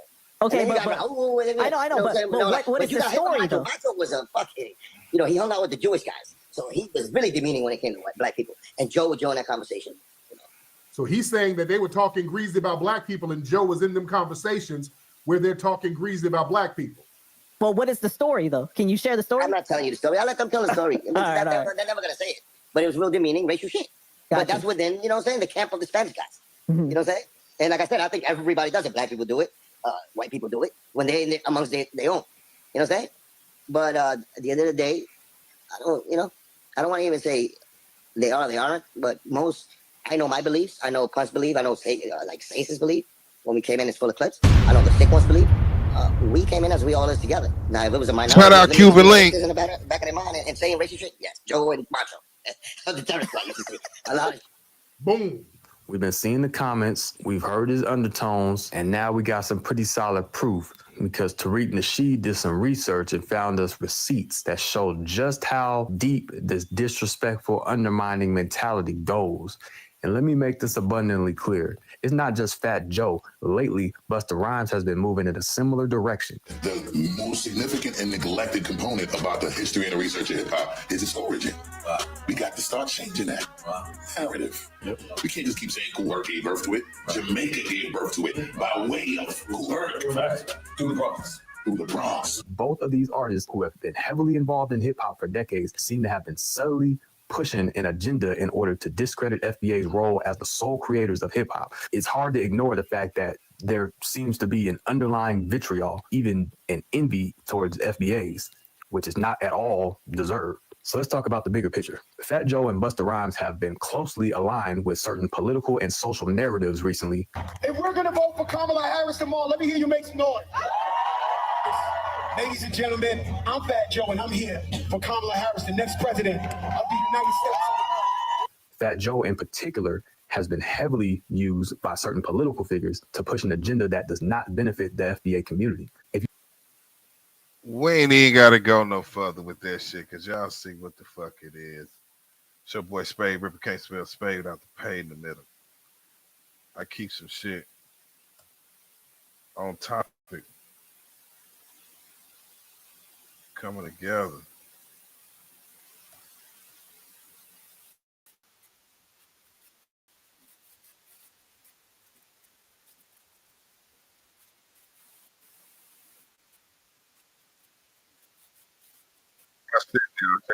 Funny music, you know. And then the Hispanics were telling me, what the hell are you doing, man? What are you doing playing that Jungle Bunny music, you know? And then the Hispanics were telling me, what the hell are you doing, man? What are you doing playing that Jungle Bunny music, you know? And then the Hispanics were telling me, what the hell are you doing, man? What are you doing playing that Jungle Bunny music, you know? So what he was doing to the crowd and the type of music that he was playing was the music that turned me on. And I'm like, that's what I want to do. I said to myself, I'm never going to get my foot in the door as Carlos Mendez because this is hip hop. You know, you got Flash, you got Theodore, you got all these cats, and they're all black. You know, I like playing this music, but I'm Spanish. I'm not going to be accepted if I go out there as DJ Carlos Mendez. Just the name alone is going to make you not want to come in the door. So I said, I got to come up with a stage name. I got to come up with something. And I came up with all kind of stupid ideas. DJ Snake, DJ Quick, DJ. And they were like, these are all too corny for me. I got to come up with a name. So what he was doing to the crowd and the type of music that he was playing was the music that turned me on. And I'm like, that's what I want. We got receipts on this stream. I'm never going to get my foot in the door as Carlos Mendez because this is hip hop. You know, you got. So, how the fuck Fat Joe know something that he don't know, and he literally forging new land?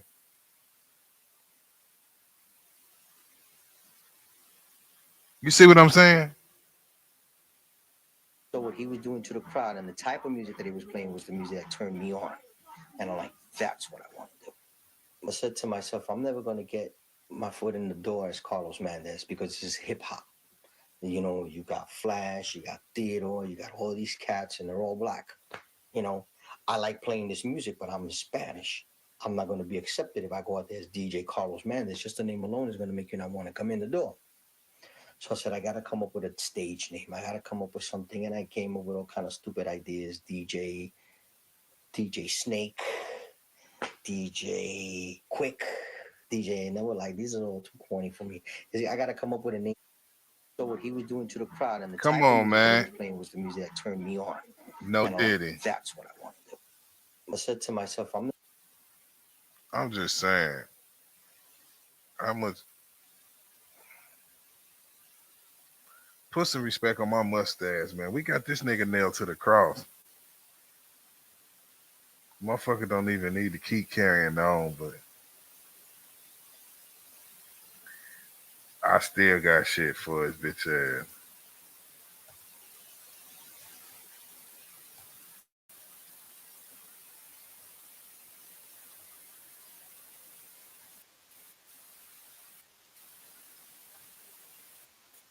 With part of the foundational Black Americans, called us broke. And yeah, he called me a Looney Tunes. I know. Hey, Nubis, come on, man. You're a little crazy right now, bro. Gotta fucking relax. Nubis, wake the fuck up. Foundational Black Americans to just support it just because. I think Fat Joe thinks that although he has a gripe with foundational Black Americans, I think he believes that we're going to go out there and support his new venture like we've done in the past. Well, people, I think it's time that we decide who the president's going to be. We decide who sits at the cool table and who doesn't. I feel that all foundational Black Americans should boycott. Oh, I got the receipts, Donisha. Album. And at the same token, I believe all Puerto Ricans should go out and support it. That being said, I'd like to see how well it does. Because what all these people don't understand is all these people who have been ingratiated by hip hop. He got that nigga Lord Jamar talking his movie villain voice. Is that if you took it back to your so-called roots or to your motherland or whatever the case may be and asked them to support you, you would not be where you are today. What do you think the true percentage of Puerto Ricans that really support Fat Joe's albums? I'm just curious. Do we have a thing on that? Dialogue with Nasir, thank you. He said a channel called The Birdman made a 45-minute video trying to debunk you. Called you a Christian because you're a flat earther. Ha ha ha. That's hilarious. No, I'm just a researcher. That's all. I'm just someone who's done the research and wouldn't be foolish enough to come out in public and say something like that unless I was 1,000% sure. Okay? So there's that. Anyway, back to what I was saying. So I believe that we need to pull away from shut up, Divine Allah. No, it wasn't. Matter of fact, get out of here. I don't want you in here no more. Bye.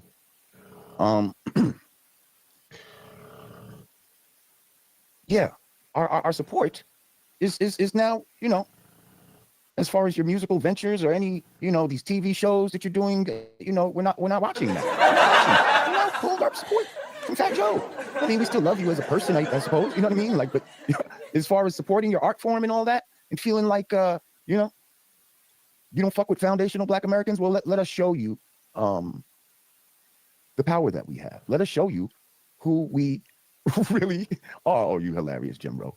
He said, how do I boycott something I was never going to listen to? He said, and I'm someone with an Afro-Puerto Rican mother and FBA father. Nobody checking for Joe. Thumbs down. Oh, man. Nah, I feel you. And I think that's what he doesn't understand either. I don't think anybody is checking for his music, but we definitely not checking for it now. We definitely not checking for it now. And I think that's the reason he's doing rounds right now to try to garner some sort of, you know, support for his new album, which is called, and I'll tell you what it's called. It's called The World Changed on Me, some shit like that. Yeah, The World Changed on Me. I listened to it just to, just as a homework type of thing, you know? And listen, we're all entitled to our opinions. You know what I mean? We're all entitled to our opinions. So Joe's opinion of how he feels about FBA and how he feels about Lord Jamar, that's his opinion. And he's entitled to it. He's entitled to it. But just like he don't have to agree with me, I don't have to agree with him. Only the shit I be talking about, I be backing it up with facts. And I back it up with, well, you see, I just backed something up with actual action of a song. Like, you know what I mean? Like, so he says I was the wackest one in Brand Nubian, right? You know what that's like saying? That's like saying Scottie Pippen was the wackest one in the Dream Team. Clyde Drexler, like who do you want to pick on the Dream Team? Because please understand that Brand Nubian was a fucking dream team, my guy. Okay? So to say that I was the wackest one in Brand Nubian, I'm sorry, you're not hurting my feelings with that. You're just not. And here's another thing, sir. I write all my rhymes. I always have. And for a person that doesn't write their own shit to try to judge someone that does, disqualification, foul ball. Facts. You're disqualified from even commenting. Facts. He can't tell that man nothing about rap. You have to write your own rhymes. Okay, I don't know who's writing them now because TA is not writing them anymore. I don't think Armageddon and dudes like that, but somebody's writing them. But it's not you. And if I was the wackest in Brand Nubian, I've always been better than you. I've always been better than you. Yes, you've sold more than me. You've been very successful, and I'm happy for you. That's great. But let's not get it twisted. You're not a better MC than me. I challenge you to put out better music than me right now, like right now. And you got an album out, but I'm getting ready to put something out. I think you would need to work on something new because this would be nothing like, no, it wouldn't hold a candle. And I don't care all the platinum producers. I'm telling you, this elephant is just a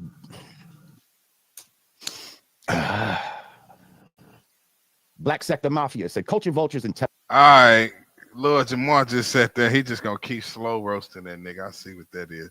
But you know, we gotta check it all out on my channel. You know, so we can put the shit to rest. Favorite.com. Can't spell spade without the pay in the middle. Check this shit out right here. Go another one.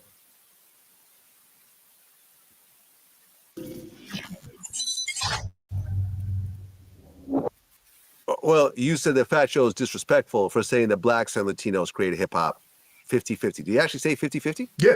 Oh, yeah. Okay. Well, yeah, that's just not true. That's not true. Yeah. And shout out to Fat Joe, but yeah. I mean, a lot of Latinos were around, but you can't say 50-50. Not at all. Not at all. You can't even say 90-10. I mean, they came later. In the movie, all the pioneers, they were like, yeah, when we were doing it, there weren't no Latinos participating. We had a couple in the audience watching, but they just came later. They just weren't into it early on. And that's the truth. Yeah, and listen, you've had very prominent Latinos over the years. Mm-hmm. Crazy Legs, of course, Big Pun, and Mm-hmm. Fat Joe, and Mm-hmm. Cypress Hill, Mm-hmm.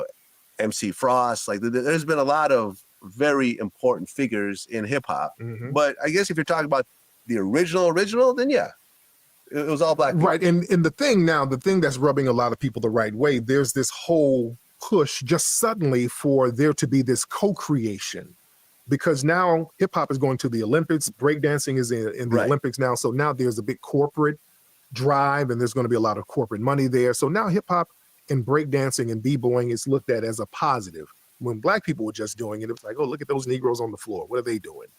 That's not real dancing. That's not real music. But now that it's being internationally accepted, they have to say, well, black people didn't really do it on their own. So they're doing hip hop like they do other genres. They do the same thing with rock and roll. It was negative until white people did it. And then rock and roll is a white thing. Country music, our sister Beyonce has a hot country album out now. They're making it seem like she's co-opting somebody else's culture. Country music comes out of foundational Black American culture. So what happens is we let people come in and just take the culture and then turn us into guests in the culture, because that's what they're trying to do with the whole Latin situation.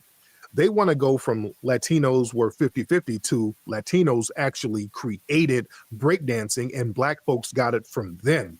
That's where it's going. And that's where a lot of people are like, hey, let's put a time out on this and back it up and tell the truth. Yeah, I mean, it's interesting that breakdancing is in the Olympics. I fell in love with hip hop breakdancing in the 80s in elementary school. Oh, yeah. And, but it seems like when you look at modern breakdancing, it's really run by the Asians now. Yeah, the Koreans, the Japanese, those are really in the forefront of breakdancing. So the fact that it's in the Olympics, I expect some Asians with gold medals at this point. Oh, yeah. Because you had people like Poppin' Pete and Boogaloo Sam, some of these West Coast guys, they were over there in Asia for years teaching them a lot of those hip-hop moves. So, the Asians are great students, too. Yeah. A$AP Rocky actually showed up at the premiere. Oh, yeah, that's my guy. That's dope. Good guy. Real solid guy. Real solid guy. Yeah. Now, you said that Dante Ross had an issue, and there was a tweet that's already been deleted, so I couldn't find exactly what he said. So what did he say? What did he say? Because he was me and him were going, he hopped in my mentions. I don't know how we got into it, but he was talking about all of the people who was there, and it wasn't just black. I'm kind of paraphrasing. Yeah, it was all of these other people who helped create hip hop too. It was on that type of thing. But he was talking about people in the 80s and 90s. You know, he was doing the whole Big Pun and Mellow Man Ace, and, you know, talking about people who came later. So yeah, we were kind of going back and forth. Yeah, I've had issues with Dante Ross over the years. When we met, he was real cool, and then he started talking shit about me. And then we had a conversation about it, and I thought it was quashed, and he continued to run his mouth. And it's like, Dante's one of these dudes, and you see this, you know, in hip hop. It's like the white guy who wants to be the only white guy. You know what I mean? He wants to be the only accepted white guy anywhere. And anyone else who steps in, like someone like me who comes in and makes a lot of noise and makes a big impact, he tries to downplay. Shout out Mighty Hebrew. Peace to you, gang. Let me give you some applause. Your first time on the channel. I gotta give you some applause. Thank you for stopping through. Mighty Hebrew. Feel free to subscribe, bro. I definitely support your channel as well, but this is a hip hop channel. I can't fake it to you, bro. I don't be on y'all chamber, man. You know, my brother is Hawk School. He be on that chamber, so you know he do the debates and the lectures and all that good stuff to Hawk School. You probably familiar with him already, or maybe not. If not, get familiar with him. But I'm familiar with you. I put some respect on your mustache. Feel free to subscribe. I really, but like I said, this is a hip hop channel. I really be breaking down hip hop shit. But you know, this shit been so big. Fat Joe got me down this rabbit hole, no diddy. But peace to you. You say shalom, I say shalom. But you know, we all FBA in this motherfucker, apparently, man. It's nice to see you here, brother.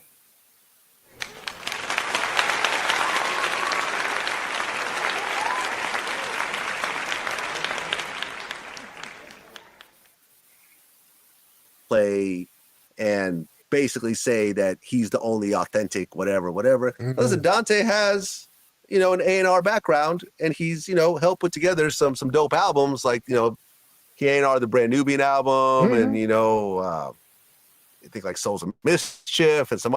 That's all I'm saying, Sounds Man. Too. Thanks for riding this stream out with me. I see you still here. Thank you for that. But if we want to identify as FBA, why does anyone care? Because we find black people finally came up with something that they can't gentrify.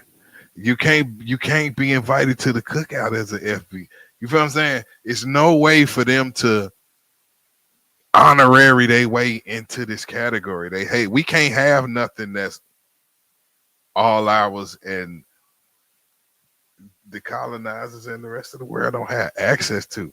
They hate that. That drive them crazy. That drive those colonizers crazy. Some other stuff that I've actually liked. So I approached him respectfully and got sort of disrespect back. So it was just like, all right, well, yeah, my thing. You know, again, fuck you too, basically. Right. You know, that's how I look at it. And because he has produced a lot of and A&R'd a lot of legendary groups and legendary albums, he kind of feels like he can kind of jump up in the conversation. And you know,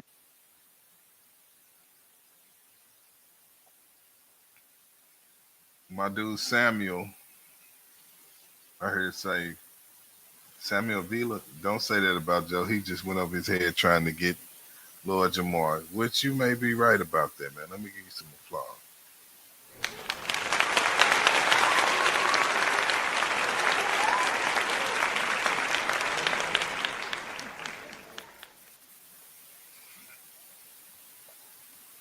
If that's what he was trying to do, he really messed up, gang. He should have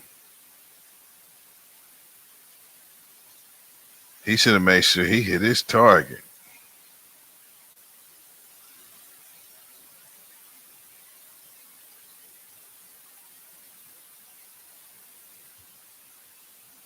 Spade.com, can't spell spade without the pay in the middle. Cuban Link stopped by the stream earlier. So let me Play some of his content. That's the homeboy. Taken out of conversation since he wasn't. Has been a real one, a good one. He's been taken out of conversation since he wasn't been brought out like that. And the reason why I told you, interview that brother, is not because he takes my side. He just knows the truth, and he's a humble dude that's gonna speak it the way he saw it, the way he processed it, and the way it was. Yeah. And that's the reason I told you, my nigga, Smooth. When you asked me who's Smooth, and he didn't go through me, he told you. Yeah, he reached out to me directly. And then when you reached out and said, yo, who is this guy? I told you who he was. But I haven't told Smooth in 16, 17 years. You understand? So he got his own recollection of what the truth was. But I give anybody the welcome. Yeah, he was there. Just as the fact he was there, and I'm wondering in my mind what you're gonna say. And I don't preparate those people. I don't do that. Right. I don't go tell them, yo, don't speak bad about. Speak your truth, brother. Just like I said, I told you if you ever get to interview Joe, speak your truth. Let me see if I watch it in a way of let me see if I could even see how he might have came up with that. But when I see flaws on rise and you're trying to change history because you have a motive, then I can see that. And I just want to recognize the snakes, and I want to recognize the real, who, because in this society, this is that we're living on. Oh my God, we can see it to the highest level of transgender dude trying to act like they're a real woman. So the lying part of life right now is it stretches from every subject of the world, every topic. So it's crazy that we living in this thing, and they call it woke culture, but it's like they're woke, but they're trying to put you to sleep. That's what it is. You know what I'm saying? So I relate all of that, all them facts, how the status of the world is right now, to all these lies being told by these people. Hold on, though. We got a new subscriber, Saint Worthy, aka Bishop, say, I hit the like and subscription. Oh, that's what the fuck I'm talking about, bro. That's what it's all about around this motherfucker. You heard? Man, let me get you some walls in this shit.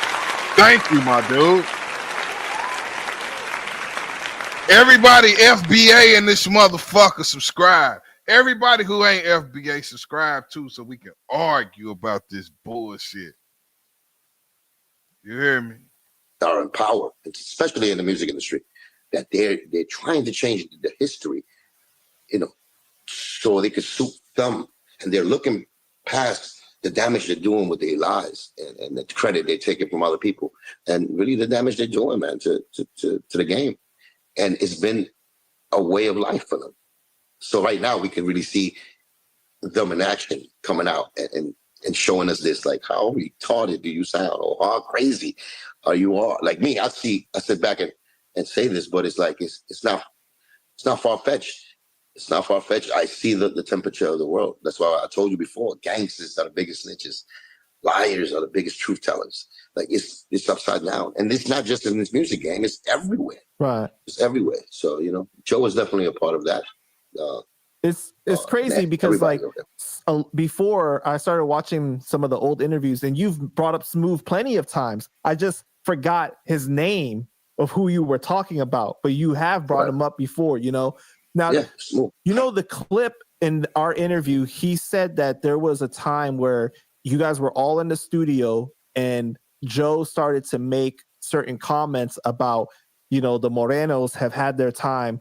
Now it's our time. And he felt like it was like an underlining racist tone to it, even though I asked him, I was like, could it have just been pro-Spanish? Like, isn't this, like that's possible without you being racist? Yeah. But man, roll the clip. Like you said at the start of this, like a lot of people thought that I was Spanish. So, he would be on the he was being bullied. We saw that already.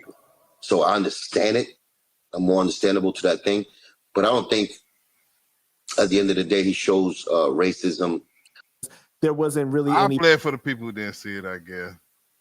See, they thought this nigga was Puerto Rican, so they was talking the racist shit in front of him. Thought that I was Spanish. So, he would be on the movement of, us Latinos gotta make it. We gotta do this. We gotta do that. And I'm listening like, wow.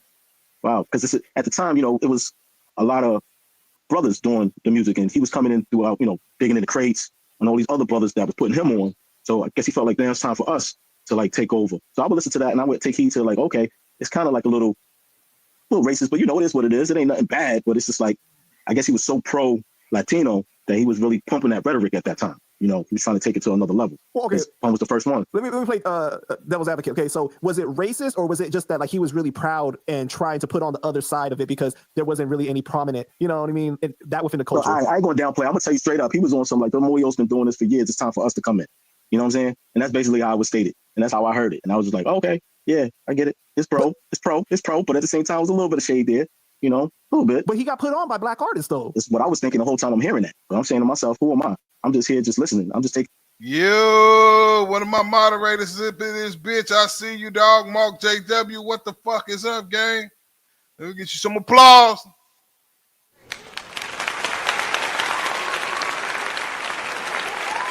A motherfucker get the tripping in the chat. Feel free to put they bitch ass on timeout. Shout out to my moderators that be holding it down. Hey, y'all.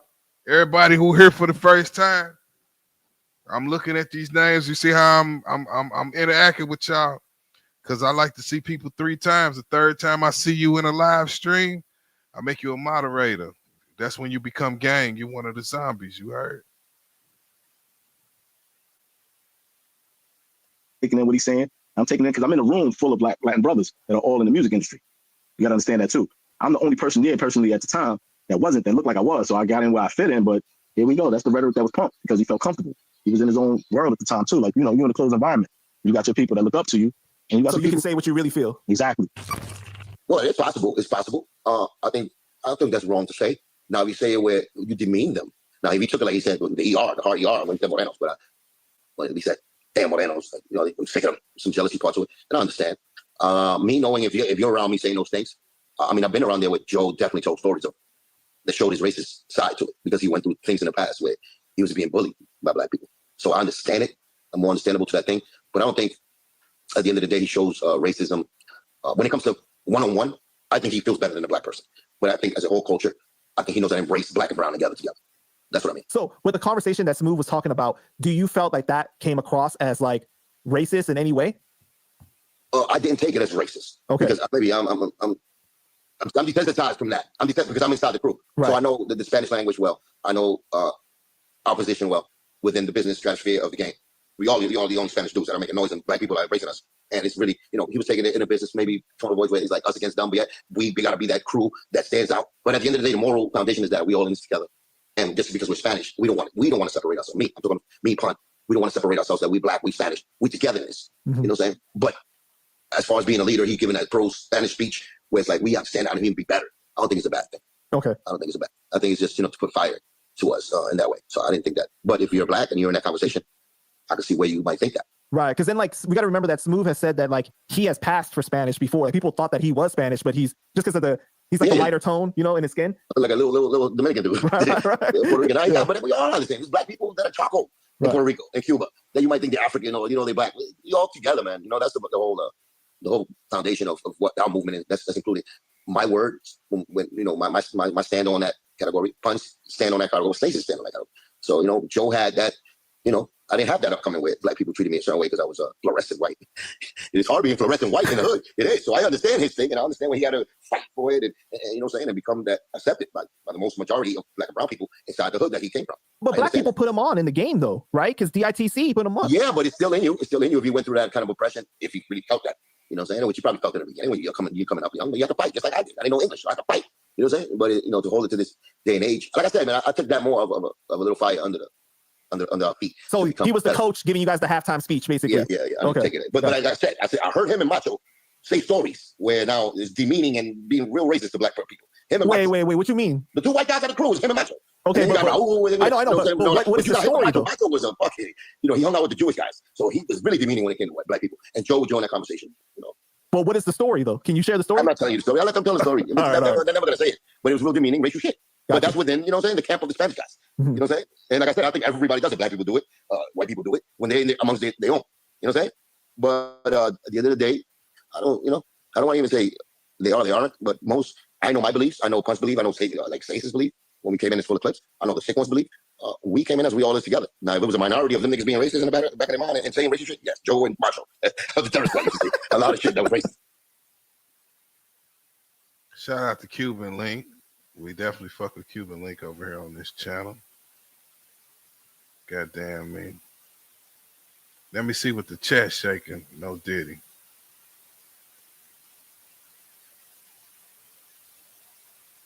Nack Meezy in the building. I see you, gang.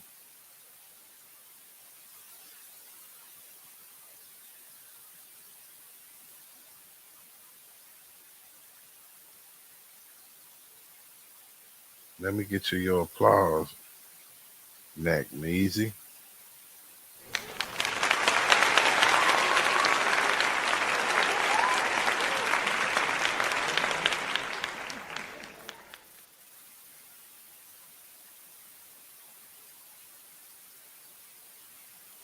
There's never been black and brown unity in NYC. Star Child say never shout out to Star Child. We'll get you your applause.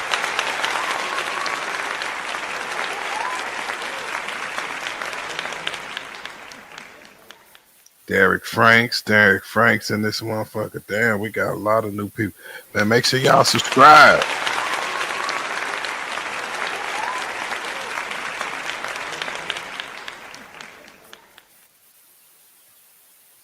Question everything. Is that the IQ? Well, I ain't mean to laugh at your question everything, but welcome to the channel, man.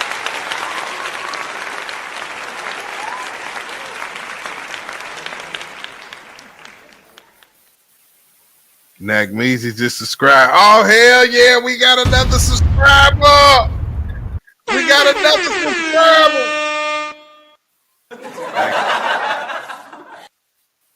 I gotta hit every button in this motherfucker. You hear?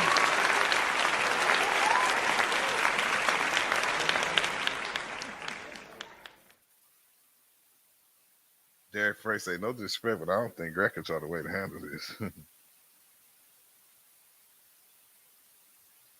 Man, the chat popping tonight. I fucks with y'all. All the other groups have always together from us in secret. What I call them us brothers. So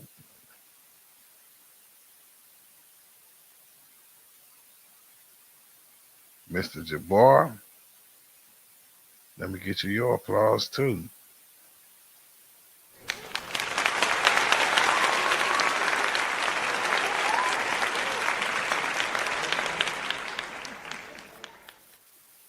FBA up in this bit.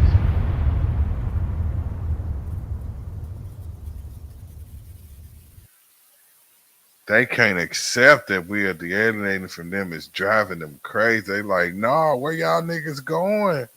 No.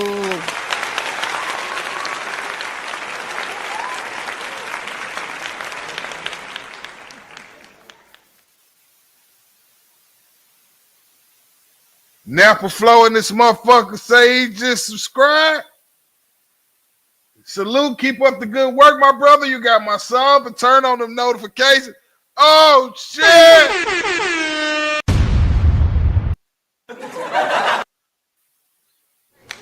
I gotta hit every button.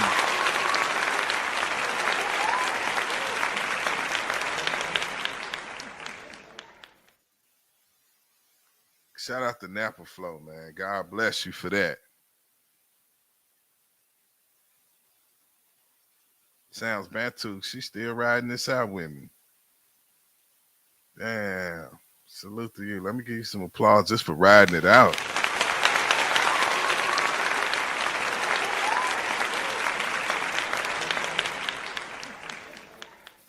Samuel Viet is still in the chat, goddamn, trying to give his history lessons and shit. You hear me? He teaching.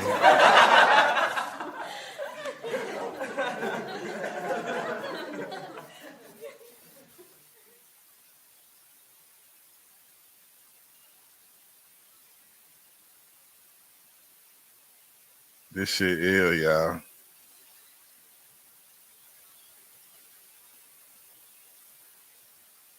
Hold on, I gotta watch this.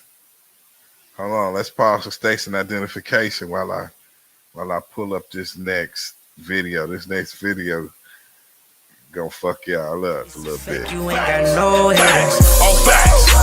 I come through like a big dog. Facts. My OGs taught me pimp talk. Facts. My op was talking big talk. Facts. Now his forehead got a big hole. It's a fact you ain't got no haters. Oh, facts. I come through like a big dog. Facts. My OGs taught me pimp talk. Facts. My op was talking big talk. Facts. Now his forehead got a big hole. Bitch, I'ma pull up with killers that get your mind gone. Everybody won't be killers till it's really time to go and get your slide on. Bitch, I'ma pull up with killers that get your mind gone. What you know about catching bodies in the street and then switching up your time zone? Bitch, I'ma pull up with killers that get your mind gone. What you know about catching bodies in the street and then switching up your time zone? Bitch, I'ma pull up with killers. So check this shit out right here. SpadeRipper.com. First and foremost, can't spell Spade without the pay in the middle. Put some respect on my mustache. Make sure y'all liking the stream. Make sure you subscribing, because I need the motherfucking subscribers. Getting this channel up. This a new channel and shit. So, man, I got another move. Check this out. This video right here. This white boy rapper, Necro. You know, everybody chiming in on the topic, so.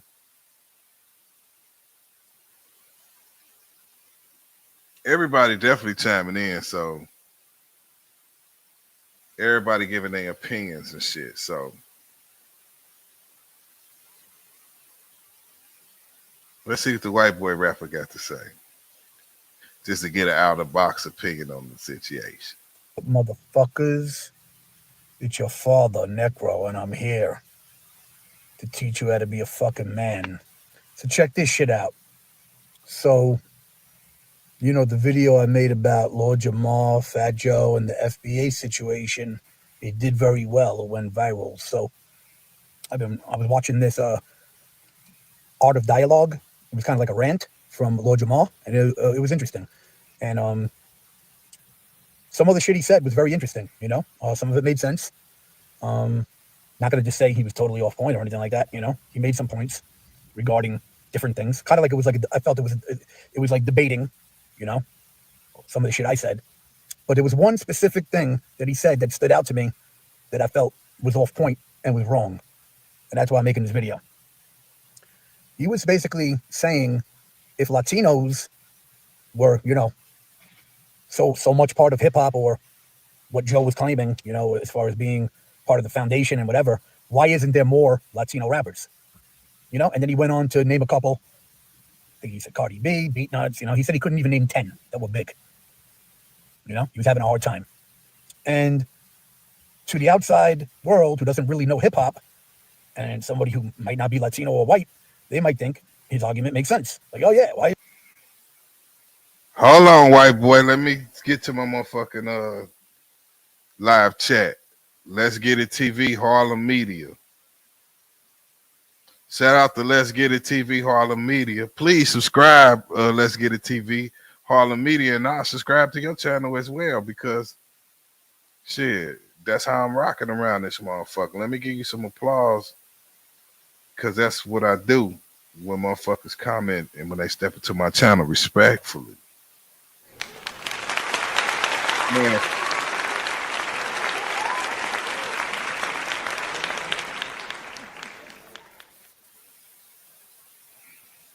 So, you know, he said we dealt with white hating Americans, so trust we know as black people when people have agendas towards us. That part. Motherfuckers gotta stay woke. All right, let's go back with this. So check this shit out. So, you know, the video I made about Lord Jamar, Fat Joe, and the FBA situation, it did very well. It went viral. So I was watching this Art of Dialogue. It was kind of like a rant from Lord Jamar, and it was interesting. And some of the shit he said was very interesting. You know, some of it made sense. Not gonna just say he was totally off point or anything like that. You know, he made some points regarding different things. Kind of like it was like I felt it was like debating. You know, some of the shit I said, but there was one specific thing that he said that stood out to me that I felt was off point and was wrong, and that's why I'm making this video. He was basically saying if Latinos were, you know, so much part of hip hop, or what Joe was claiming, you know, as far as being part of the foundation and whatever, why isn't there more Latino rappers? You know, and then he went on to name a couple. I think he said Cardi B, Beatnuts, you know, he said he couldn't even name 10 that were big. You know, he was having a hard time. And to the outside world who doesn't really know hip hop, and somebody who might not be Latino or white, they might think his argument makes sense. Like, oh yeah, why isn't there more Latinos? Well, the reason, in my opinion, you can let me know what you think, it's because of what I was talking about in my other video, racism in hip hop. The reason you don't see more Latinos and more white rappers that are big is racism. Hip hop is racist. Simple and fucking plain.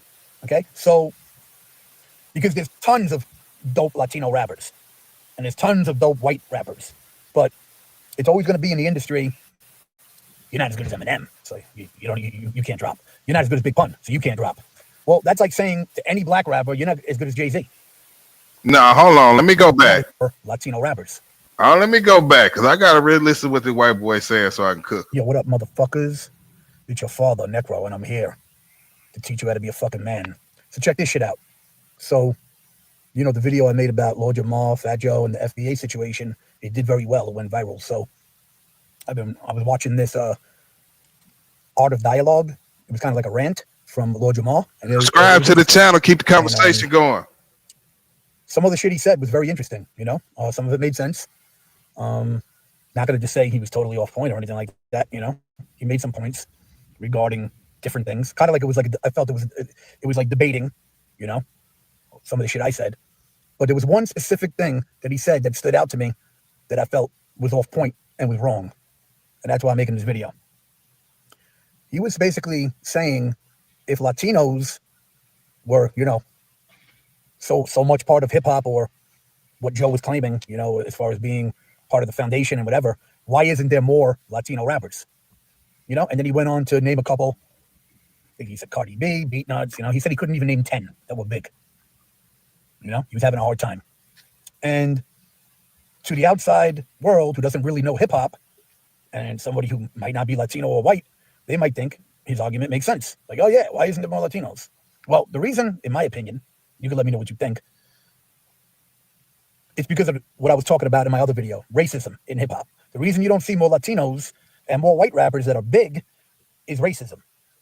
Hip hop is racist.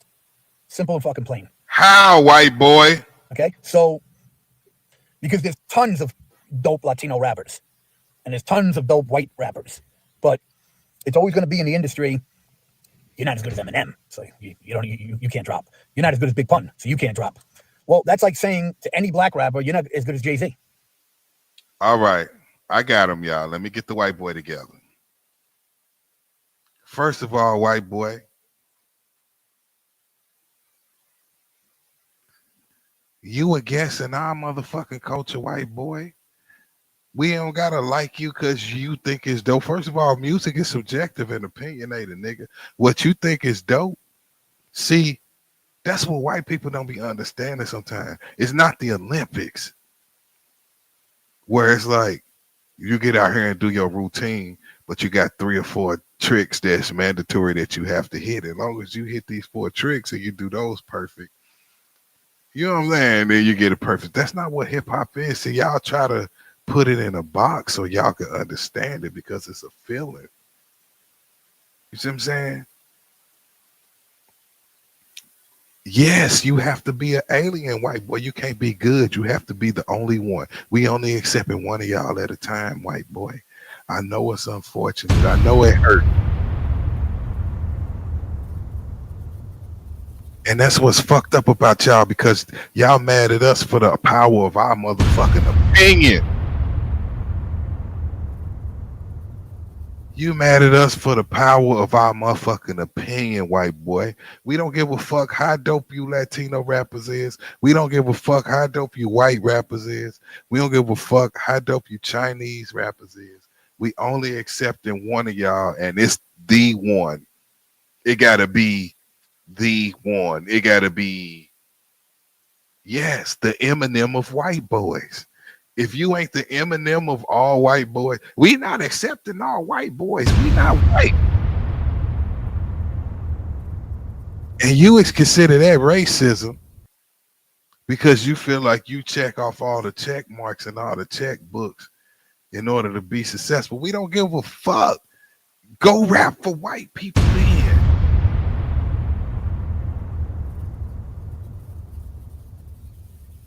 We ain't got shit. When Mexicans come to town and mariachi band come to town, we don't got no effect on whether they show sell out or not.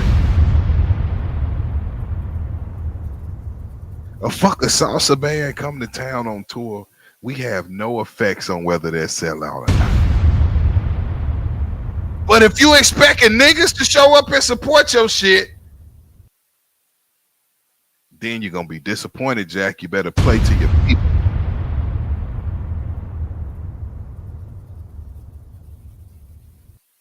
Derek Frank said, either way, FBAs are the creators and the controllers. And they fucking hear it. Your third ward in this motherfucker. You heard? I'm telling the truth. Look, Meet the Flocks. Nobody want to hear that bullshit, Necro. You making that slit your wrist music. And let's be clear, Necro, you let Eminem come out and take your food.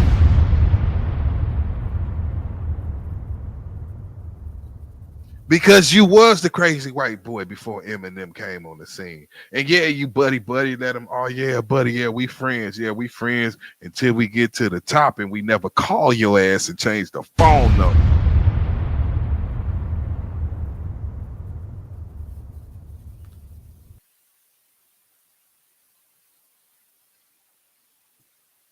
Eminem is your Tupac, Negro.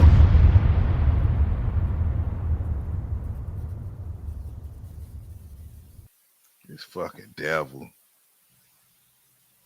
Latino or white, they might think his argument makes sense. Like, oh yeah, why isn't there more Latinos?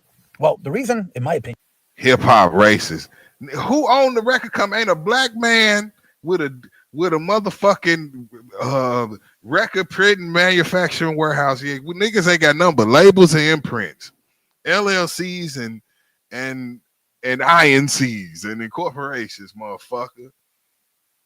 Goddamn me, you know all them Jewish motherfuckers. I don't even know if I see him say it, man. But you know all of them. You know all of them. You know who motherfucker with 15 letters in his last name run the motherfucking the record label, man. The record companies, man. Hey, you want to sit here and call us racist because we don't want to listen to your white boy rap. Or we don't want to listen to your Latino rap. You better be Big Punisher, nigga, if you want us to be respecting that shit. Opinion. You can let me know what you think. It's because of what I was talking about in my other video, racism in hip hop. The reason you don't see more Latinos and more white rappers that are big is racism. Hip hop is racist. Simple and fucking plain. Okay? So, because there's tons of. But you know what I'm saying. I know you feel what I'm saying, Big Chris T. Third Ward. You got to be a motherfucking alien. Ain't no way around it, bro. We not just going to say, oh, he just good for a white. Nah, motherfucker. You got to be the most special white boy we ever heard in life. You know what I mean?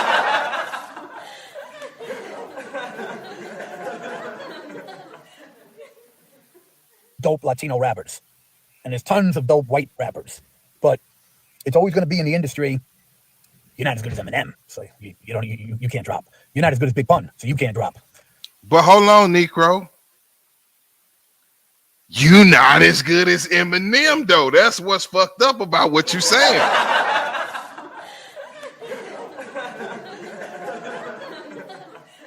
Necro, I don't know if you know this, and let me tell you something, man. As somebody who never met you and just can give you honest opinion of music, when they told you you wasn't better than Eminem, they wasn't lying to you, bro. I'm sorry. That wasn't a lie. You're not better than Eminem.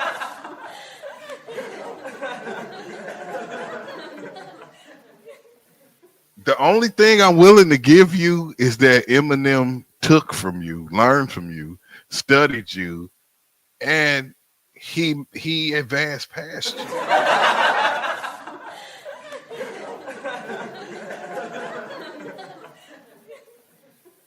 Well, that's like saying to any black rapper, you're not as good as Jay-Z. You're not as good as Snoop and Dre, so you can't drop. No, the point that I had made in the racist video that I put up.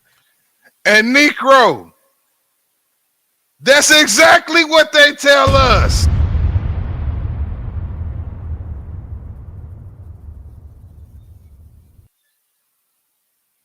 That's how this hip hop shit work, bro. Nobody's picking on you guys. See, that's that white boy shit. That's that white boy shit. I always want to go the Charlie Brown route and play the victim. Is you can have a garbage rapper like Soulja Boy come out, but you're not allowed to be garbage if you're a white or Latino. This white boy pissing me off. You don't have the right to call Soulja Boy garbage. You can never rock a party, Necro. Necro, you make slit your wrist music. You make suicide, college student suicide music. That's what you make, Necro. Let's be clear. Necro, you can never write a song and make black girls want to shake their BBL. Let's be clear.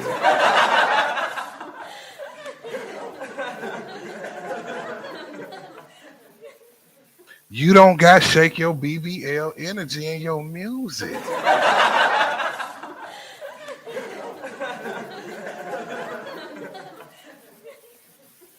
You giving coke whore vibes in your music, gang. That's what the problem is.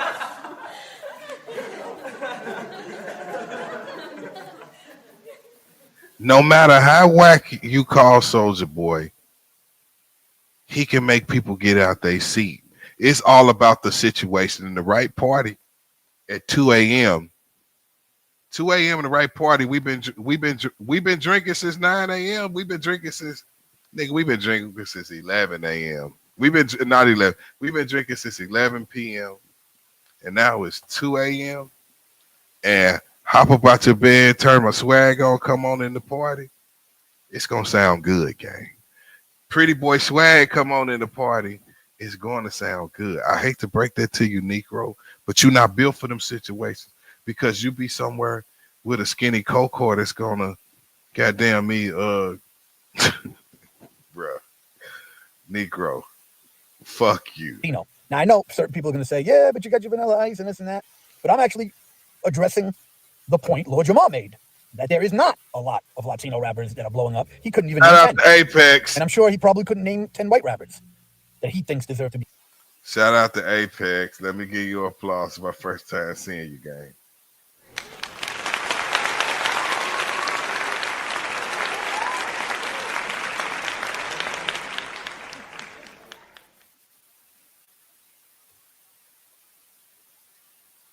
Soulja Boy legend, stand by FBA. We control the culture. That's right, man. See, that was, he don't understand. He don't understand, nigga. Soulja Boy don't go in the same category with Nas and these niggas. Now we can be clear about that, but let's be clear about Soulja Boy understood the assignment and he motherfucking completed. Let's be clear. Fuck what he making in 2025 because he ain't never got to come out with another song again in order to maintain himself as a rich or wealthy individual. But shit, Necro, you can never rock a fucking party, bro.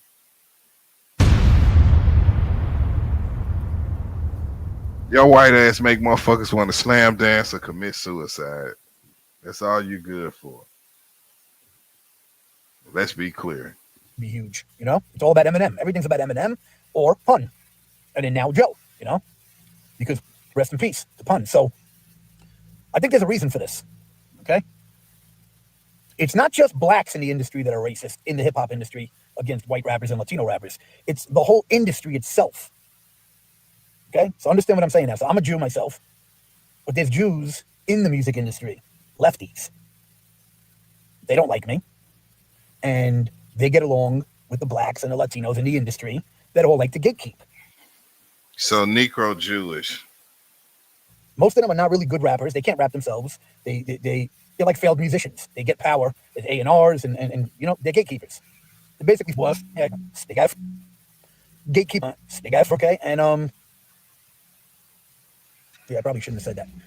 I'll have to fucking I'll have to edit that part out, I guess. But basically, they're pieces of shit. And they come in all colors. And the mentality that it used to be with these motherfuckers is, oh, he's Latino, he's not marketable. Gerardo. Or, you know, it's LA gang culture type, you know, Vato shit. You know, that can't blow up, you know? Oh, he's a white boy, he's not marketable, you know? But then they let one get through so that motherfuckers can have a monopoly over that fan base. You know, so you'll have your Eminem, but everybody else has to be smaller than him. Same thing with Pun, okay? That's the way the industry is racist, in my opinion. It does not give a chance to people that are fucking dope from all cultures. So when Lord Jamar says, well, where are they all? It's because the fucking industry don't let it. Because the industry are fucking haters.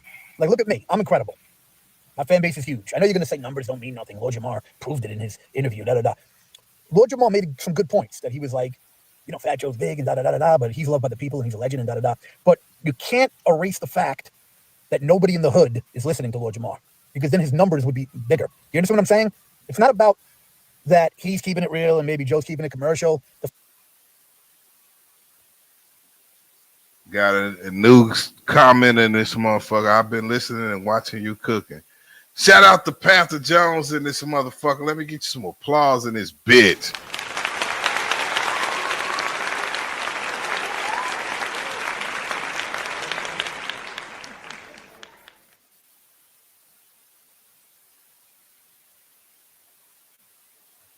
Salute to Apex.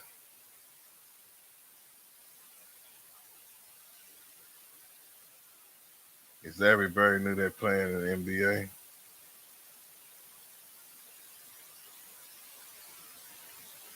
He say, Panther Jones say, white boys in Puerto Rico still break dancing while Soulja Boy invented a new dance. Superman that hoe. The fact of the matter is Lord Jamar in the last 20 years has not made any good music.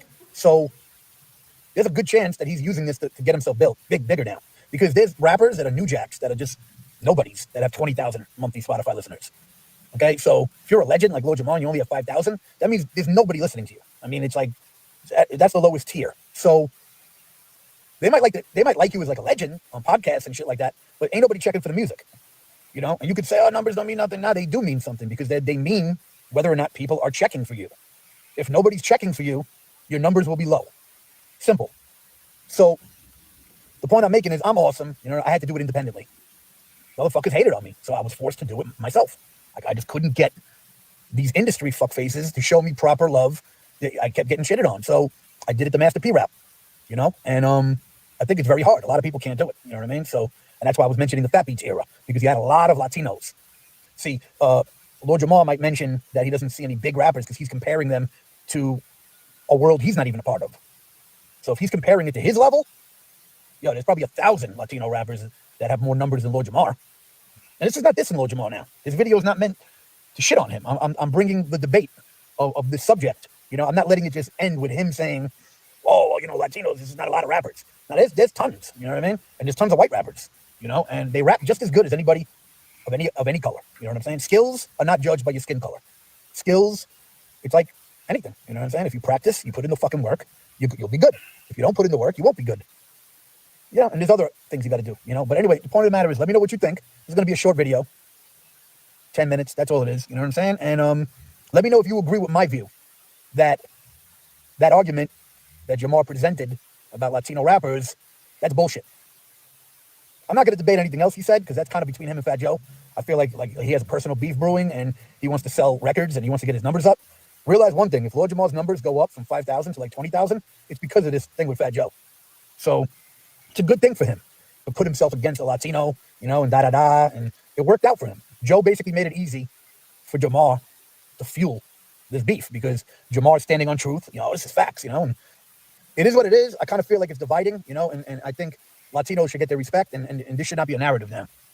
But, you know, there'll be tons of comments in here. Fuck you, white boy. You ain't got no business. That's cool. You want to be racist? I mean, really, you know, probably 99% of anybody who's going to write fuck you, white boy, you don't make beats and you don't write rhymes. So are you even part of hip hop culture? No, because hip hop's mine. I own it. It's ours. But you don't make it. So how the fuck is it yours? That was very interesting. I just want to shout out Sadat X because I like the way Sadat X handled shit. He didn't turn his back on Joe. He kept it real, and he got attacked, and he held his own, and that's respectable, actually. I see a lot of people trying to disrespect him, but nah. He knows the dude 30 years. He's going to turn his back on somebody he knows in the street 30 years? I don't, you know. So I'm wondering, are any of you peeps that are commenting, are you even hip-hop heads? Or do you just want to claim hip-hop without doing it? Like, yo, that's ours. I mean, let me hear some of the legends like G-Rap and Kane and KRS-One and Eric B. Let me hear them say Fat Joe's out of line and, you know, and it's ours and all that. If I don't hear them saying it, I don't know. I ain't going to take some faceless people online, you know? But I don't dispute, you know, that black people invented hip-hop. There's no dispute for me on that. And shut your bitch ass up. But I do believe other cultures helped and were involved, and definitely white people were there supporting it from the beginning. You know what I'm saying? With whatever they did, that maybe wasn't the cool shit. You know, maybe it was behind the scenes business shit. Yeah, sounds bad too. He talking about he went the Master P route because goddamn me, he had to invest his own money and do the shit. And you know what I'm saying? He really complaining because he white and he a Jew and he didn't get to use his heritage to get over. That's what the fuck he telling you, because he might be Jew, but he ain't bloodline. You see what I'm saying? Don't let that shit go over your head. Just because he Jew don't mean he bloodline. You see what I'm saying? His people can, we don't know who this white boy is. His people could be Italian or some shit and just convert it. You feel me? You can't make this shit up. What's the point of this rant? The point of the rant was for the white boy to complain and play victim, because he really compared it to himself about how the motherfucking industry is racist and they only let one at a time through of other cultures outside of being black, or FBA, if you will, or you know what I'm saying. He want to see white boys having a bunch of record deals and flourishing through the industry like niggas. You know what I'm saying? And Spanish niggas, and that wasn't never happening, because at the end of the day, hip hop music is for the motherfuckers who create. And that's it. That's the fuck all. So he can get his goofy ass on. Man, Necro, your goofy ass boy. Straight up and down. He goofy as a motherfucker with that bullshit he talking.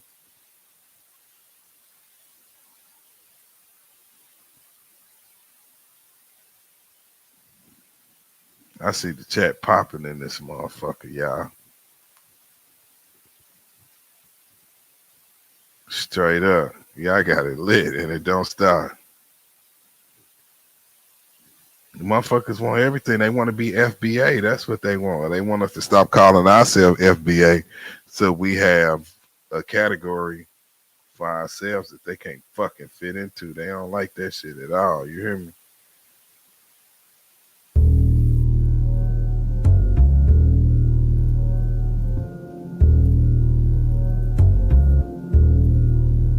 Shout out to Happy.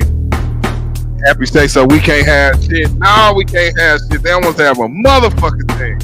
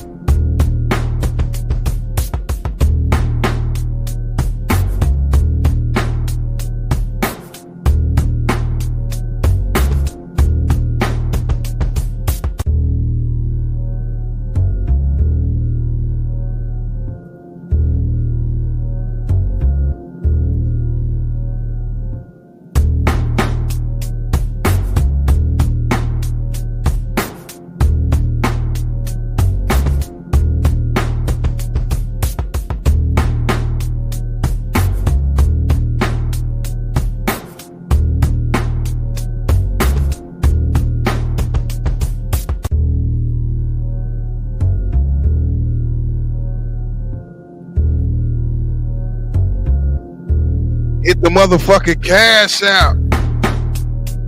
Respectfully.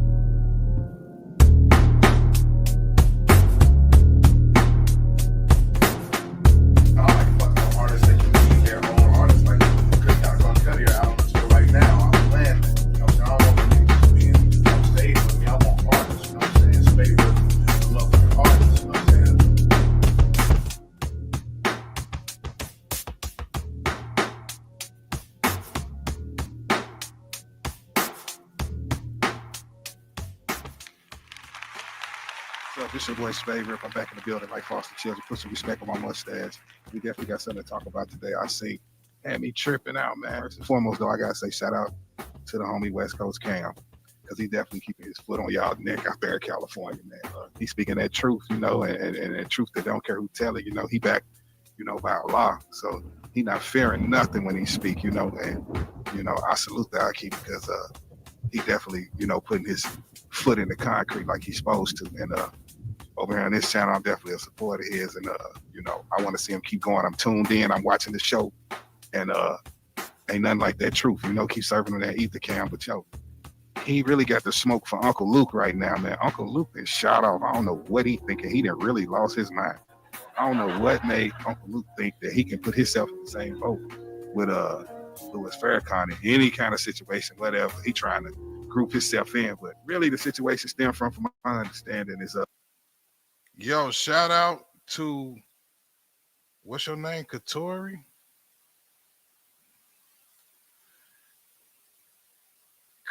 Culture Young. Shout out to KK Young. You know who you are. Just sent the donation to my Cash App. God bless you. Let me give you some applause, because Lord knows I appreciate it.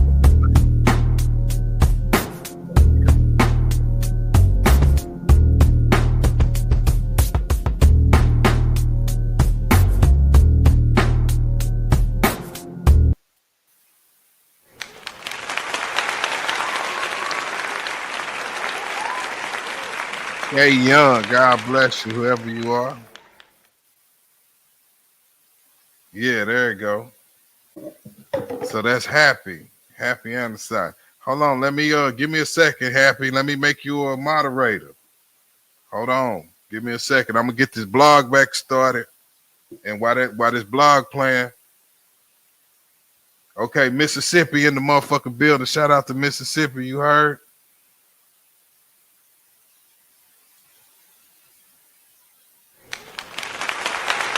But look, while this blog playing, I'm finna make you a moderator. Give me a second. God bless you. Tariq Nasheed, I guess Tariq Nasheed got this particular term called tether, I guess, which I guess is a slur. I guess tether is the new slang, a slur word. It's the new N word, I guess. So I guess this tether thing is a spinoff of the concept from the Key and Peele movie called Us, where it was like a black horror film, and it was the people that were showing up that looked like us but wasn't us and was coming to replace us. And I guess the concept comes from there. Tariq Nasheed, he's a good pastor. Tariq Nasheed been pushing this concept behind this word tether. That's about people that come from the Caribbean, people, Africa. Hey yo, I made you a moderator. Happy Mississippi. Shout out Mississippi. Thank you for the donation to the channel. You're now a moderator. Anybody say something you don't like, feel free to time out their ass, cut their motherfucking head off. I guess people that live in the black diaspora, but their parents are from the Caribbean or from other places, If your parents are from the Caribbean and you live in America and you under, the, I guess for lack of a better word, disguise of, the indigenous black people, there, you might be considered a tether, but a specific, I guess, part of this is that I guess these people that he's calling tethers, that Tariq Nasheed is calling tethers, are doing something to deceive, the indigenous people, is what I gathered from Cam, is that people are leaving out the fact that if you a tether, that means that you come to misguide the people. Now, Uncle Luke taking this personal, he's shooting off, he all on the spaces with Rizza Islam. He snaps all the way off on Rizza Islam. First, he talking about he know Louis Farrakhan's son and some other heavy ox, but I guess I don't see how it matter who in regards to what you're saying. But, he shoots all the way off on Rizza Islam, but Rizza Islam, he a humble dude. He not really, gonna turn up all the way like that, which he gonna stand his ground, but he polite, West Coast Cam ain't Rizza Islam, so Uncle Luke could never turn up on him like that. You understand what I'm saying? But Uncle Luke taking offense, I guess, because his parents from the Caribbean. So he's saying, well, if I'm a tether, then Louis Farrakhan a tether too. But that's where Cam stepping in, like, hold on, Louis Farrakhan have not did nothing to hurt black people. West Coast Cam is arguing that Louis Farrakhan did the most for black people, and yeah, we remember Blow 5. But that's a fair argument. You know what I'm saying? Like, you can't argue with a member of the Nation of Islam with emotions. Let me tell you that. You're gonna have to have some facts. You're gonna have to have some black and white, because everything Cam's saying here show you data to prove it. He not just saying how he feel about nothing, and that's where y'all got him confused. So yeah, Cam is on he on Luke head because hey yo. Shout out to Cut from a Different Cloth. Welcome to the channel.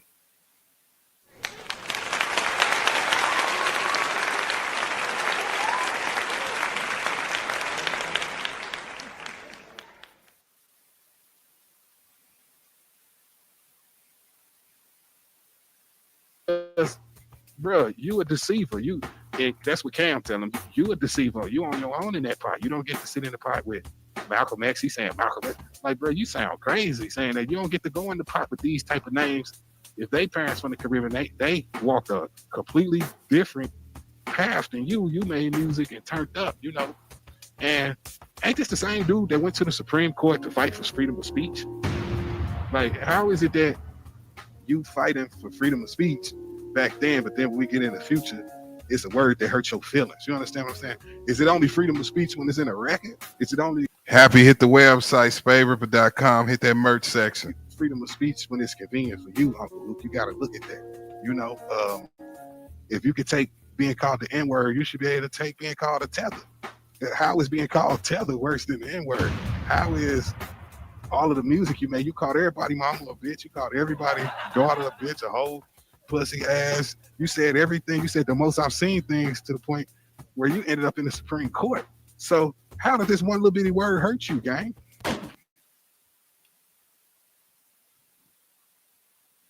Let's get it. Let's get it. TV Harlem Media sub.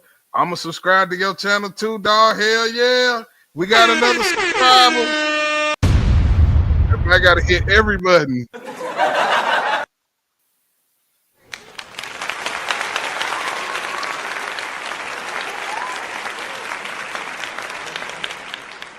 I'ma subscribe right back to your channel, gang.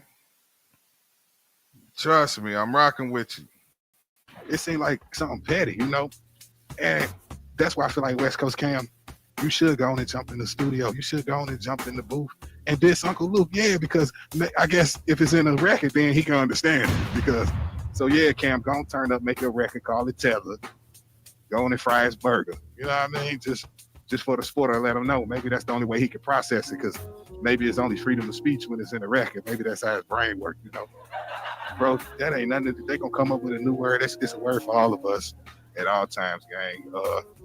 Sticks and stones, you know? Sticks and stones, bro. You can't turn up and try to group yourself in and take some great men down with you to the gutter because it's a new word out that you fall under the classification of being ridiculed by. Bro, that's soft, petty, and lame. I'm just gonna be real with you. West Coast Cam, he definitely right for turning up on you. And y'all don't want to debate him. Debate Cam on if Louis Farrakhan going to vote with you or not. You know what I'm saying? You got to be easy when you're speaking on Farrakhan, because they will turn up on you quick. The nation don't play, and that's real right there. So yeah, Cam, stay on them, man. Stay on them. I feel like you should just go on and do a record and just air them out, man. For real, it's the funniest thing in the world to me that it's like a South Park episode that Uncle Luke mad at a word. Like somebody called Luke a word and he offended. Man, somebody book him for a show right now and tell me to get up there and watch him point at the closest woman in the crowd and say, bitch, pop your foot. He gonna say, he gonna fly off the handle. Shout out to L. Randall. I ain't gonna say your whole name. Miss L. Randall, God bless you. Let me know who you are so I can make you a moderator to the channel, because we just got another donation.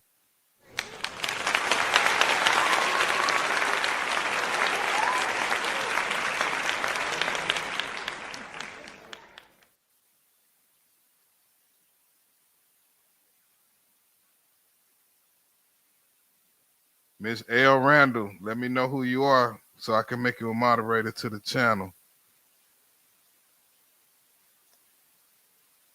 Cut from a different cloth. We got that new subscriber. Let me hit the motherfucking buttons.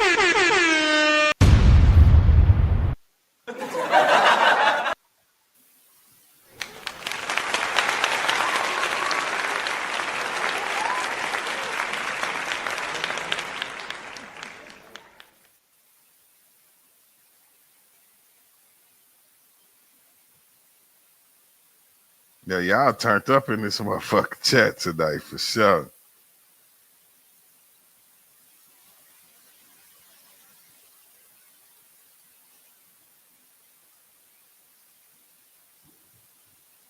Yeah, use that shit for motivation. Get in that studio, bro. That's what I be doing over this motherfucker. You gotta stay on their ass.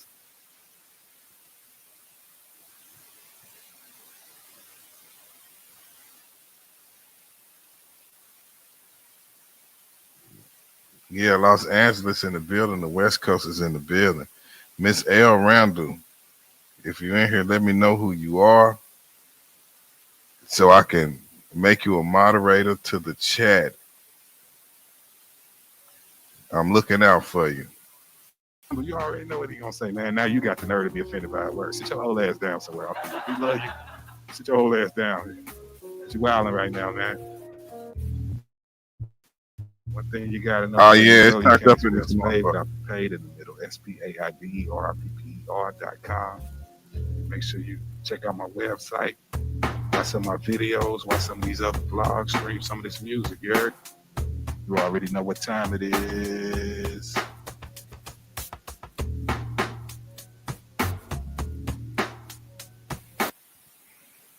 SpadeRipper.com.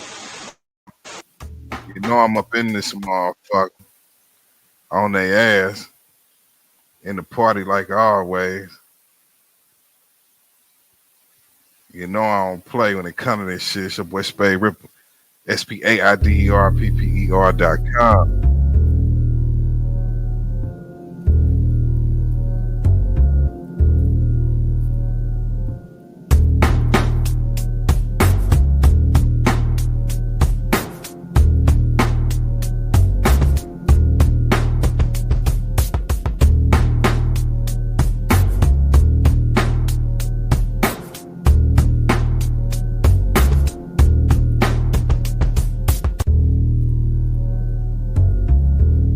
Oh, Miss Sounds Banter saying, oh, Lord have mercy.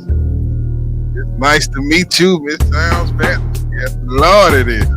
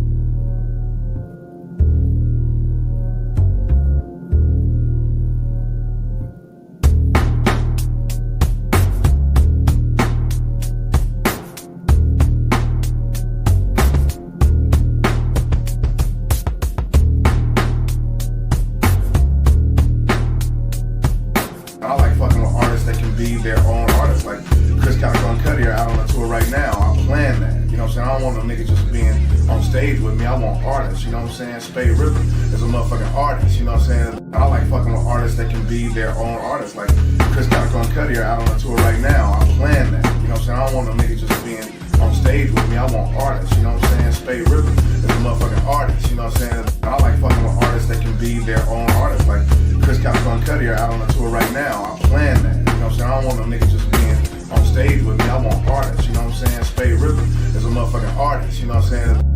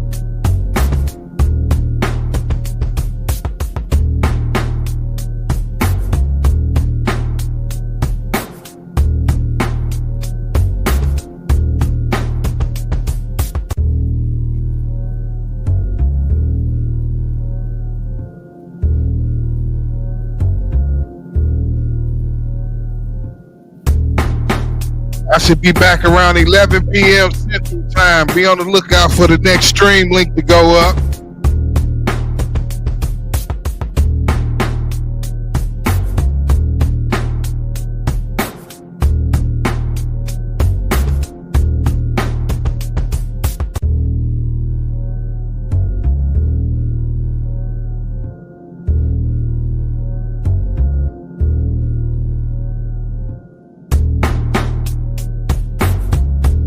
Peace. Make sure y'all subscribe. Stay in touch.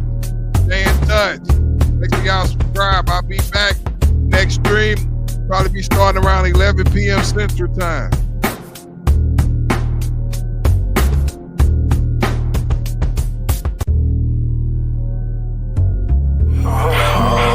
Bitch, I'ma pull up with killers that get your mind gone. Everybody won't be killers till it's really time to go and get your slide on.